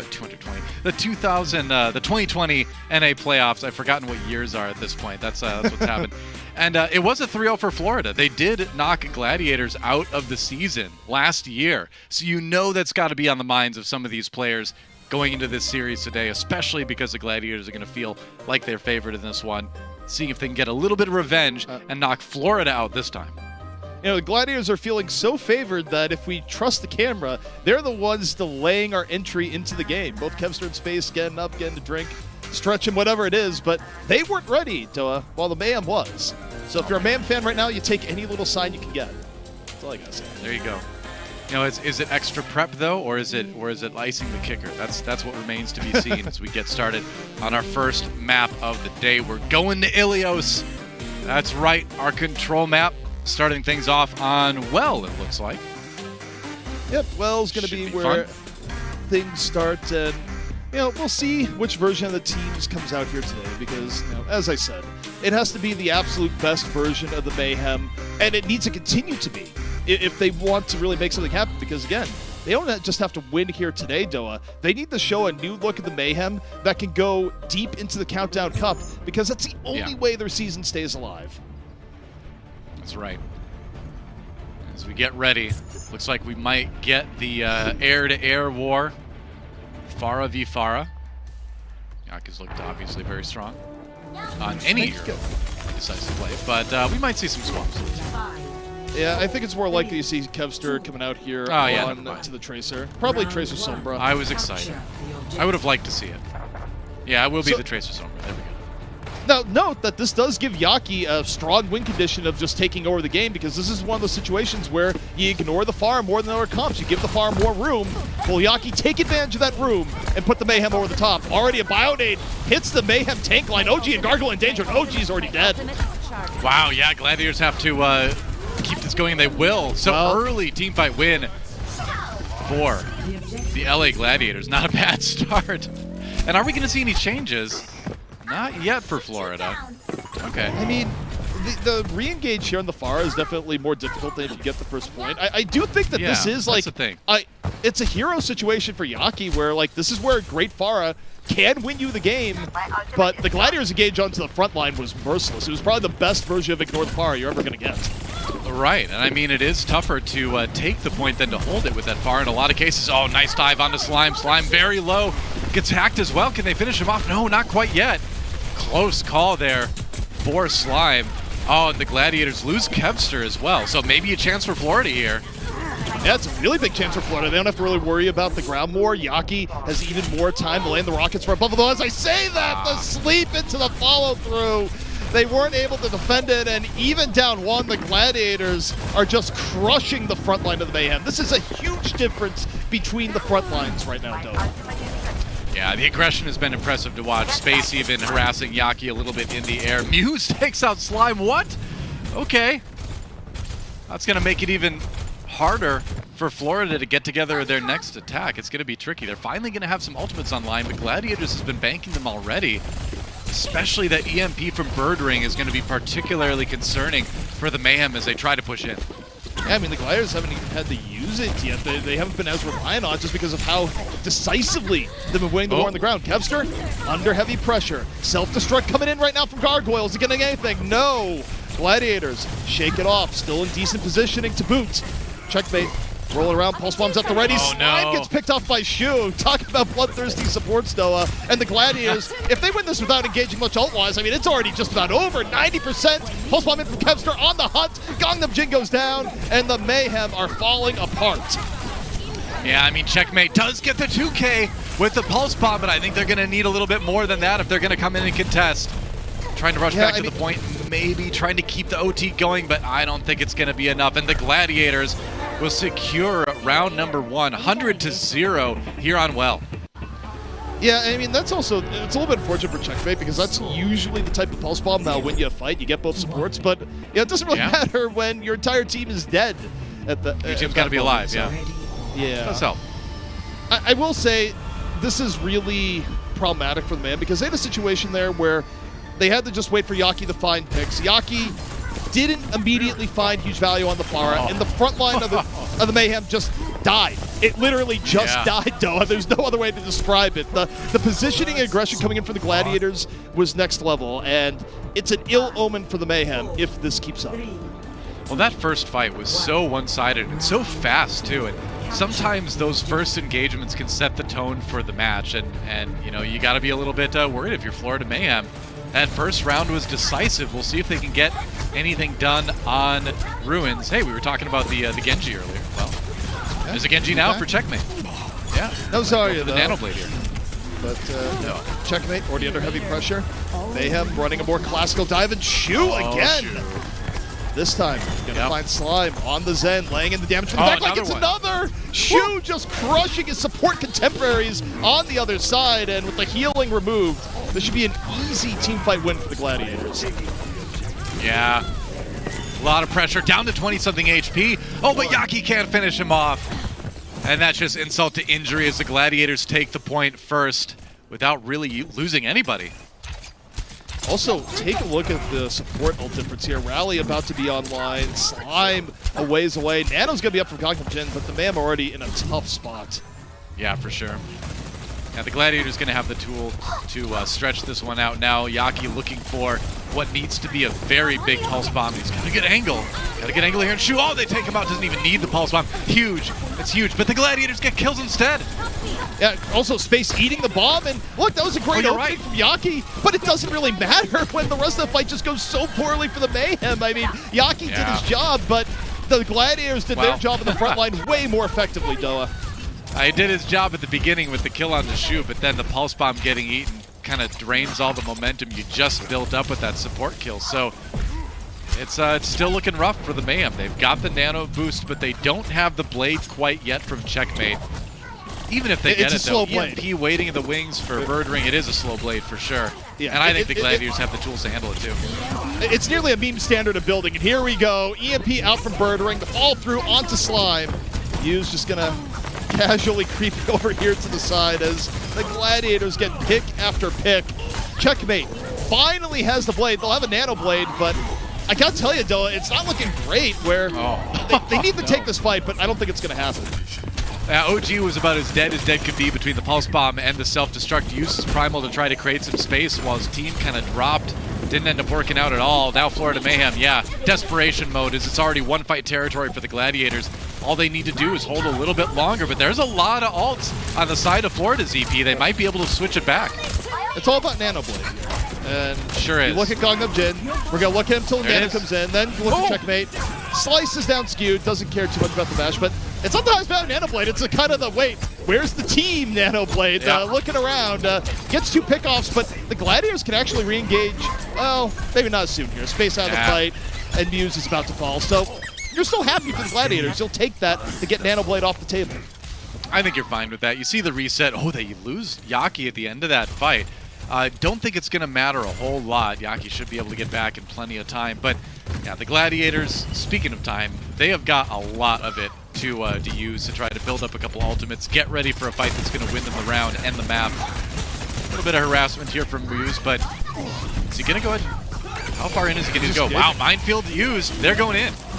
Yeah, Kevstar chases down Checkmate real early. Checkmate got hacked, didn't have an escape route. Now the Gladiators up 1, off the minefield engage. Yaki, can he be the hero? Keep Mayhem in the map. It's going to be tough. Pulse bomb in by Kevstar. Gargoyle has a save. Pulse bomb in from Yaki. No, doesn't get anything. Yaki still rolling around the outside. Muse finds Gangnam Jin. Gladiators piling it up. The support line for Mayhem Doa is gone. And now Birdring the EMP. This could be the finisher. Drops it over the top. OG about to bite the dust. And the Gladiators just about have done it. Yep, they just about have. OT ticking away, and the Gladiators just have a little bit more cleanup to do before they can claim this map. If they can take out Checkmate, there he goes. Should be about it. Can anyone from San Francisco get back in time? They try, but no dice. And LA Gladiators 2-0 here on Ilios to start that series. And I gotta say, looking pretty dominant doing it. Yeah, they did. And the Mayhem, you know, it's tough to look at that. There wasn't a lot of high bright points. They came in with the idea of, we'll run Pharah, maybe they'll ignore it, and, well, the Gladiators did ignore it, but their front line was something else entirely. They were just firing on all cylinders, Doa, and the Mayhem have to up their level of play tremendously if they want to save their 2021 season. Yeah, they certainly do. We'll see if they can summon the ability to do just that when we come back and tie up this series. Don't go anywhere. The Overwatch League returns right after this.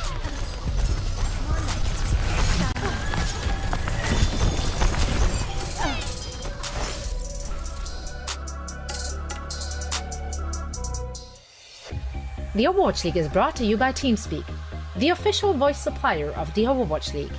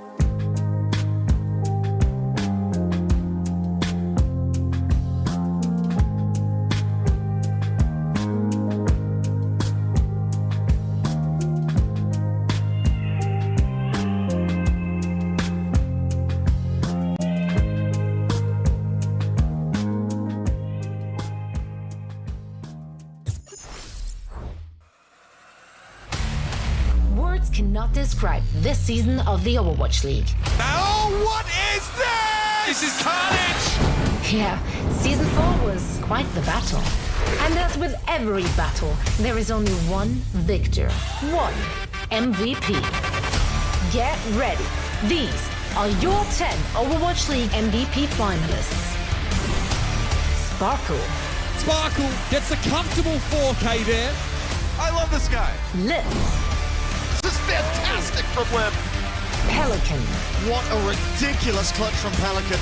Lead. Lead comes to the rescue. This guy is something else. Hanbin.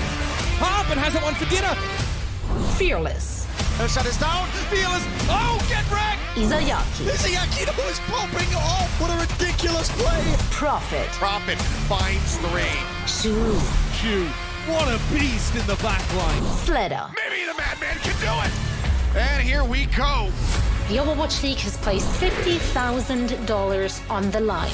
The winner will be determined by you, the fans, along with the Overwatch League casters, teams, and the media. Use the hashtag OwlMVP on Twitter to tag your favorite player by their Twitter handle or in-game tag. You can also cast your vote by going to overwatchleague.com/MVP. Who will be your Overwatch League MVP and win the $50,000 prize? Answer the call and cast your vote today. Voting ends on August 26th. This is an absolute stomp.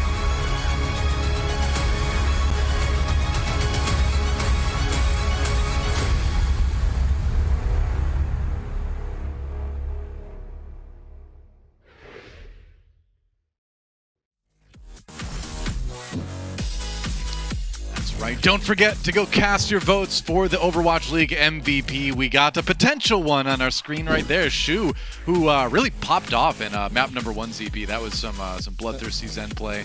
Love to see it. Yeah, Shu has always been an incredible support player where he's just one of those supports where not only can you expect him to do the right thing and never usually die in a bad situation, but you just get unexpected contribution going where, oh, I guess we win this team fight because our Zen got a pick, or our Ana got a pick, or, you know, whatever hero he may be on at the time. He's just a player that gives you unrelenting amounts of value and one of the best pickups for the Gladiators in this last offseason. Yeah, at the end of the day, what's going to give you the ability to get those kills as a support player a lot of times is going to be your positioning above all else, especially when you're talking about a hero like Zenyatta. If you're not in the right place, you're going to get wrecked. So Shu definitely one of the best people at being in the right place at the right time. Staying safe, giving himself the angles to pick up the picks. We're going to Anubis next, ZP. For our second map in this series, going to be our assault map, and we will see if the Mayhem have what it takes to tie up this series. Remember, if they don't win this match here today, their Countdown Cup hopes are over, their postseason hopes are over. So this is as important as it gets for the Florida Mayhem. They got to get it done. They got to build some momentum, and I think they got to start now, ZP.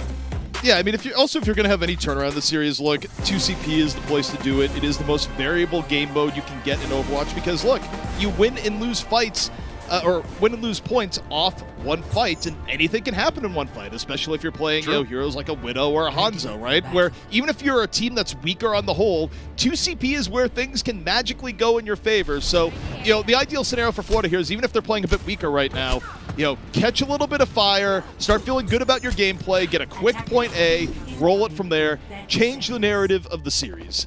Because if that doesn't happen, if they go down 2 maps here, Doa, it's over. I don't see a reverse sweep happening. Not this time. I'd be pretty surprised. It'd be really tough to pull off a reverse sweep as any team against the LA Gladiators.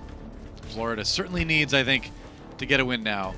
You know what surprises me about this map, ZP, though, is how popular wooden crates are. It's far in the future, and yet lots of wooden crates. It's eco-friendly. It's a renewable resource. Is it? Look, maybe they found a way to like keep trees, you know, planted. They're farming them better. I don't know. Look, you can regrow trees. I'm just assuming that they're regrowing trees that they grew for the purpose of cutting down, and you know there's still something of a rainforest left. I don't know. The future gets weird. Maybe it's like the alternative meat of trees. You know, you can like grow meat now. Maybe you can grow just like wood planks in the future. Who knows? I love bark. Either way, exactly. The Gladiators on the defense, trying to use this far from Kevster to just put a lot of poke damage into the Mayhem as they try to approach the point, make it easier for the cleanup to happen, and it does as Shu gets a pick onto Yaki. We just talked about Shu being the Overwatch League MVP candidate. You can see why it is right there. Bird Ring has gone down, though, for the Gladiators. By the way, you mentioned positioning being a good part of playing support, whereas, Shu doesn't mind getting his hands dirty, throwing himself into the thick of things, but... Yeah, the Gladiators defense already looking pretty tremendous thus far. Shu, of course, being a big part of it. And now, one thing we forgot to mention going into the game too is that the checkmate is out. BQB is in, by the way, on the Florida Mayhem side. So back to a little bit more of a standard lineup, what we're used to seeing with Florida. And it makes sense if you're going to run the Sombra. BQB has been the Sombra player for the Mayhem, but this has been a pretty slow EMP build thus far, a bit tortured, as Kevster has really done a great job of just locking the Mayhem down. I mean, the Mayhem, they're not going in. This is almost a Valiant-esque progress to the point. Oh, no. Oh, gee, not like this. The hack, the damage. He's gone. Oh, yeah, that is the last thing you want to see is your ball get slept like that and then taken out. And you know what? Kevster has the barrage too. So with as effective as he's been with these rockets, now the Mayhem have even more to worry about as they've given their defenders enough time to build up all of these abilities to use. But it gets serious. Florida's in real trouble here. The air power difference cannot be overstated here. Kevster has just cast a slow aura on the Florida Mayhem with how long it's taking for them to set up. Yaki has a pulse bomb and a dream, but here comes Kevster. Nano. The Nano's out, drops the barrage. Doesn't really care much about the Diva, gets rid of that too. 2 for Kevster so far, make it 3. The air power difference, Doa, unreal. Absolutely, and you know, we saw the Gladiators do a very good job of ignoring the Pharah on the Florida Mayhem side of map number 1. Florida Mayhem not quite able to do the same thing. Admittedly, it is much more difficult to kind of dive onto the point the same way you would do on a lot of those points on Ilios, but at the same time, Gladiators kind of showing, kind of flexing a little bit, showing that they've got a lot of different looks that teams need to be worried about going into the playoffs. Now they have to play around EMP is the big thing. You're going to see them spread out a little bit more here. They know the EMP is coming. I mean, it's been 3 minutes. They go, okay, surely he has the EMP. Drops EMP, hits 3, Bird Ring immediately down. They need to get a little bit more than that, though. Muse gone. The fall through on the EMP pretty good so far. Space dropping the self-destruct on Women of Prayer. The self-destruct gets stunned them did. Skewed gets the res. We're back up to 5v5. Still winnable now for the Gladiators. OG low. Has to roll out for a moment. Kevster still very healthy. Rocket after rocket coming in over the top. Looking for the Brigida. Going back in. Break. Able to get a little bit of safety. Diva right to the side. Now Kevster under a bit of pressure. Mine's coming in. OG finds Skewed. And the Mayhem are keeping up the pressure, but the Gladiators are really making them pay for every bit of progress thus far. Yeah, they've been able to delay well, but it does look like Florida has what it takes to control the point at this point. That said, 15 seconds remaining. If they take it, it's going to be an OT. Oh no, Kevster, nano boost again.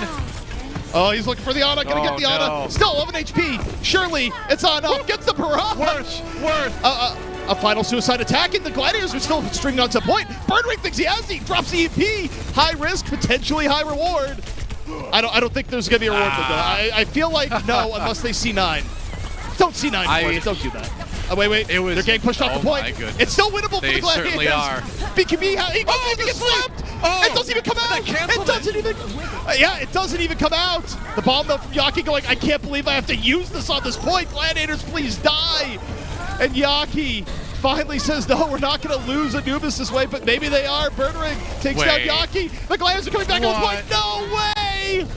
No. I can't believe I'm saying no so much today, ZP. But the Gladiators may have found a way to hold it. They do! They do! I've been feeling shocked a lot today, ZP, and this is yet another time where a team has miraculously held a point that looked lost. These maps today have been crazy. Oh, I just get reminded of the old Simpsons joke where it's like, he feels no pain. And it feels like, sorry, I meant to say all he feels is pain. Oh, God. Oh. Yep. That's right. Wow. I'm in a state of disbelief right now, ZP. My mind is expanding to the point where maybe I could read those hieroglyphics. Hey, there's a horde symbol on the wall. I never noticed that before. Oh, yeah, you're starting to see things you've never seen before. You're right. Your mind is expanding. The proof is in the pudding. Who knew? Well, all right, Gladiators on the attack now, and they've got a real chance to end this map in short order. Let's take a look at a replay here. This was asleep on the issue. Shu again. Yep, that's right. Wait for it. You're going to live. Lights out. Oh. I Right think it was after aimed the for Q is slime. pressed. I feel like Might that have was aimed for slime, but it was my big collateral Hey. damage, but hey, still counts. You know what, ZP? Luck is the intersection of preparation and opportunity. And so we talk about what Shu does with positioning. He was in the spot to get a sleep dart like that unopposed, and even if he didn't, even if it was a little bit of fortuitous circumstance there, you know, he put himself in the position to take advantage of it. Well, Kevster's going Widow on the off chance that there was a Pharah on the other side, but there's not. You can play what you want to play, which is going to be Tracer Sombra. And they don't need much, Doa. They just need a little over a tick and a half. You know, not even a full 2 ticks, and that'll be the Gladiators up 2-0. The Mayhem, their season on the line. We'll see if they can have a monumental defense here, but ain't looking good. All right, well, I mean, a kill on Muse is a good start. Yeah, and you know, remember Custo was talking a bit in the pregame on the desk about, you know, what these players might be feeling and how different players react to high-pressure situations like that. And it really does kind of test the mettle of the team, you know, when you know that your season is on the line in a match like this. So far, the Mayhem have collapsed a little bit, but the series is far from over.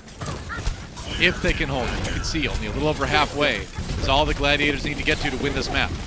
It would be a big momentum shift if the Mayhem had the fuller hold here, but Sure again, would. they must play perfectly. OG, though, down early. That is not the definition of perfect play. Your front line is gone. Your back line's getting destroyed. Muse gets to walk forward.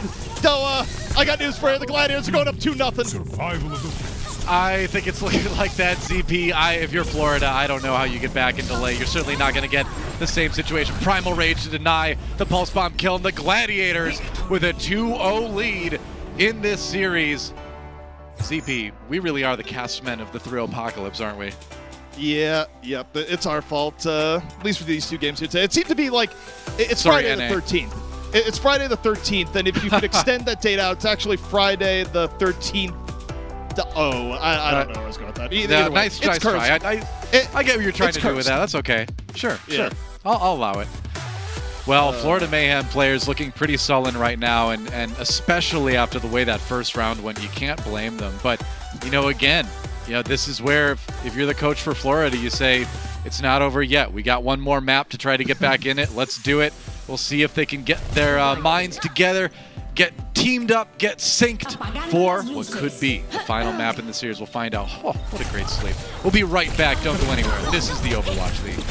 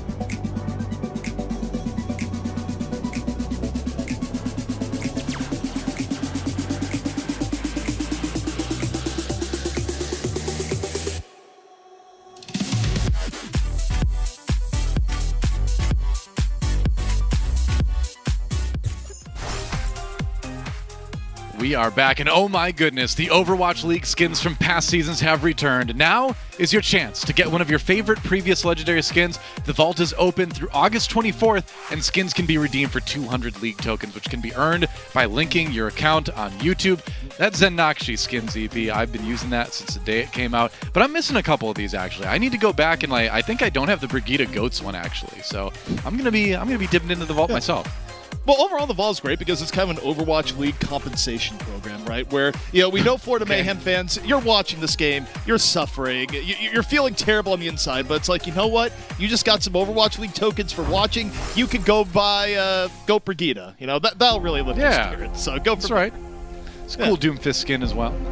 Well, ZP, we're going to Kings Row, and it could be, and I know I sounded sad when I said that, but not because it's Kings Row. I love Kings Row as a map, but because it might be the last map in this series. The Gladiators have outplayed Florida Mayhem at nearly every level here today, and the end of that point A on Anubis in that last map was just heartbreaking for the Florida Mayhem, and that's one of those games that can break a team mentally. It's tough to come back from a situation like that. Yeah, there's been a lot of that today. I just feel like the end of maps today has just been a complete train wreck on all levels, with some degree of tragedy at every stop. But the Mayhem now, they're looking deep into the abyss, Doa, because it's victory or death. If they lose here, that's it. The season is over. Their tragedy is our entertainment, though, ZP. It's been exciting games. Either way, we've gotten to see Shu put on a clinic at the support position. But here we go. What could be the last map in the series, and is literally Florida's last hope for making the postseason, both for the Countdown Cup that we're in right now and also the postseason. They really, really need to get something going here. I don't know if Diva's supposed to balance like that. But hey, don't think too hard about it.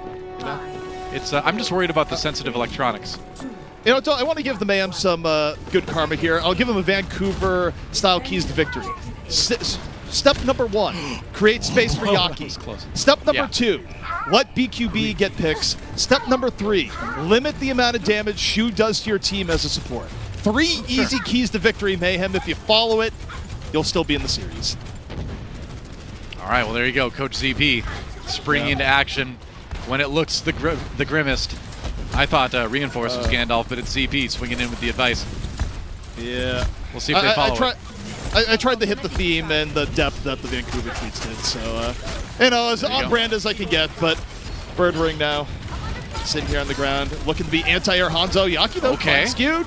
2 quick picks for the Gladiators. I think Yaki's got some space here, Doa. They might be listening. I mean, when you take out both supports on the other team, you got plenty of space in a lot of cases. OG does go down, though, so that is going to make it difficult for Florida Mayhem to keep advancing. The Pharah can put a lot of damage in from above, but it's really difficult to stand on the point like that. So losing OG is going to make Florida take a bit longer to start really contesting this. You can see they don't even have a tick yet.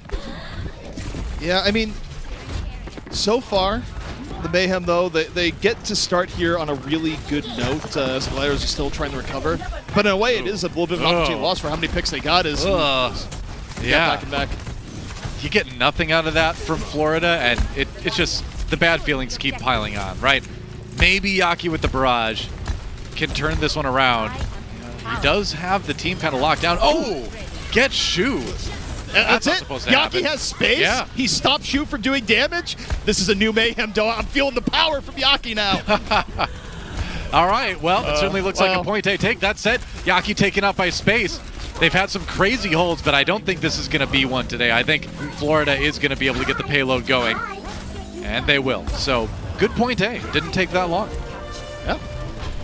So, the Mayhem, 2 minutes, respectable attack. We'll see if they can keep the momentum going here into second. I mean, so far, this is a sort of situation where Yaki has a lot of room to work with. Yaki can win them the game so long as Birdering doesn't somehow turn Hangzhou into an anti-air turret. Exactly. Hangzhou can struggle connecting with the Pharah, yeah, for sure. Sometimes, though, Hangzhou, just shoots logs into the sky. It's kind of like, a caveman fighting an F-16 and, the arrow takes out a jet, It happens. Yeah, that's true. I think I saw that part of Avatar. All right, Yaki. Shu again. Oh, Mew's in big trouble too. Yeah, great Dragon Strike actually, and Florida Mayhem will just roll forward here on point B.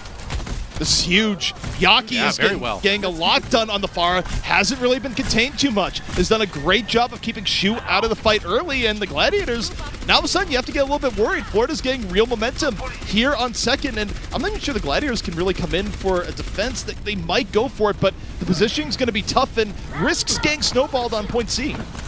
Yeah, for sure. Kevster swapping over to the Soldier 76 now, just wanting to put down some more consistent damage into the team, take advantage.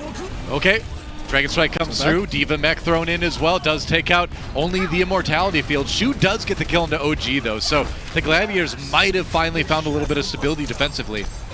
Yeah, they really did, especially with the kill on the Slime. That's going to seal the deal. I mean, Yaki can't really go back in at that point. And yeah, the Gladiators, that was a tough defense too. They kind of had the hope for the best off the bomb. They get the exact best. Shu on the finish there, and now still a decent amount of time left for Florida, but you can't be complacent here. Teams do get held at this point on point B quite often. Yeah, that is true. This is one of those parts of the map where you can just get stopped if you're the attacker. And Florida Mayhem have 2:30 on the clock right now. They're going to have the Dragon Strike soon, but aside from that, it's going to be a little bit of ult building here unless they can get a pick.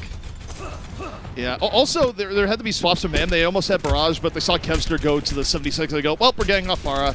Yaki did not want to go into it, so you know, Yaki's going to have to swap gears, look for value on the Tracer. And the Gladiators, they're really well set up. Their poke is keeping Mayhem back. Dragon Strike, though, down Broad Street. The Mayhem trying to move on in. The Gladiators sidestepping most of it, still in a pretty good spot. Shu going to drop the window. Here comes the damage. They're looking for the front line. Slime nearly gets picked in the crossfire, and the Mayhem are just taking cover in the tunnels right now, Doa. It's all they can do. Oh, that was a scary reload for Shu right there because his Diva needed healing. Oh, self-destruct. Catches Shu and Countdown Jib finishes off Muse as well. So Florida strikes back with their own Baptiste ultimate. And it looks like that's going to be point B. Yeah, really nice rotation from them. They hide from the window, come back out on a well-placed bomb, and, you know, signs of life when it's all the darkest right now for the Mayhem. Perhaps they keep the series alive, Doa. Yeah, the heartbeat goes up. Now you've got a bit of momentum going. Now the positivity starts to creep back into the comms a little bit on the Florida Mayhem. You got to close it out. That's what they're looking for.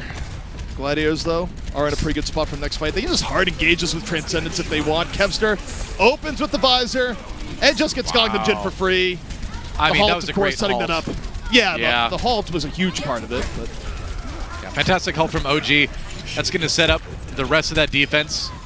Gargoyle manages to take a dive off the edge there to reset with the rest of his team. But the Gladiators have a new lease on life defensively here, and now they're the ones with some good tools to delay this. Oh, Yaki swaps over to the May. Interesting. A good choice for point C. Sometimes you play mystery heroes, Noah, and that's how it works on King's Row. Where Yaki, I think that works, though. Yeah, I think this works. I mean, I think the May is a totally fine pick here. I also think, you know, maybe Kevster goes to something like a McCree after this push. Who knows? But the man, they drop the Orisa ult. They're going to move forward with it. Oh, they move way too far forward. No. They try and get value off the supercharger and just eat a bomb over the top. Really well spaced in. No pun intended. Yeah, well spaced indeed. And now Yaki just ends up being the last one to die in his team. A little bit delayed there, but yeah, the Gladiators have put together a pretty solid defense. A minute 30 for Florida Mayhem to try to take point C. They've got the rally, but again, the tools just aren't there at the moment. They were able to get it done on B, but point C is going to be trickier. This is one where you really need to execute crisply or get one of those picks. I mean, ideally for the Mayhem, you just use rally, going aggressively. The problem is, though, you're running the Orisa. Theoretically. It's not as good for just running at them with rally. Also, Shu can drop the window. They can just back off, drop window, and blow them away. Not really caring as much. And all right, here we go. Whoa. Wall down. From the window to the wall, but that's a May wall, and it's going to block a lot of damage from the Gladiators. Well, can they get through it? They do indeed, but oh no, Florida flanks. The kills are coming in, ZP. Yeah, BQB was able to get to the side, got the pick on the Kevster. It was a little bit of a weird interaction with the window and the wall, but it works out for the Mayhem. Now 2. Haven't lost anyone here just yet. BQB finding some momentum here in the Hangzhou. 37 seconds left to go, and Doa, they do need to finish as a time remaining. If they finish in overtime, they risk losing in a situation where the best they could do is a draw. So they have to somehow keep the Gladiators off the point. It's going to be so difficult, especially as Kevster now comes in. Has attack visor ready. The Mayhem's already pretty low. Oh dear. They kill Clavester. They C9. I mean, it's not so much a C9, but like they had pressure. But oh boy. I don't know if that was quite a C9 really. ZP, but yeah, what Florida did well there was they were able to use the Dragon Strike on one side and then send the rest of the team to the other side to really prevent the respawns from the Gladiators from getting in effectively. Kevster was able to just barely touch, but everybody else got held back. So, as tough as it's been for Florida, they have been looking really good so far in this map. Yeah, I mean, they have life right now, and also, most importantly, they finish with time on the clock, so they don't have to worry about the Gladiators, getting a time over a minute, and then they go, well, I guess it's all over. So, there's just the tiniest glimmer, Doa, but the Mayhem, they have a shot. They do indeed. Gladiators know this, though. They want to end it with a 3-0. Remember, the Gladiators have a bit to fight for as well. They're trying to end the season with the best standings. I'm not 100% sure if they have a chance to take third now after that San Francisco 3-0. I don't know the math behind it off the top of my head, but if you're the Gladiators, you certainly want to finish as strongly as possible, so you don't really want to give up a map here. Yeah, and I mean, again, the Gladiators are a team where they're so good both on paper and oftentimes in practice, but they are a team that at times kind of lacks a little bit of clutch factor. They've been taken to longer series by teams where it shouldn't always happen, and if there was a perfect storm for the Mayhem to come back, I mean, this would be the beginning of it. Yeah. It's a nice play from Yaki at the end of that last map with the Blizzard. Now on board with Kevster. As he thinks about making a swap, the team discussing it here. Yeah, I think that's a good idea. Going for the Genji. Interesting. Okay, so this is a way to possibly get behind that Orisa and do some real damage to the back line. It is interesting, though, running the Genji without running the Ana at the same point, because it's not quite the win condition of going, well, you have Nanoblade, and okay, the Mayhem being a little bit more aggressive. They seize the opportunity, flashbang over the top. BQB now gets a roll to the side, and Gargoyle really starting to come alive in the last round and a half, Doa. Yeah, you can just see the confidence in the Florida Mayhem now. They're playing farther forward, they're being more aggressive, and they're doing a good job of pushing forward as a unit as well.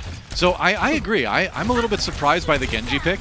It all depends on the individual playmaking from Kevster. It's his hero of choice. Like it's a bit of a comfort pick for sure. Got to get something done. Yaki down early. Good start for the Gladiators. Gladiators get the opening they're looking for. Without the Tracer here, BQB is so easy to isolate and put pressure on, where DPS-wise, the Mayhem are going, okay, BQB, we hope you can do everything. The problem is, everyone in the Gladiators just piling in, the pressure unrelenting. BQB almost has Deadeye, OG out of the fight. Is anything going to break here for the Mayhem? No, just the Mayhem is breaking, and that should be point A for the Glads. Yep, that's right. Going to be point A taken by the LA Gladiators after a rumble in the hotel. They won't be invited back. They're banned. No. I mean, honestly, I feel like that hotel, it's just kind of a, not great hotel. It's used for conventions a lot. They actually have it baked into their shirts that they expected to get roughed up at this point. I mean, they've been around for a long time, though. It's not their first rodeo. They're used to it now. Yeah, stay at the Elderworth Hotel. Enjoy the fierce battles in our lobby. And a continental breakfast. They actually probably would have a continental breakfast, a really bad one. But hang on, we got Kevster. He has a blade. He's ready to slice up some fresh breakfast, as it were. Maybe. He's back there getting the little fruit wedges ready.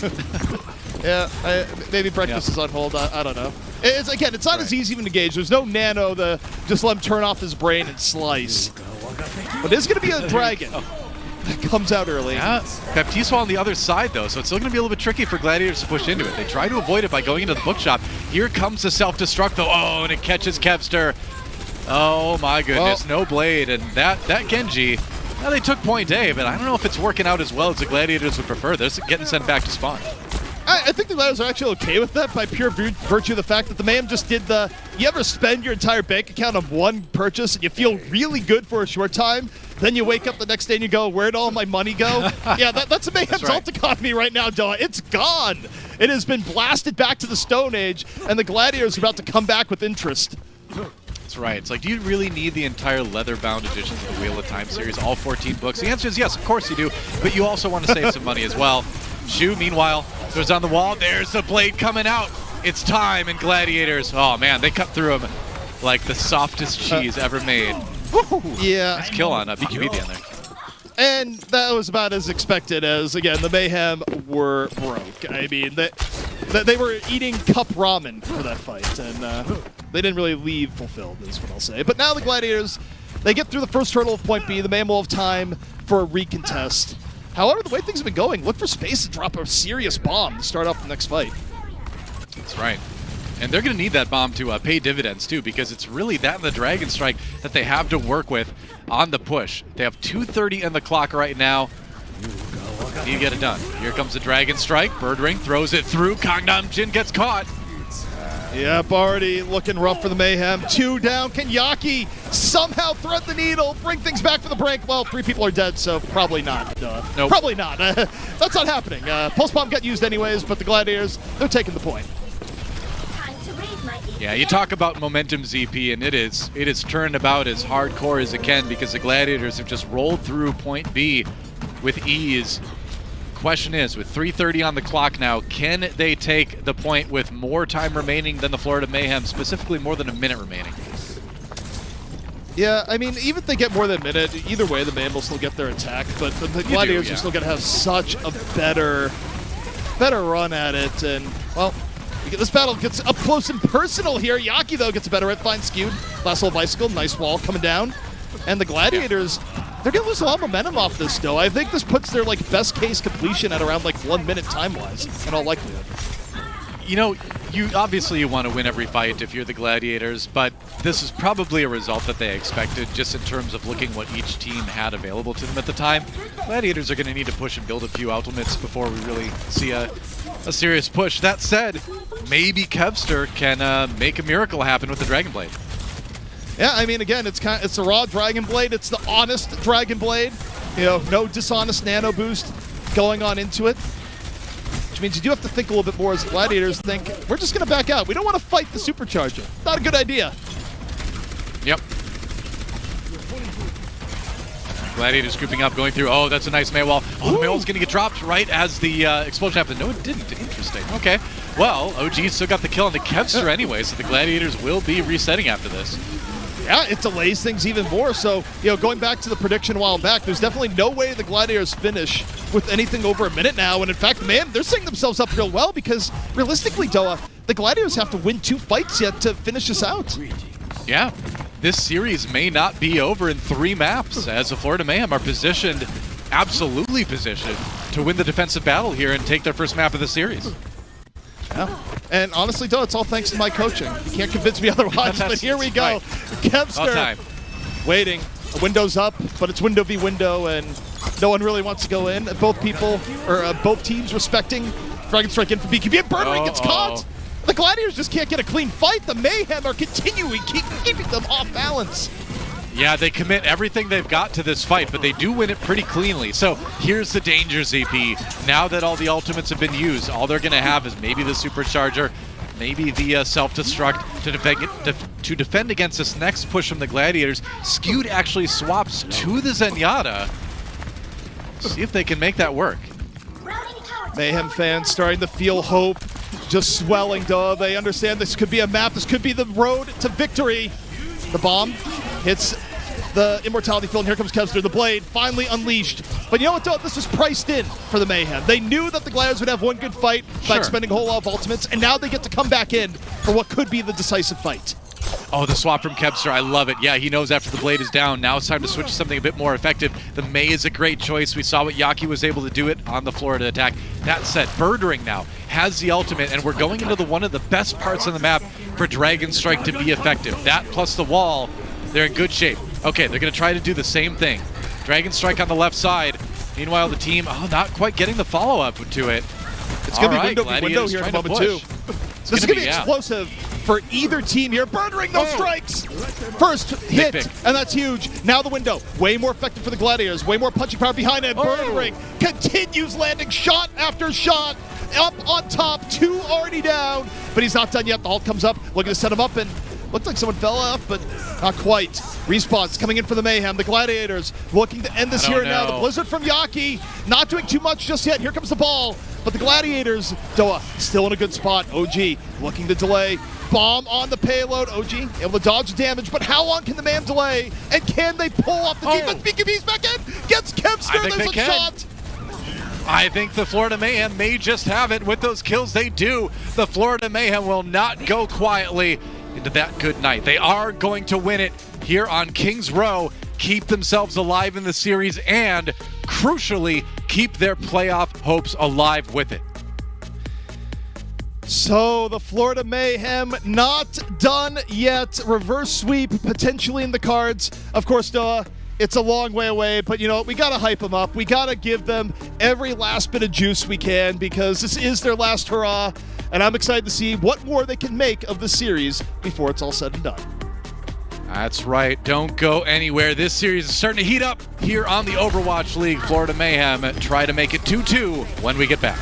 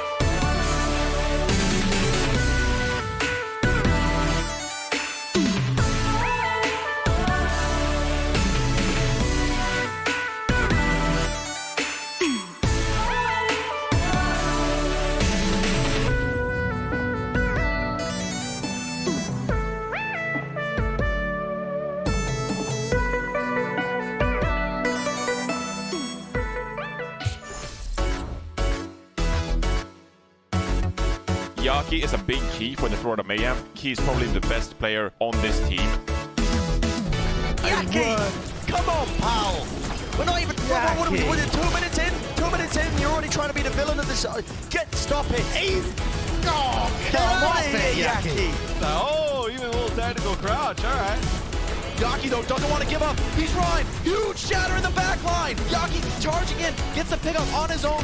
Solo carrying this fight. Another shatter! The classic echo, he's popping off. I don't know if it's enough. A third one! Yaki, God, he's going crazy in the back line. Yaki's just doing so much damage to the back. No one can kill him at all. Yeah. Where did Yaki come from? What? Where was that?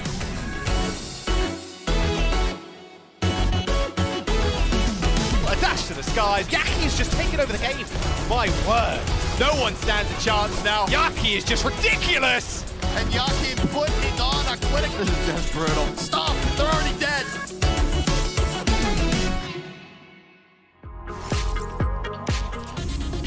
You know what, ZP? Yaki's pretty good at Overwatch. I think we've established that at this point, and he was a big part of what delivered Florida Mayhem their first map win in this series. The playoff hopes are still alive. Yep, Yaki is going to be the key to victory for the Mayhem if they're able to pull this back out, where right now there's a story, right? We are potentially witnessing the beginning of a reverse sweep, but the Gladiators so far, over the course of the series, have been very dominant. And for the Gladiators, obviously, what's at stake for them is better seeding for the Countdown Cup and potentially better playoff seeding. But for the Mayhem, the stakes are much larger at this point, where if they lose today, they are out of it. They are done. Their season on the line here, Doa, so we'll see if the Mayhem can go out with some glory or whether or not Kings Row was the last hurrah. Well, we'll find out. We're going to Rialto next. It's going to be our payload map, of course. And Florida Mayhem, again, trying to complete the reverse sweep. We said, ZP, at the beginning of the match that neither of us thought Florida was capable of reverse sweeping the LA Gladiators. Now, I think a lot of people out there, a lot of analysts maybe as well, would probably still agree with that. But that said, Florida certainly showed some life on Kings Row. It's not impossible. No, it's not. And I mean, look, between these two teams, if the Florida Mayhem hits a high and the Gladiators hits a low, it's possible for the Mayhem to win. I mean, as we've talked about, the Mayhem, it's a team with a lot of talent on it. It just hasn't come together in a convincing way. And the Gladiators, for as much talent as they have, you know, sometimes they don't usually underperform to the degree that Mayhem has this year, but, you know, sometimes the Gladiators do throw in a rough series here and there. So, you know, the Mayhem, as we talked about at the very beginning, their key to victory here is that they need everyone to be playing well, and they need the Gladiators to stumble a little bit. And we saw some of that on Kings Row. The question is, do the Gladiators let that happen as we move into Rialto? Yeah, I mean, I'll say it again. The Florida Mayhem have a very high skill cap. This team can put out some pretty amazing performances as a unit. It's just that, like you said, they've struggled to do just that. They did it on Kings Row. They need to do it 2 more maps in a row to take out the Gladiators, who are on the attack first here on Rialto. Kevster going for the high risk, high reward at the beginning, but probably going to immediately swap. For the most part, people don't stay on Widowmaker too long nowadays, and that's going to be no exception. Kevster off to the Tracer, Bird Ring, off looking for some good RNG on the Hangzhou. Where are the arrows going to land? Do they find the head? Just have to see. And we saw Yaki using the emote too to get a peek around the corner and keep tabs on where he may need to go to put pressure onto the back line of the LA Gladiators. Looks like they're just going to try walking forward as a unit, though, as you often do here. Florida dropping down now. Yeah, both teams hard committing here, and the first elimination has to be breaking soon. It's Kevster, finds BQB, doesn't get isolated by the McCree, and both sides just going back and forth right now, Doa. And Kevster, though, doing a great job, so is Yaki. Yaki coming back in on the Tracer, looking and looking. Yep. And now, all right, Mayhem pushing it back a bit, and Yaki, a huge reason for it, takes down Kevster the boot. Yeah, good start for the Florida Mayhem, able to stop the Gladiators cold here on their attack. You know, we usually see some of these scuffles early on, a lot of ults being built.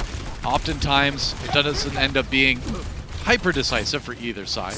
Now the Gladiators pushing again. It's going to be the plan. They're going to try to take the high ground through the building. Try to drop down on Florida like Florida did to them in the first fight. Oh, well, Yaki going, I got pulse ball, but I'm not going for that. Now. Too dangerous with the Diva around. He's going around, though. The threat from Yaki has not subsided. The Mayhem buying time. Yaki going, I got this. It's ready.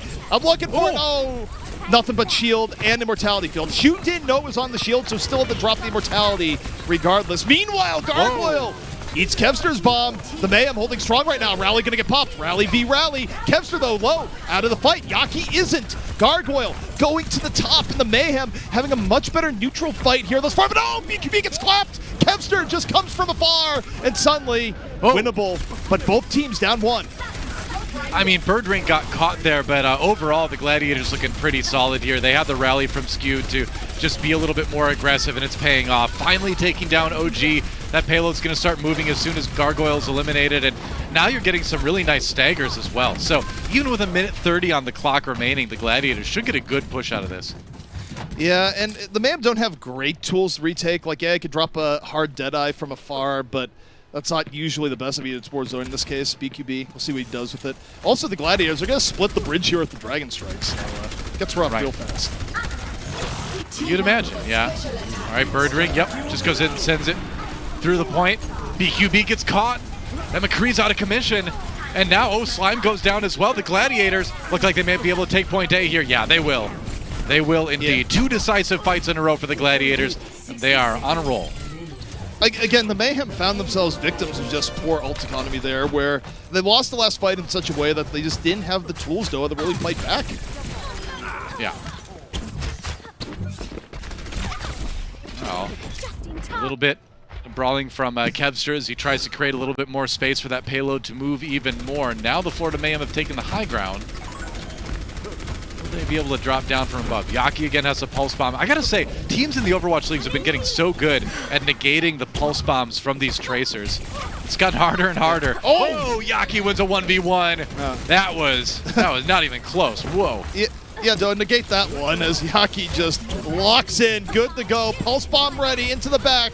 Immortality field down and ready, but that means the Immortality field had to come down early. Still worthy here for the Mayhem. Looking to press the 6-on-5. Yaki looking for tanks now. Kevster, though, exploding in the back. Finds Slime off the cliff. Pulse bomb not necessary. Just gets rid of the Immortality field, and we have a pause. We do. All right. Another pause in the series. We'll see what the issue is. Looks like OG might be having a little bit of trouble. Yep. Has to hop up. But so we'll see what that is. Hopefully we'll be able to get back in the game before too long. He's already back. Nope, now he's gone the other side. Just getting his calisthenics in, possibly. Yep. Meanwhile, Space and the rest of the LA Gladiators can bask in the glow of the kill feed that they see on their screen right now, which is all purple on the left side, which is what you want if you're the Gladiators. So we know that payload's going to continue to move. But the question is, can the Mayhem, with just the rally available, stop it before they reach the end of point B? I mean, very potentially. Rally is quite strong. Brigida's a good hero, and Rally's a great ultimate. So there's definitely the possibility of hanging back in. I mean, they are going to have to play around Birdring, inevitably splitting them. But, you know, you talk about impact players, let's talk about Kevster's Tracer. Yeah, I mean, he's been a great DPS player for the Gladiators all season long, showing off in the Genji, showing off in the Tracer quite a bit as well. You can see that Pulse Bomb attach rate only fifth out of the league. That's still pretty good. And the thing is, you don't need to attach the Pulse Bomb to get kills with it too. So that stat may not even be as meaningful as you might think it is, right? Either way, looking pretty good on everything else. Well, Doa, the stats actually back you up because he's third in Pulse Bomb kills, but only fifth in attaches. So clearly he's getting, either his attaches are more impactful, which might be the case, but also the non-attaches are getting more kills because otherwise he would be lower than fifth. It just has. You know? It was like I was saying, though, too. It's getting harder and harder for Tracers to get those big Pulse Bomb kills, it feels like, with the Immortality field, with Divas being aware of it. Yaki and BQB drop down. There's the team kill gong, and now the Gladiators will continue to push forward. Yeah, again, the difficult part here for the Mayhem is that the rally actually sets them up quite well, but they have to sacrifice position. Space goes, what about your position? Huh? What about it? Here's a bomb. It's going to force you to the side. Bird ring now. Dragon Strike, good to go. The rally's been used, so the Mayhem, they want to get on top of the Gladiators in a hurry. Most of them able to get away from the Dragon Strike. The Mayhem a little bit low in the neutral game, even with the rally. Now the rally starting to fade. Birdring under pressure, looking for the Orisa. Doesn't really care about the pressure at the back because Yaki's gone, skewed. Finishes him off with the whip shot. However, Slime and BQB, they find their opportunity off the Dragon Strike. They move right in, take down another 2, and the Mayhem real close to holding their ground here on B. Yeah, the window committed to that as well, and that should be a hold for the Florida Mayhem for now. Kevster doing the wise thing and saving his Pulse Bomb for the next push. Was thinking about maybe being able to get in and use it because he built it up right at the end of that fight. But yeah, when you're down a couple people, you don't want to throw any ultimates out unless you know they're going to be insanely effective in a short-handed situation. Might as well group up. This has actually been a really good defense from Mayhem, though, because you look at it, yeah. Gladiators are one fight away from getting held here. The upset for the Gladiators, though, their economy is looking really, really good. Yeah, I feel like Rialto is one of those maps we don't see completed quite as often, but if you can't even get through B, that is a concern. Gladiators at least want to get that far. Pulse Bomb Ray, Yaki, can you be the Hope Crusher? Can you put the Mayhem over the top at the expense of the Gladiators? You got the Pulse Bomb, and your team right now is holding positioning really well. The table maybe is the set, Hope Doa. Bringer. Yeah. Depending on your point of view. It's all relative. Dragon Strike. Gladiators split by the Dragon Strike. Arnam Jim's Immortality Field down, and now the Gladiators able to get a little bit of space and get a bit more of a push going. Oh, and the kills on the support line of the Mayhem. They gotta back off now. Immortality Field is cheating. Is probably what Yaki feels right now. Birdering would have been dead without the well-placed Immortality by Shu. The Gladiators just mechanically outplay, and Doa, they're still alive. 1:40 left to go. Yeah, and that's not a lot of time, ZP, to get a point done like point C on Rialto. This is a tough one. The angles are easy to hold. That last room is difficult to push through because the spawns are very close. It's claustrophobic for the attackers, as the defenders have a lot of good angles to come in from. So the Gladiators have their work cut out for them, especially with the lack of ultimates. But hey, it's possible. There's the window. Florida Mayhem just simply wanting to eat timeout. Oh, the Dragon Strike gets eaten. Bird Ring taken out. Rough start for the Gladiators, but that said, they start to turn it around.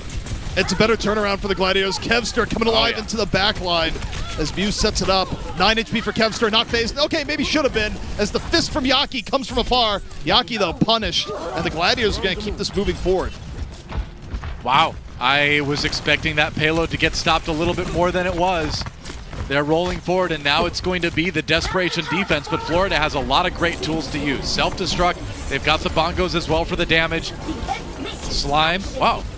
Interesting placement for OG's ultimate. Gives him that angle to just protect it and just fire from the corner. I like that. Yeah, this thing it's a foul fight. I think the Gladiators realized that pushing it where it was without a full 6 would have been a bad idea. So now teams up to a full 6.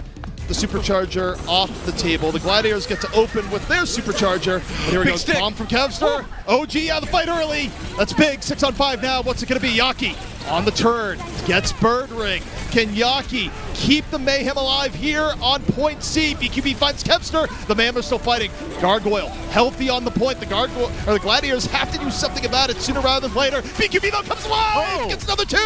And the Mayhem just maybe have a point C hold in the books. They do indeed, ZP. Gladiators not quite able to finish the attack. Well done by Florida on the defense. Just a great job of spending the time bank of your opponent, right? Using ultimates that you might not get kills from, but you know are going to cause your opponent to back away to drain that time bank.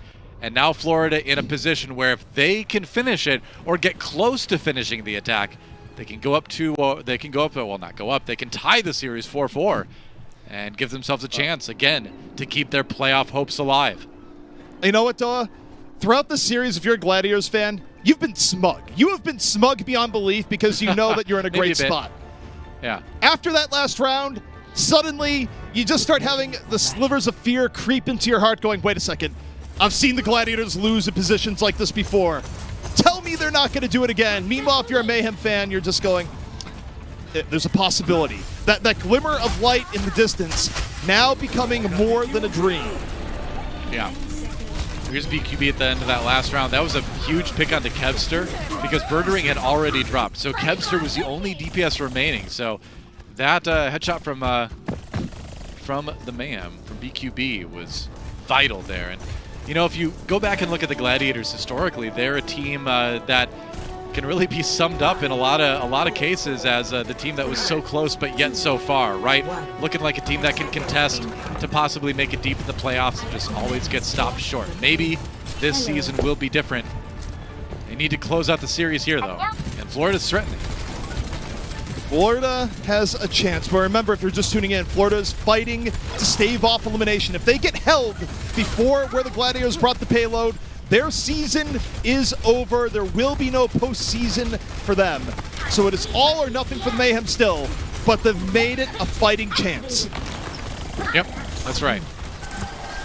And they're going to go ahead and go with the Pharah package here. BQB still on that Hangzhou, but we have Yaki taking the Pharah. We've seen how effective he can be at causing the poke damage, creating space, coming in from behind. That's a nice location, fairly safe. Gladiators taking a lot of hits here. It's really good pressure. It forced out the Immortality field. Gangnam Jin, though, had to use Immortality on the other side. Gangnam Jin needs heals. He needs heals badly, but Mercy's over at the Pharah. There was no hope coming from Gangnam Jin. However, Muse is down. Gargoyle gets space. Overall, the Mayhem getting some decent shots in this fight. They need to finish off space. They do. And the front line can now move forward. Space so close to getting the D-Mech there. You can tell he wanted it bad. Slime does get the res onto BQB, but you raise a good point with this Mercy-Baptiste combination, where if Baptiste goes down, that Mercy a lot of times is a little bit too far away to provide the healing with effective heals because she's off pocketing the farm. Yeah, or if Bap gets low, he's on his own. I hope you have your skills up. But here we go. Window is off. BQB fighting it back, looking for the Tracer. Ignores the Tracer to drop the Dragon Strike. Prioritizes the team. Skewed down. Yaki finds Birdering. The Dragon does its job of zoning the Gladiators away. And the Mayhem about to get point A. Great team play, and you can just, you know what the comms were, right? Where BQB is like, I need to Dragon Strike, give me that Immortality field. Gangnam Jin delivered, and he was able to just ignore the Tracer, like you said, and fire that ultimate into a position that let them push through. And Florida Mayhem, that skill ceiling, it certainly seems like they're getting close to hitting it here.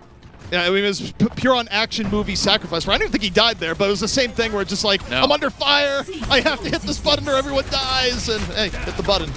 And now the Mayhem still alive. 4 minutes left to go. Yaki into the back. So aggressive right now, Doa. The risk is high, but the reward could be even higher as Yaki tries to keep the Gladiators on the back foot as BQB punishes Kempster again. Right. Well, this is a point you just want to fly through, and I'm not saying literally as a Pharah. I'm just saying speed-wise as a Florida Mayhem, because you need all the time you can on point C. That's what they're trying to set themselves up for. Now, Space did catch BQB with the self-destruct, but the payload does get to move a little bit farther forward. Both teams even here. BQB, though, gets the res back into the fray. Gangnam Jin, though, down. So a lot of healing on the shoulders of Slime here. No Valkyrie to back it up. Muse, though, out of the fight. Kester going for the Pulse Bomb. OG able to shake most of it, but meanwhile, Space catches Yaki, and part of that Slime, when Gangnam Jin is down, has to heal more people, and Yaki doesn't have permatether. You're right. The Pharah is certainly more vulnerable. We talked about that a little bit earlier, where, as a Mercy player, you need to be ready to just leave that Pharah for a moment to get back to healing the core of the team. And it's tough to make that transition. In fact, sometimes it's so tough, they make some changes. Yaki on the Tracer now, Slime on the Brigitte. They do decide to swap over to something a little bit more stable in terms of these pushes. They got 3 minutes left, but that can be deceptive. A lot of teams get held. Here on point B, Rialto, the Mayhem, they really want to win this next fight. It's going to be one of their best opportunities if they can, especially if they can get a support pin. The Gladiators, though, they see the window come down. Is Shu going to use the Transcendence? If he does, it's going to be too late to save Muse or Space. They get both tanks down so early, and Shu commits Transcendence anyways. This is so risky for the Gladiators and might not pay off. Both your tanks were dead. Oh, Shu goes down as well. I mean, he gets to kill a BQB after the Transcendence, but yeah, I mean, for an MVP candidate, for how well Shu has played in the series so far today, that was an uncharacteristic misstep, I think, to use the Transcendence there when 3 members of your team were already gone. Again, I always like to say you don't know what the call was from the shot caller on the team there. It might have just been to use it. They might have thought they had the tools to hold anyway. Obviously, that didn't pan out, and now Gladiators with few options to stop the Florida Mayhem from winning this map. I mean, they need a big Kevster Pulse Bomb right here now. Birdering needs time to build EMP to get into better ult economy. Kevster, though, he has to get through the raid boss to his Yaki first. Meanwhile, self-destructive Gargoyle doesn't get anything directly, but does make some space. Mayhem under pressure. BQB real low, hunted down by Birdring. Okay. And now the Mayhem backed into a corner. Wait, they burned the rally. They burned the rally down 1. They're still going to go for it here, Doa. Space went down. Still winnable. Oh, it's good from Yaki. the opportunity they needed. Yeah, that's Yaki just doing Yaki things, man. He got the pulse bomb, gets the kill on the shoe as well. And that payload rolling forward, Florida Mayhem. Are you kidding me? They might actually have the opportunity to reverse sweep. They gotta win this map, but they are close. Is it gonna be a map 5? Do the Mayhem live to fight another day? That's the story they're pursuing now. Well, they have the EMP, they have bomb. Space has to drop the bomb under pressure. EMP comes out, they catch OG. Oh! OG gets taken out, that's crucial. There's still 2:20 on the clock yet, but it looks like the Gladiators might be able to get a bit of a defensive hold started here. Yeah, I mean, they've invested enough that that's fine, but what they really have to worry about is maintaining ult economy from the next few fights. Like, that is a saving grace for the Gladiators, that it's a lot of time to burn off the clock, but though it is only 2 fights, and the next fight looking pretty good for the Gladiators. Yeah. Yeah, that's the thing. Florida not out of the woods at all just yet due to the support ultimates on the side of the Gladiators. Add to that Kevster is close to another pulse bomb, and Florida Mayhem still need to dig deep to win this map and keep themselves alive in the series and their postseason hopes. Oh, what's it going to be? Kevster is about to have bomb up to the Gladiators. They have everything they need to shut the Mayhem down here. Yeah. Will they crush the hopes and dreams of the Mayhem? The Supercharger out first. Rally used. And Space finds Slime and BQB. That's fine. The Mayhem did have one fight to give here, Doa. So I was saying, I was saying, uh-oh for the Mayhem there. As Kevster did drop early. Looks like he might have gotten himself his own pulse bomb, but the rest of the team was there to follow up. So now Florida Mayhem, 1 minute to go. They've got the window from Baptiste. They've got that ultimate. They've got the self-destruct as well. BQB is going to have his ult on the McCree pretty soon here too. Maybe they can set up something strong between the Baptiste ultimate and the Deadeye.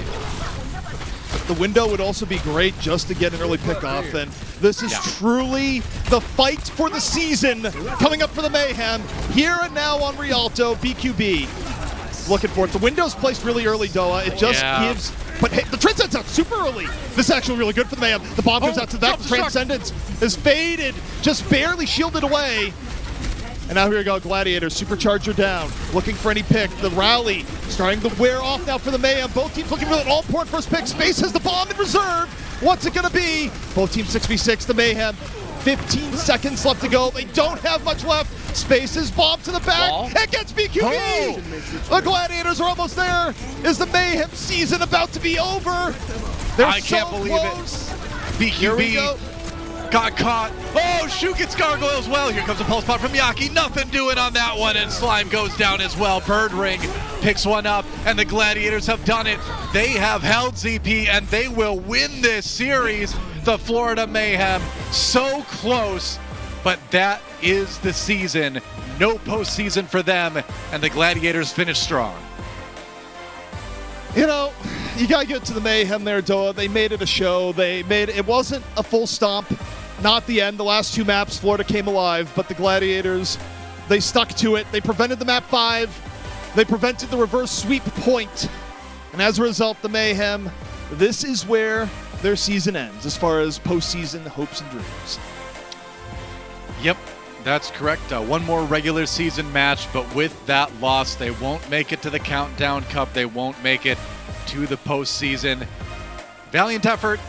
We'll see what they can get done the next time around. The LA Gladiators, meanwhile, with that win, again, it was a 3-1 victory, but they do vault themselves a little bit up in the standings as well. The question is, I don't quite know if they can make it all the way to 3rd and avoid the play-ins. Either way, ZP, they are going to be a major force to be reckoned with in the postseason. Yeah, and also, I mean, for the Gladiators, this was an important win. I mean, I think if you want to be the team where, you know, there's been a lot of hype about them over the course of the season, a lot of expectations, you got to beat Florida in a situation like this. You can't let a team under pressure surprise you. So, you know, if you're a Gladiators fan, look at this, you feel reassured where, yeah, Florida made it close, but the Gladiators rose up to the challenge. They stopped Florida from resurging. They ended their season and looked pretty good while doing it. I agree. I mean, it was a 3-1 victory, but I would say that map loss was much more Florida playing really well than any major mistakes by the LA Gladiators. They still look strong throughout the day. They're going to look like a strong postseason contender. Obviously, there's the looming threat of the Dallas Fuel, the Shanghai Dragons, of the other teams, the Shock I think we can throw in there as well. It's still going to be a big mountain to climb for the Gladiators, but I think this series today was very encouraging. Yeah, it really was. And you know what, Doa, we have some accolades to throw out here. Some pretty well deserved. Yeah, a player of the match. It is going to be Shu, second player of the match at the support role in a row. I'm quite pleased with that. He had a fantastic round on Ilios, on Ruins here on the Zenyatta, but then just throughout the day, I think playing very solid. Only that one Transcendence on our last map that I think was a little bit shaky, but things like this. Look at that sleep dart. Nailing BQB there. Might have been aiming at Slime anyway, but hey, again, talk about the positioning, right place, right time, and that's what's going to get you map wins. And again, if you're going to be a championship caliber team, you need above average contribution from every role on your team. It's not good enough to have a support that just, sits there, doesn't die, and, is unremarkable. No, you need playmakers. You need a player, like a Shu, like an Alarm, to really help push your team over the top. Izzyaki, of course, another one. I could throw out all the support names, but I wanted to get that out at least before people said, what are you doing? Forgetting Izzyaki. I mean, yeah, honestly, I think there's an embarrassment of riches across the league in terms of the support role, especially the flex support role. It's always been one of the most exciting roles to watch in Overwatch League, and I think this has been a great season for that role specifically, for sure.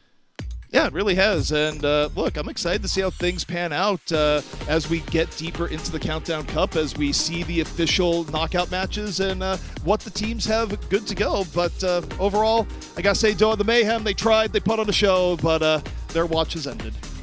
I mean, what can you say? It was a really fun year. I mean, they've still got that one regular season match coming up yet, so if you like Yaki and Co., you can still check them out.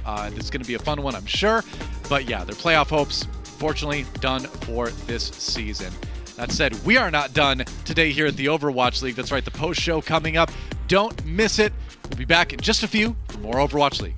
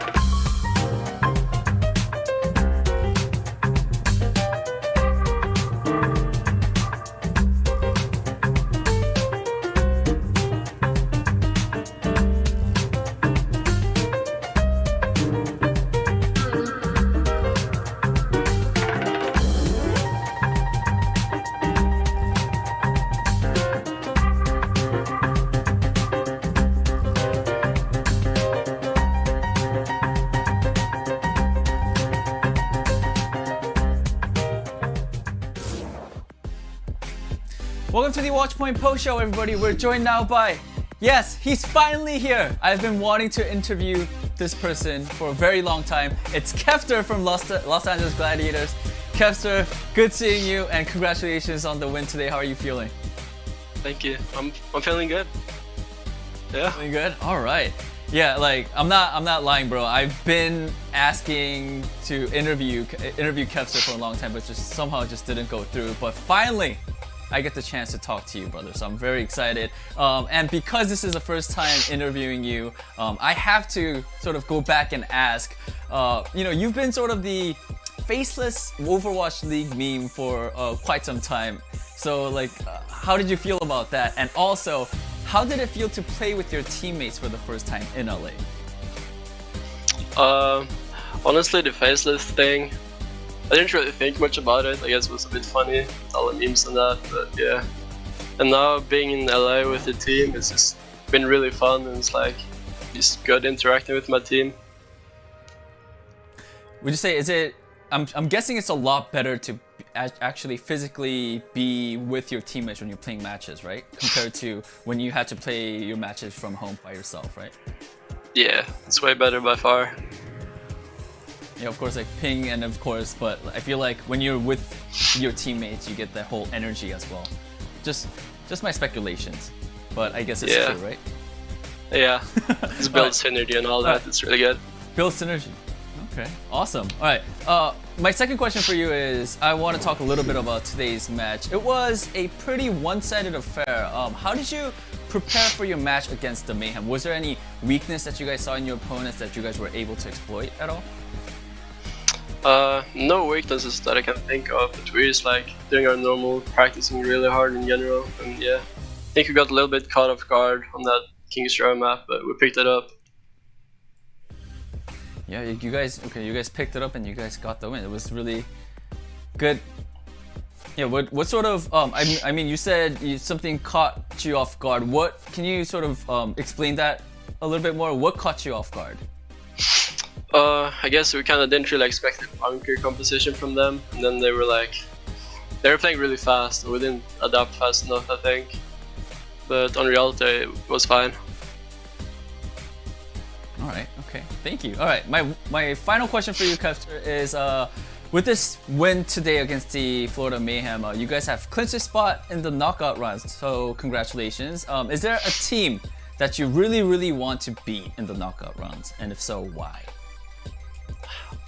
For me personally, I'd really like to beat Atlanta because they've been getting away with the wins and that. I don't like that.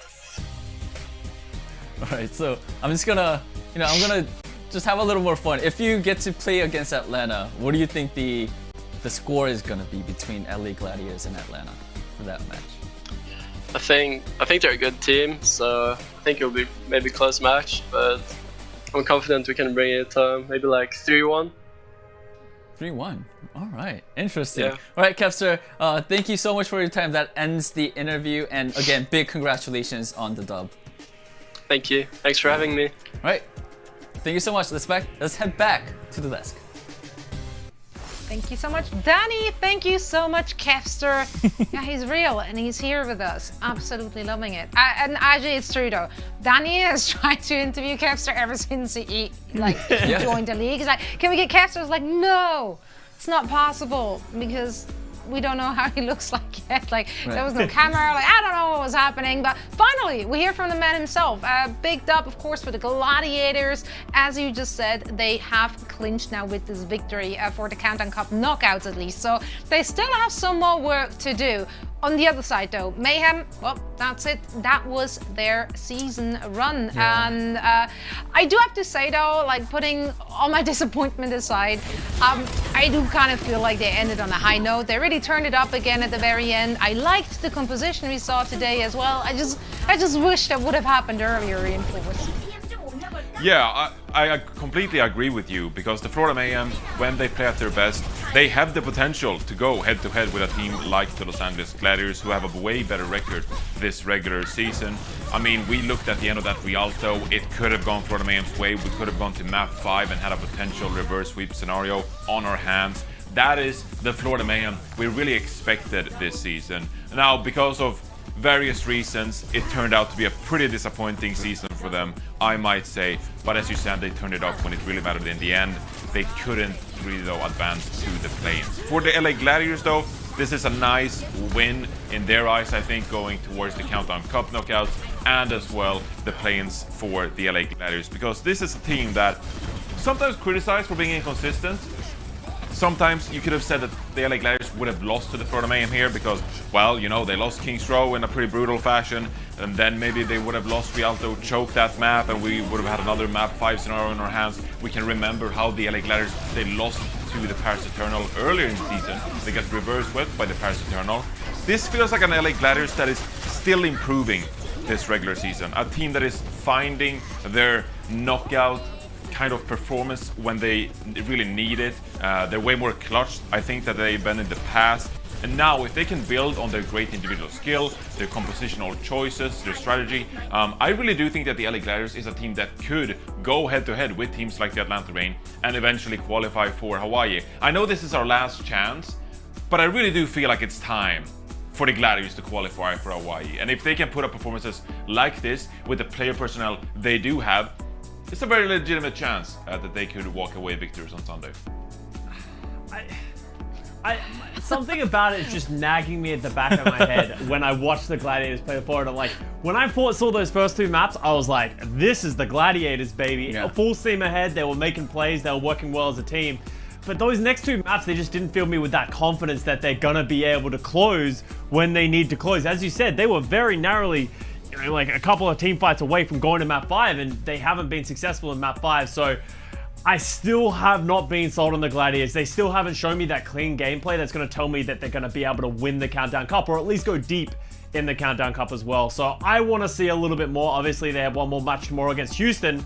That should be a lot more of a deciding factor.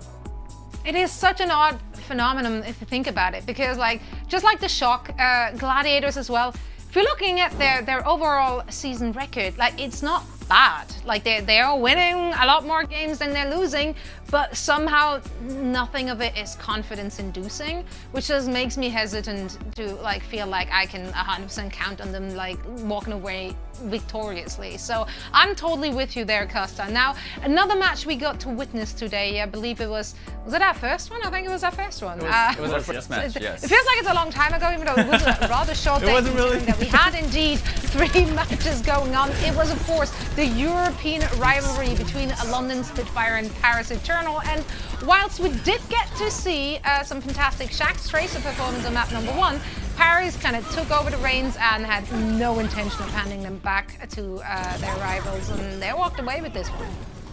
Yeah, I think, you know, Paris, compared to their performance yesterday, they were clearly looking a lot better. They were well coordinated. They were playing as a team as well. But I think Johnny, when he was recapping this match after the match ended, said, you know, is it because London is sort of worse than Toronto Defiance? I think that's sort of the case as well. But overall, in general, I think in Toronto's side, they seemed a lot better compared to how they performed yesterday. London, however, so like you mentioned, fantastic performance from Shaxx on that Tracer. Other than that, nothing much. But hey guys, tomorrow, the Bread Bowl, London versus Vancouver. Yeah baby, let's go. The Bread Bowl. I mean, who are you rooting for in this one? I don't know. Where's your heart at? Really Speak from your heart. Not who you think is winning, like who you want to win. I want London to win because I don't want them to go 0-16. Just because I don't want, I wouldn't wish that upon anyone. That's like such a brutal thing. So I hope London get the edge. Okay. All right, fair enough. Oh wait, no?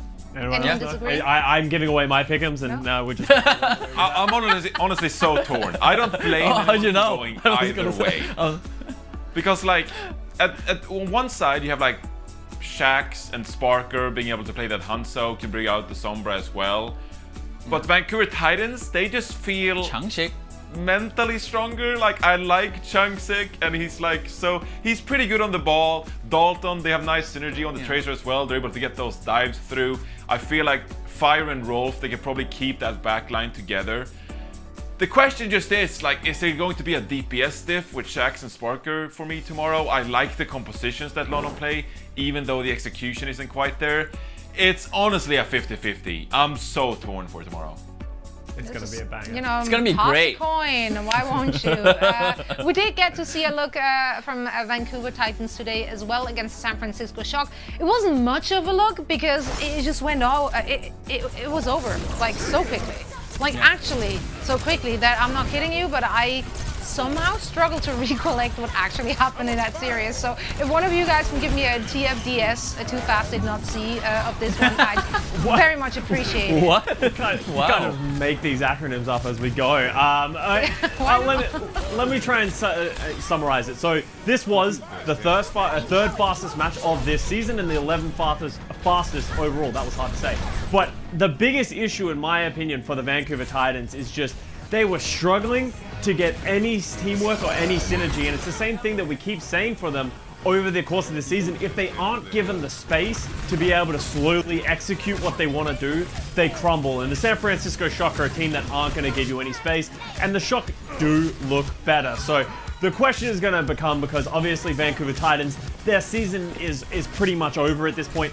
Looking at the San Francisco Shock, what did this game tell us? And it's not a whole lot, if I'm being honest, because we're having high aspirations for this team. I want to see them go to the playoffs. I want to see them compete for the three-peat, and also just see them go to Hawaii. No one would have expected coming into this season to not see the San Francisco Shock go to Hawaii once. So I hope they start finding some form. They're playing better around this slower shield style that allows Arns and Glister to play on that hit scan. But, you know, there's not much to be taken away from this match, unfortunately, if you are a fan of the San Francisco Shock. Well, something to take away from all of those matches are, of course, the implications some of those had on our overall standings. So once more, let's bring up those Western season standings to see where we at. Now, official, Florida is out of the season. Boston is in. 9 teams are officially in for the play-ins and, of course, the playoff lock. So, yeah, this is where we at. Definitely some surprises there. I don't think anyone at the beginning of the season would have expected Florida to end up at number 10. Yeah. No. I think Paris would have been the team people would have picked for like 12 through 10, because Paris Eternal, no one believed in the Paris Eternal. I mean, they just picked up a bunch of scavengers from the European contenders region. That turned out to just be gold. I mean, those players are sick. Khan is like a Rookie of the Year candidate. I think this team has done so well for themselves. Avala, we don't have a GM of the Year award, but she's done an excellent job with this team. Absolutely. I mean, you gotta give the Paris Eternal so much credit for the work they put in. Get Amazed, an amazing coach as well. Really happy and ecstatic for the Paris Eternal, because they deserve to be talked about because of what they've achieved this regular season. No one believed in them at the start of the season. I mean, I always do. Throwing that out what, there. you can't. I can make that clear. Okay. Did you believe they're gonna go 8 today? When did that happen? Yeah. Just because I don't talk about it, that doesn't mean it didn't happen. Okay. Well, you, wow. Anyway, let's take a look at the Countdown Cup, shall we, guys? Here are standings for the Western region. And yeah, Gladiators, as we mentioned before, they now officially locked their spot in the knockout rounds this very Sunday. So it's happening very soon. Florida, unfortunately, also officially out of that one. Wow, I can't believe that we're this close to the end and things still have to be determined. Like it's still not done. Like there is still stuff in the open. Yeah, no, I love it. I definitely do. You want to know what the most upsetting thing about looking at this graphic for me is? I'm looking at it, I'm still not 100% sure how the Houston Outlaws or the Dallas Fuel managed to work it out. My math skills have just gone down the drain so far. But I think if Houston get the win, obviously they're in.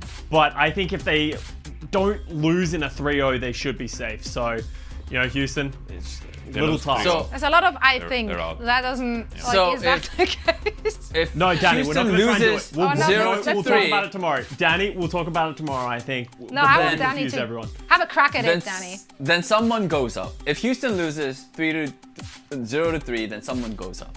Yeah, some team will, other than Houston Outlaws, will go up. Probably Dallas. We shouldn't be allowed to talk. We should have like a separate talent member that we bring on to talk about like pick'ems and like play-ins and standings and all that. Like whenever we talk about guys, my head hurts. The tiebreakers and all that. It's like, you know how cables wrap themselves up when you look away and they just become like a mess? That's our conversations when we talk about play-ins.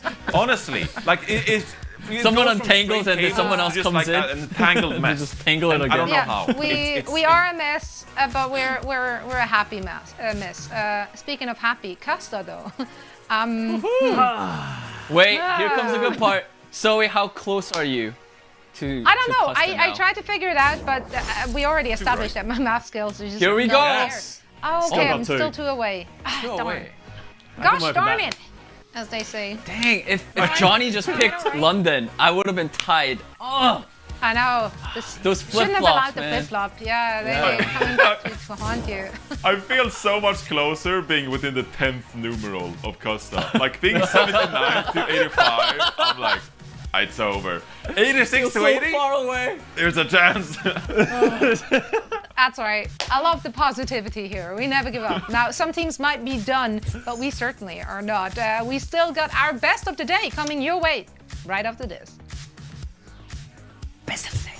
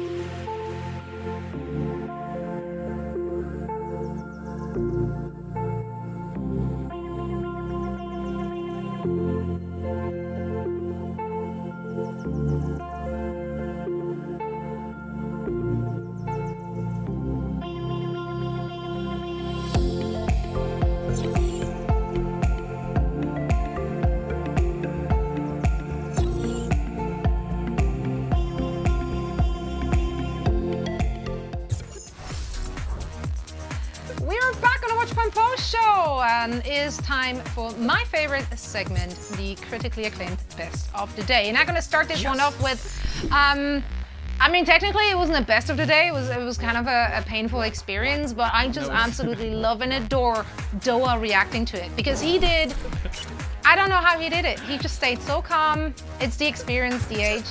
ZP blowing our ears out.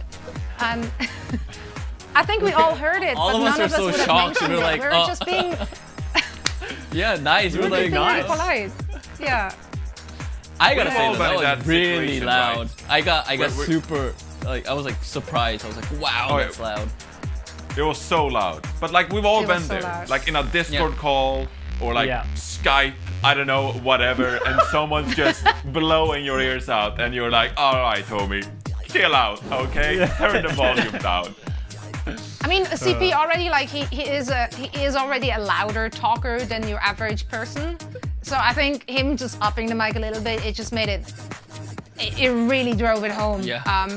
Did that amplified. stay like that for the entirety of the cast? That's what I heard. I think, Doa, you're my hero. I think like was it the first map or like first couple minutes of the match? I think I heard. Yeah, first There's map. a few things you can't fix immediately, so Doa had yeah, to again, put like Doa, you know, champion of the people, he did it. He is. Obviously, no shots fired at CP. It's not his fault. Like sometimes that just happens. Yeah. But it was funny. Yeah. Talking about champion of the people, my best of the day is the champion of Los Angeles. Yes, I'm getting better. Champion of the Los Angeles Gladiator fans out there. It's Shu putting BQB to sleep with his dart on Anubis, and while BQB was about to ult, right? And then he just boop, sleeps, bam, and then saves the day. Here's my question: do you think he intentionally knew he was going to EMP and That's jump? what- Because he shoots it upwards as well, right? So he Custom, like that's- literally that's what I hits wanted that to Sombra in the ask. face. Like, how do you do that? Like, do players can they actually like accurately know when they hear Sombra about to ult and like turn around and shoot a sleepy Well, like he sleep can dart? see the check mark, right? Because the Sombra had been hacked historically, so he knew the Sombra had EMP. It's just a guess. Everything is really No, just is a it because lucky he's guess. jumping? He's jumping before. So like, I don't know how long we're gonna roll this, but he's I jumping don't the think entire time. This is his third jump this game. I guess that's true. He was probably just jumping before. Still though, check his So this brain. was luck. He can see into the future. It's not fair. Yeah. But anyways, he's still Competitive good. integrity at hand. Shu very good, MVP candidate, very worth.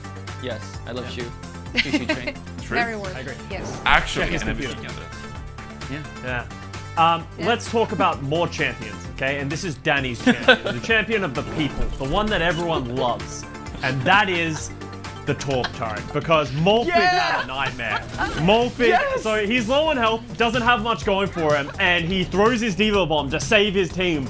It's kind of like a witness me kind of moment because he was hoping for gold. Unfortunately, the bomb doesn't kill anyone. The Mega spawns just as he dies, and the Torp turret lives to tell the tale. So, yeah, that's different.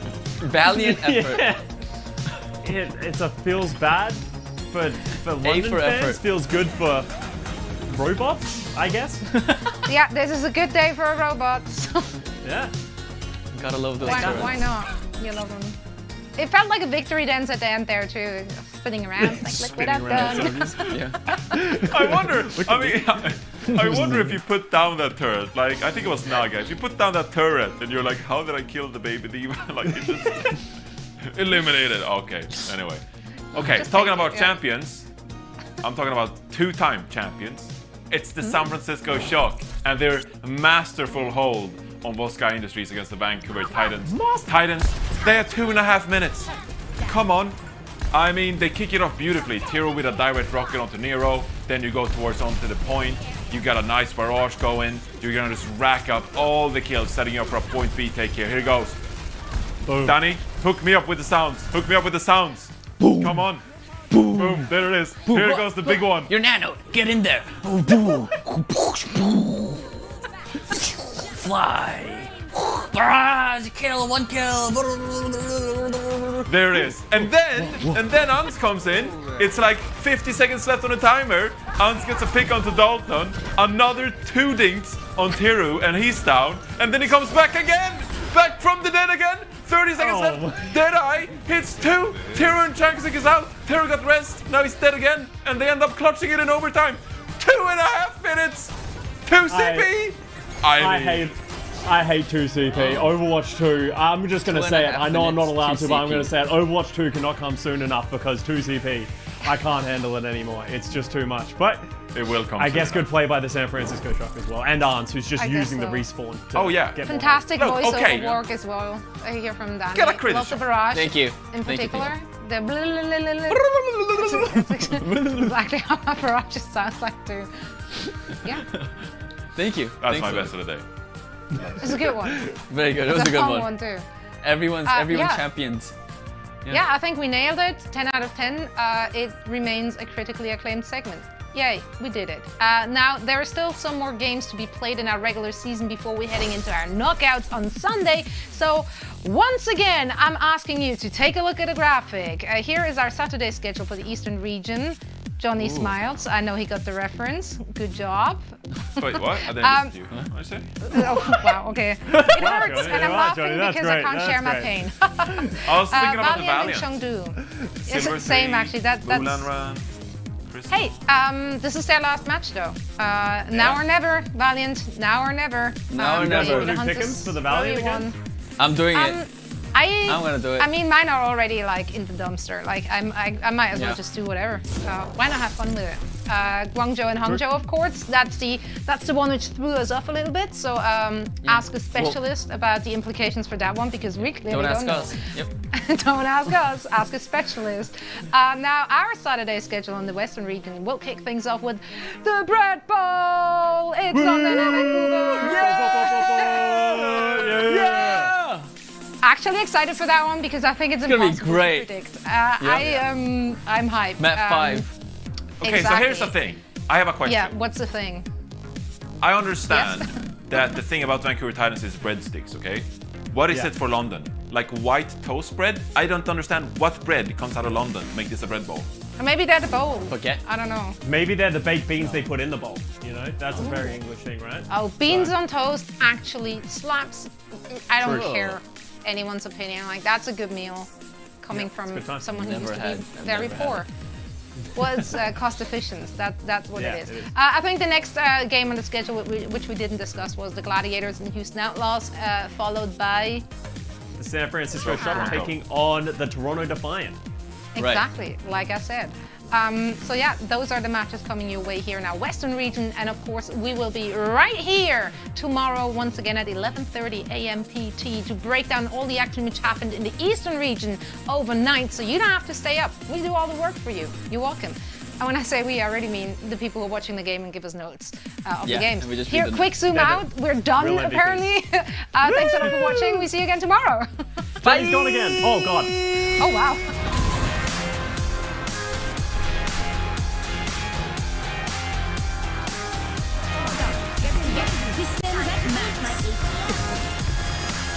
Justice reigns from above. Double.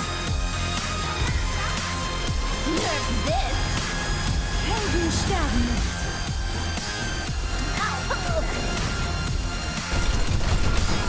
Nerf this. Helden sterben nicht.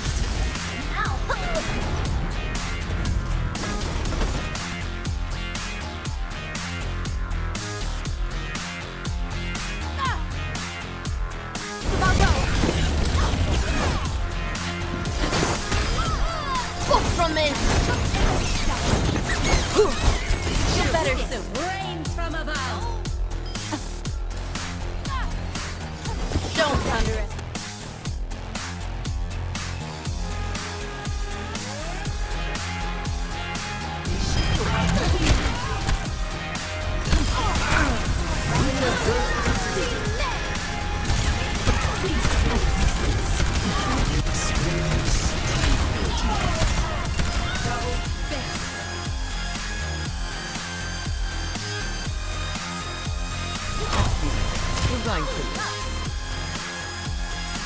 Apagando las luces.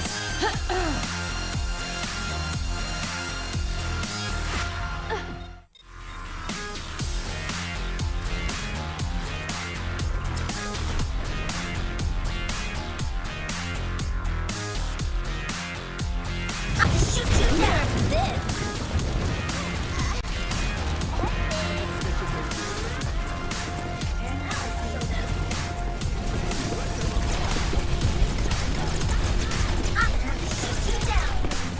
Time to raise my APM.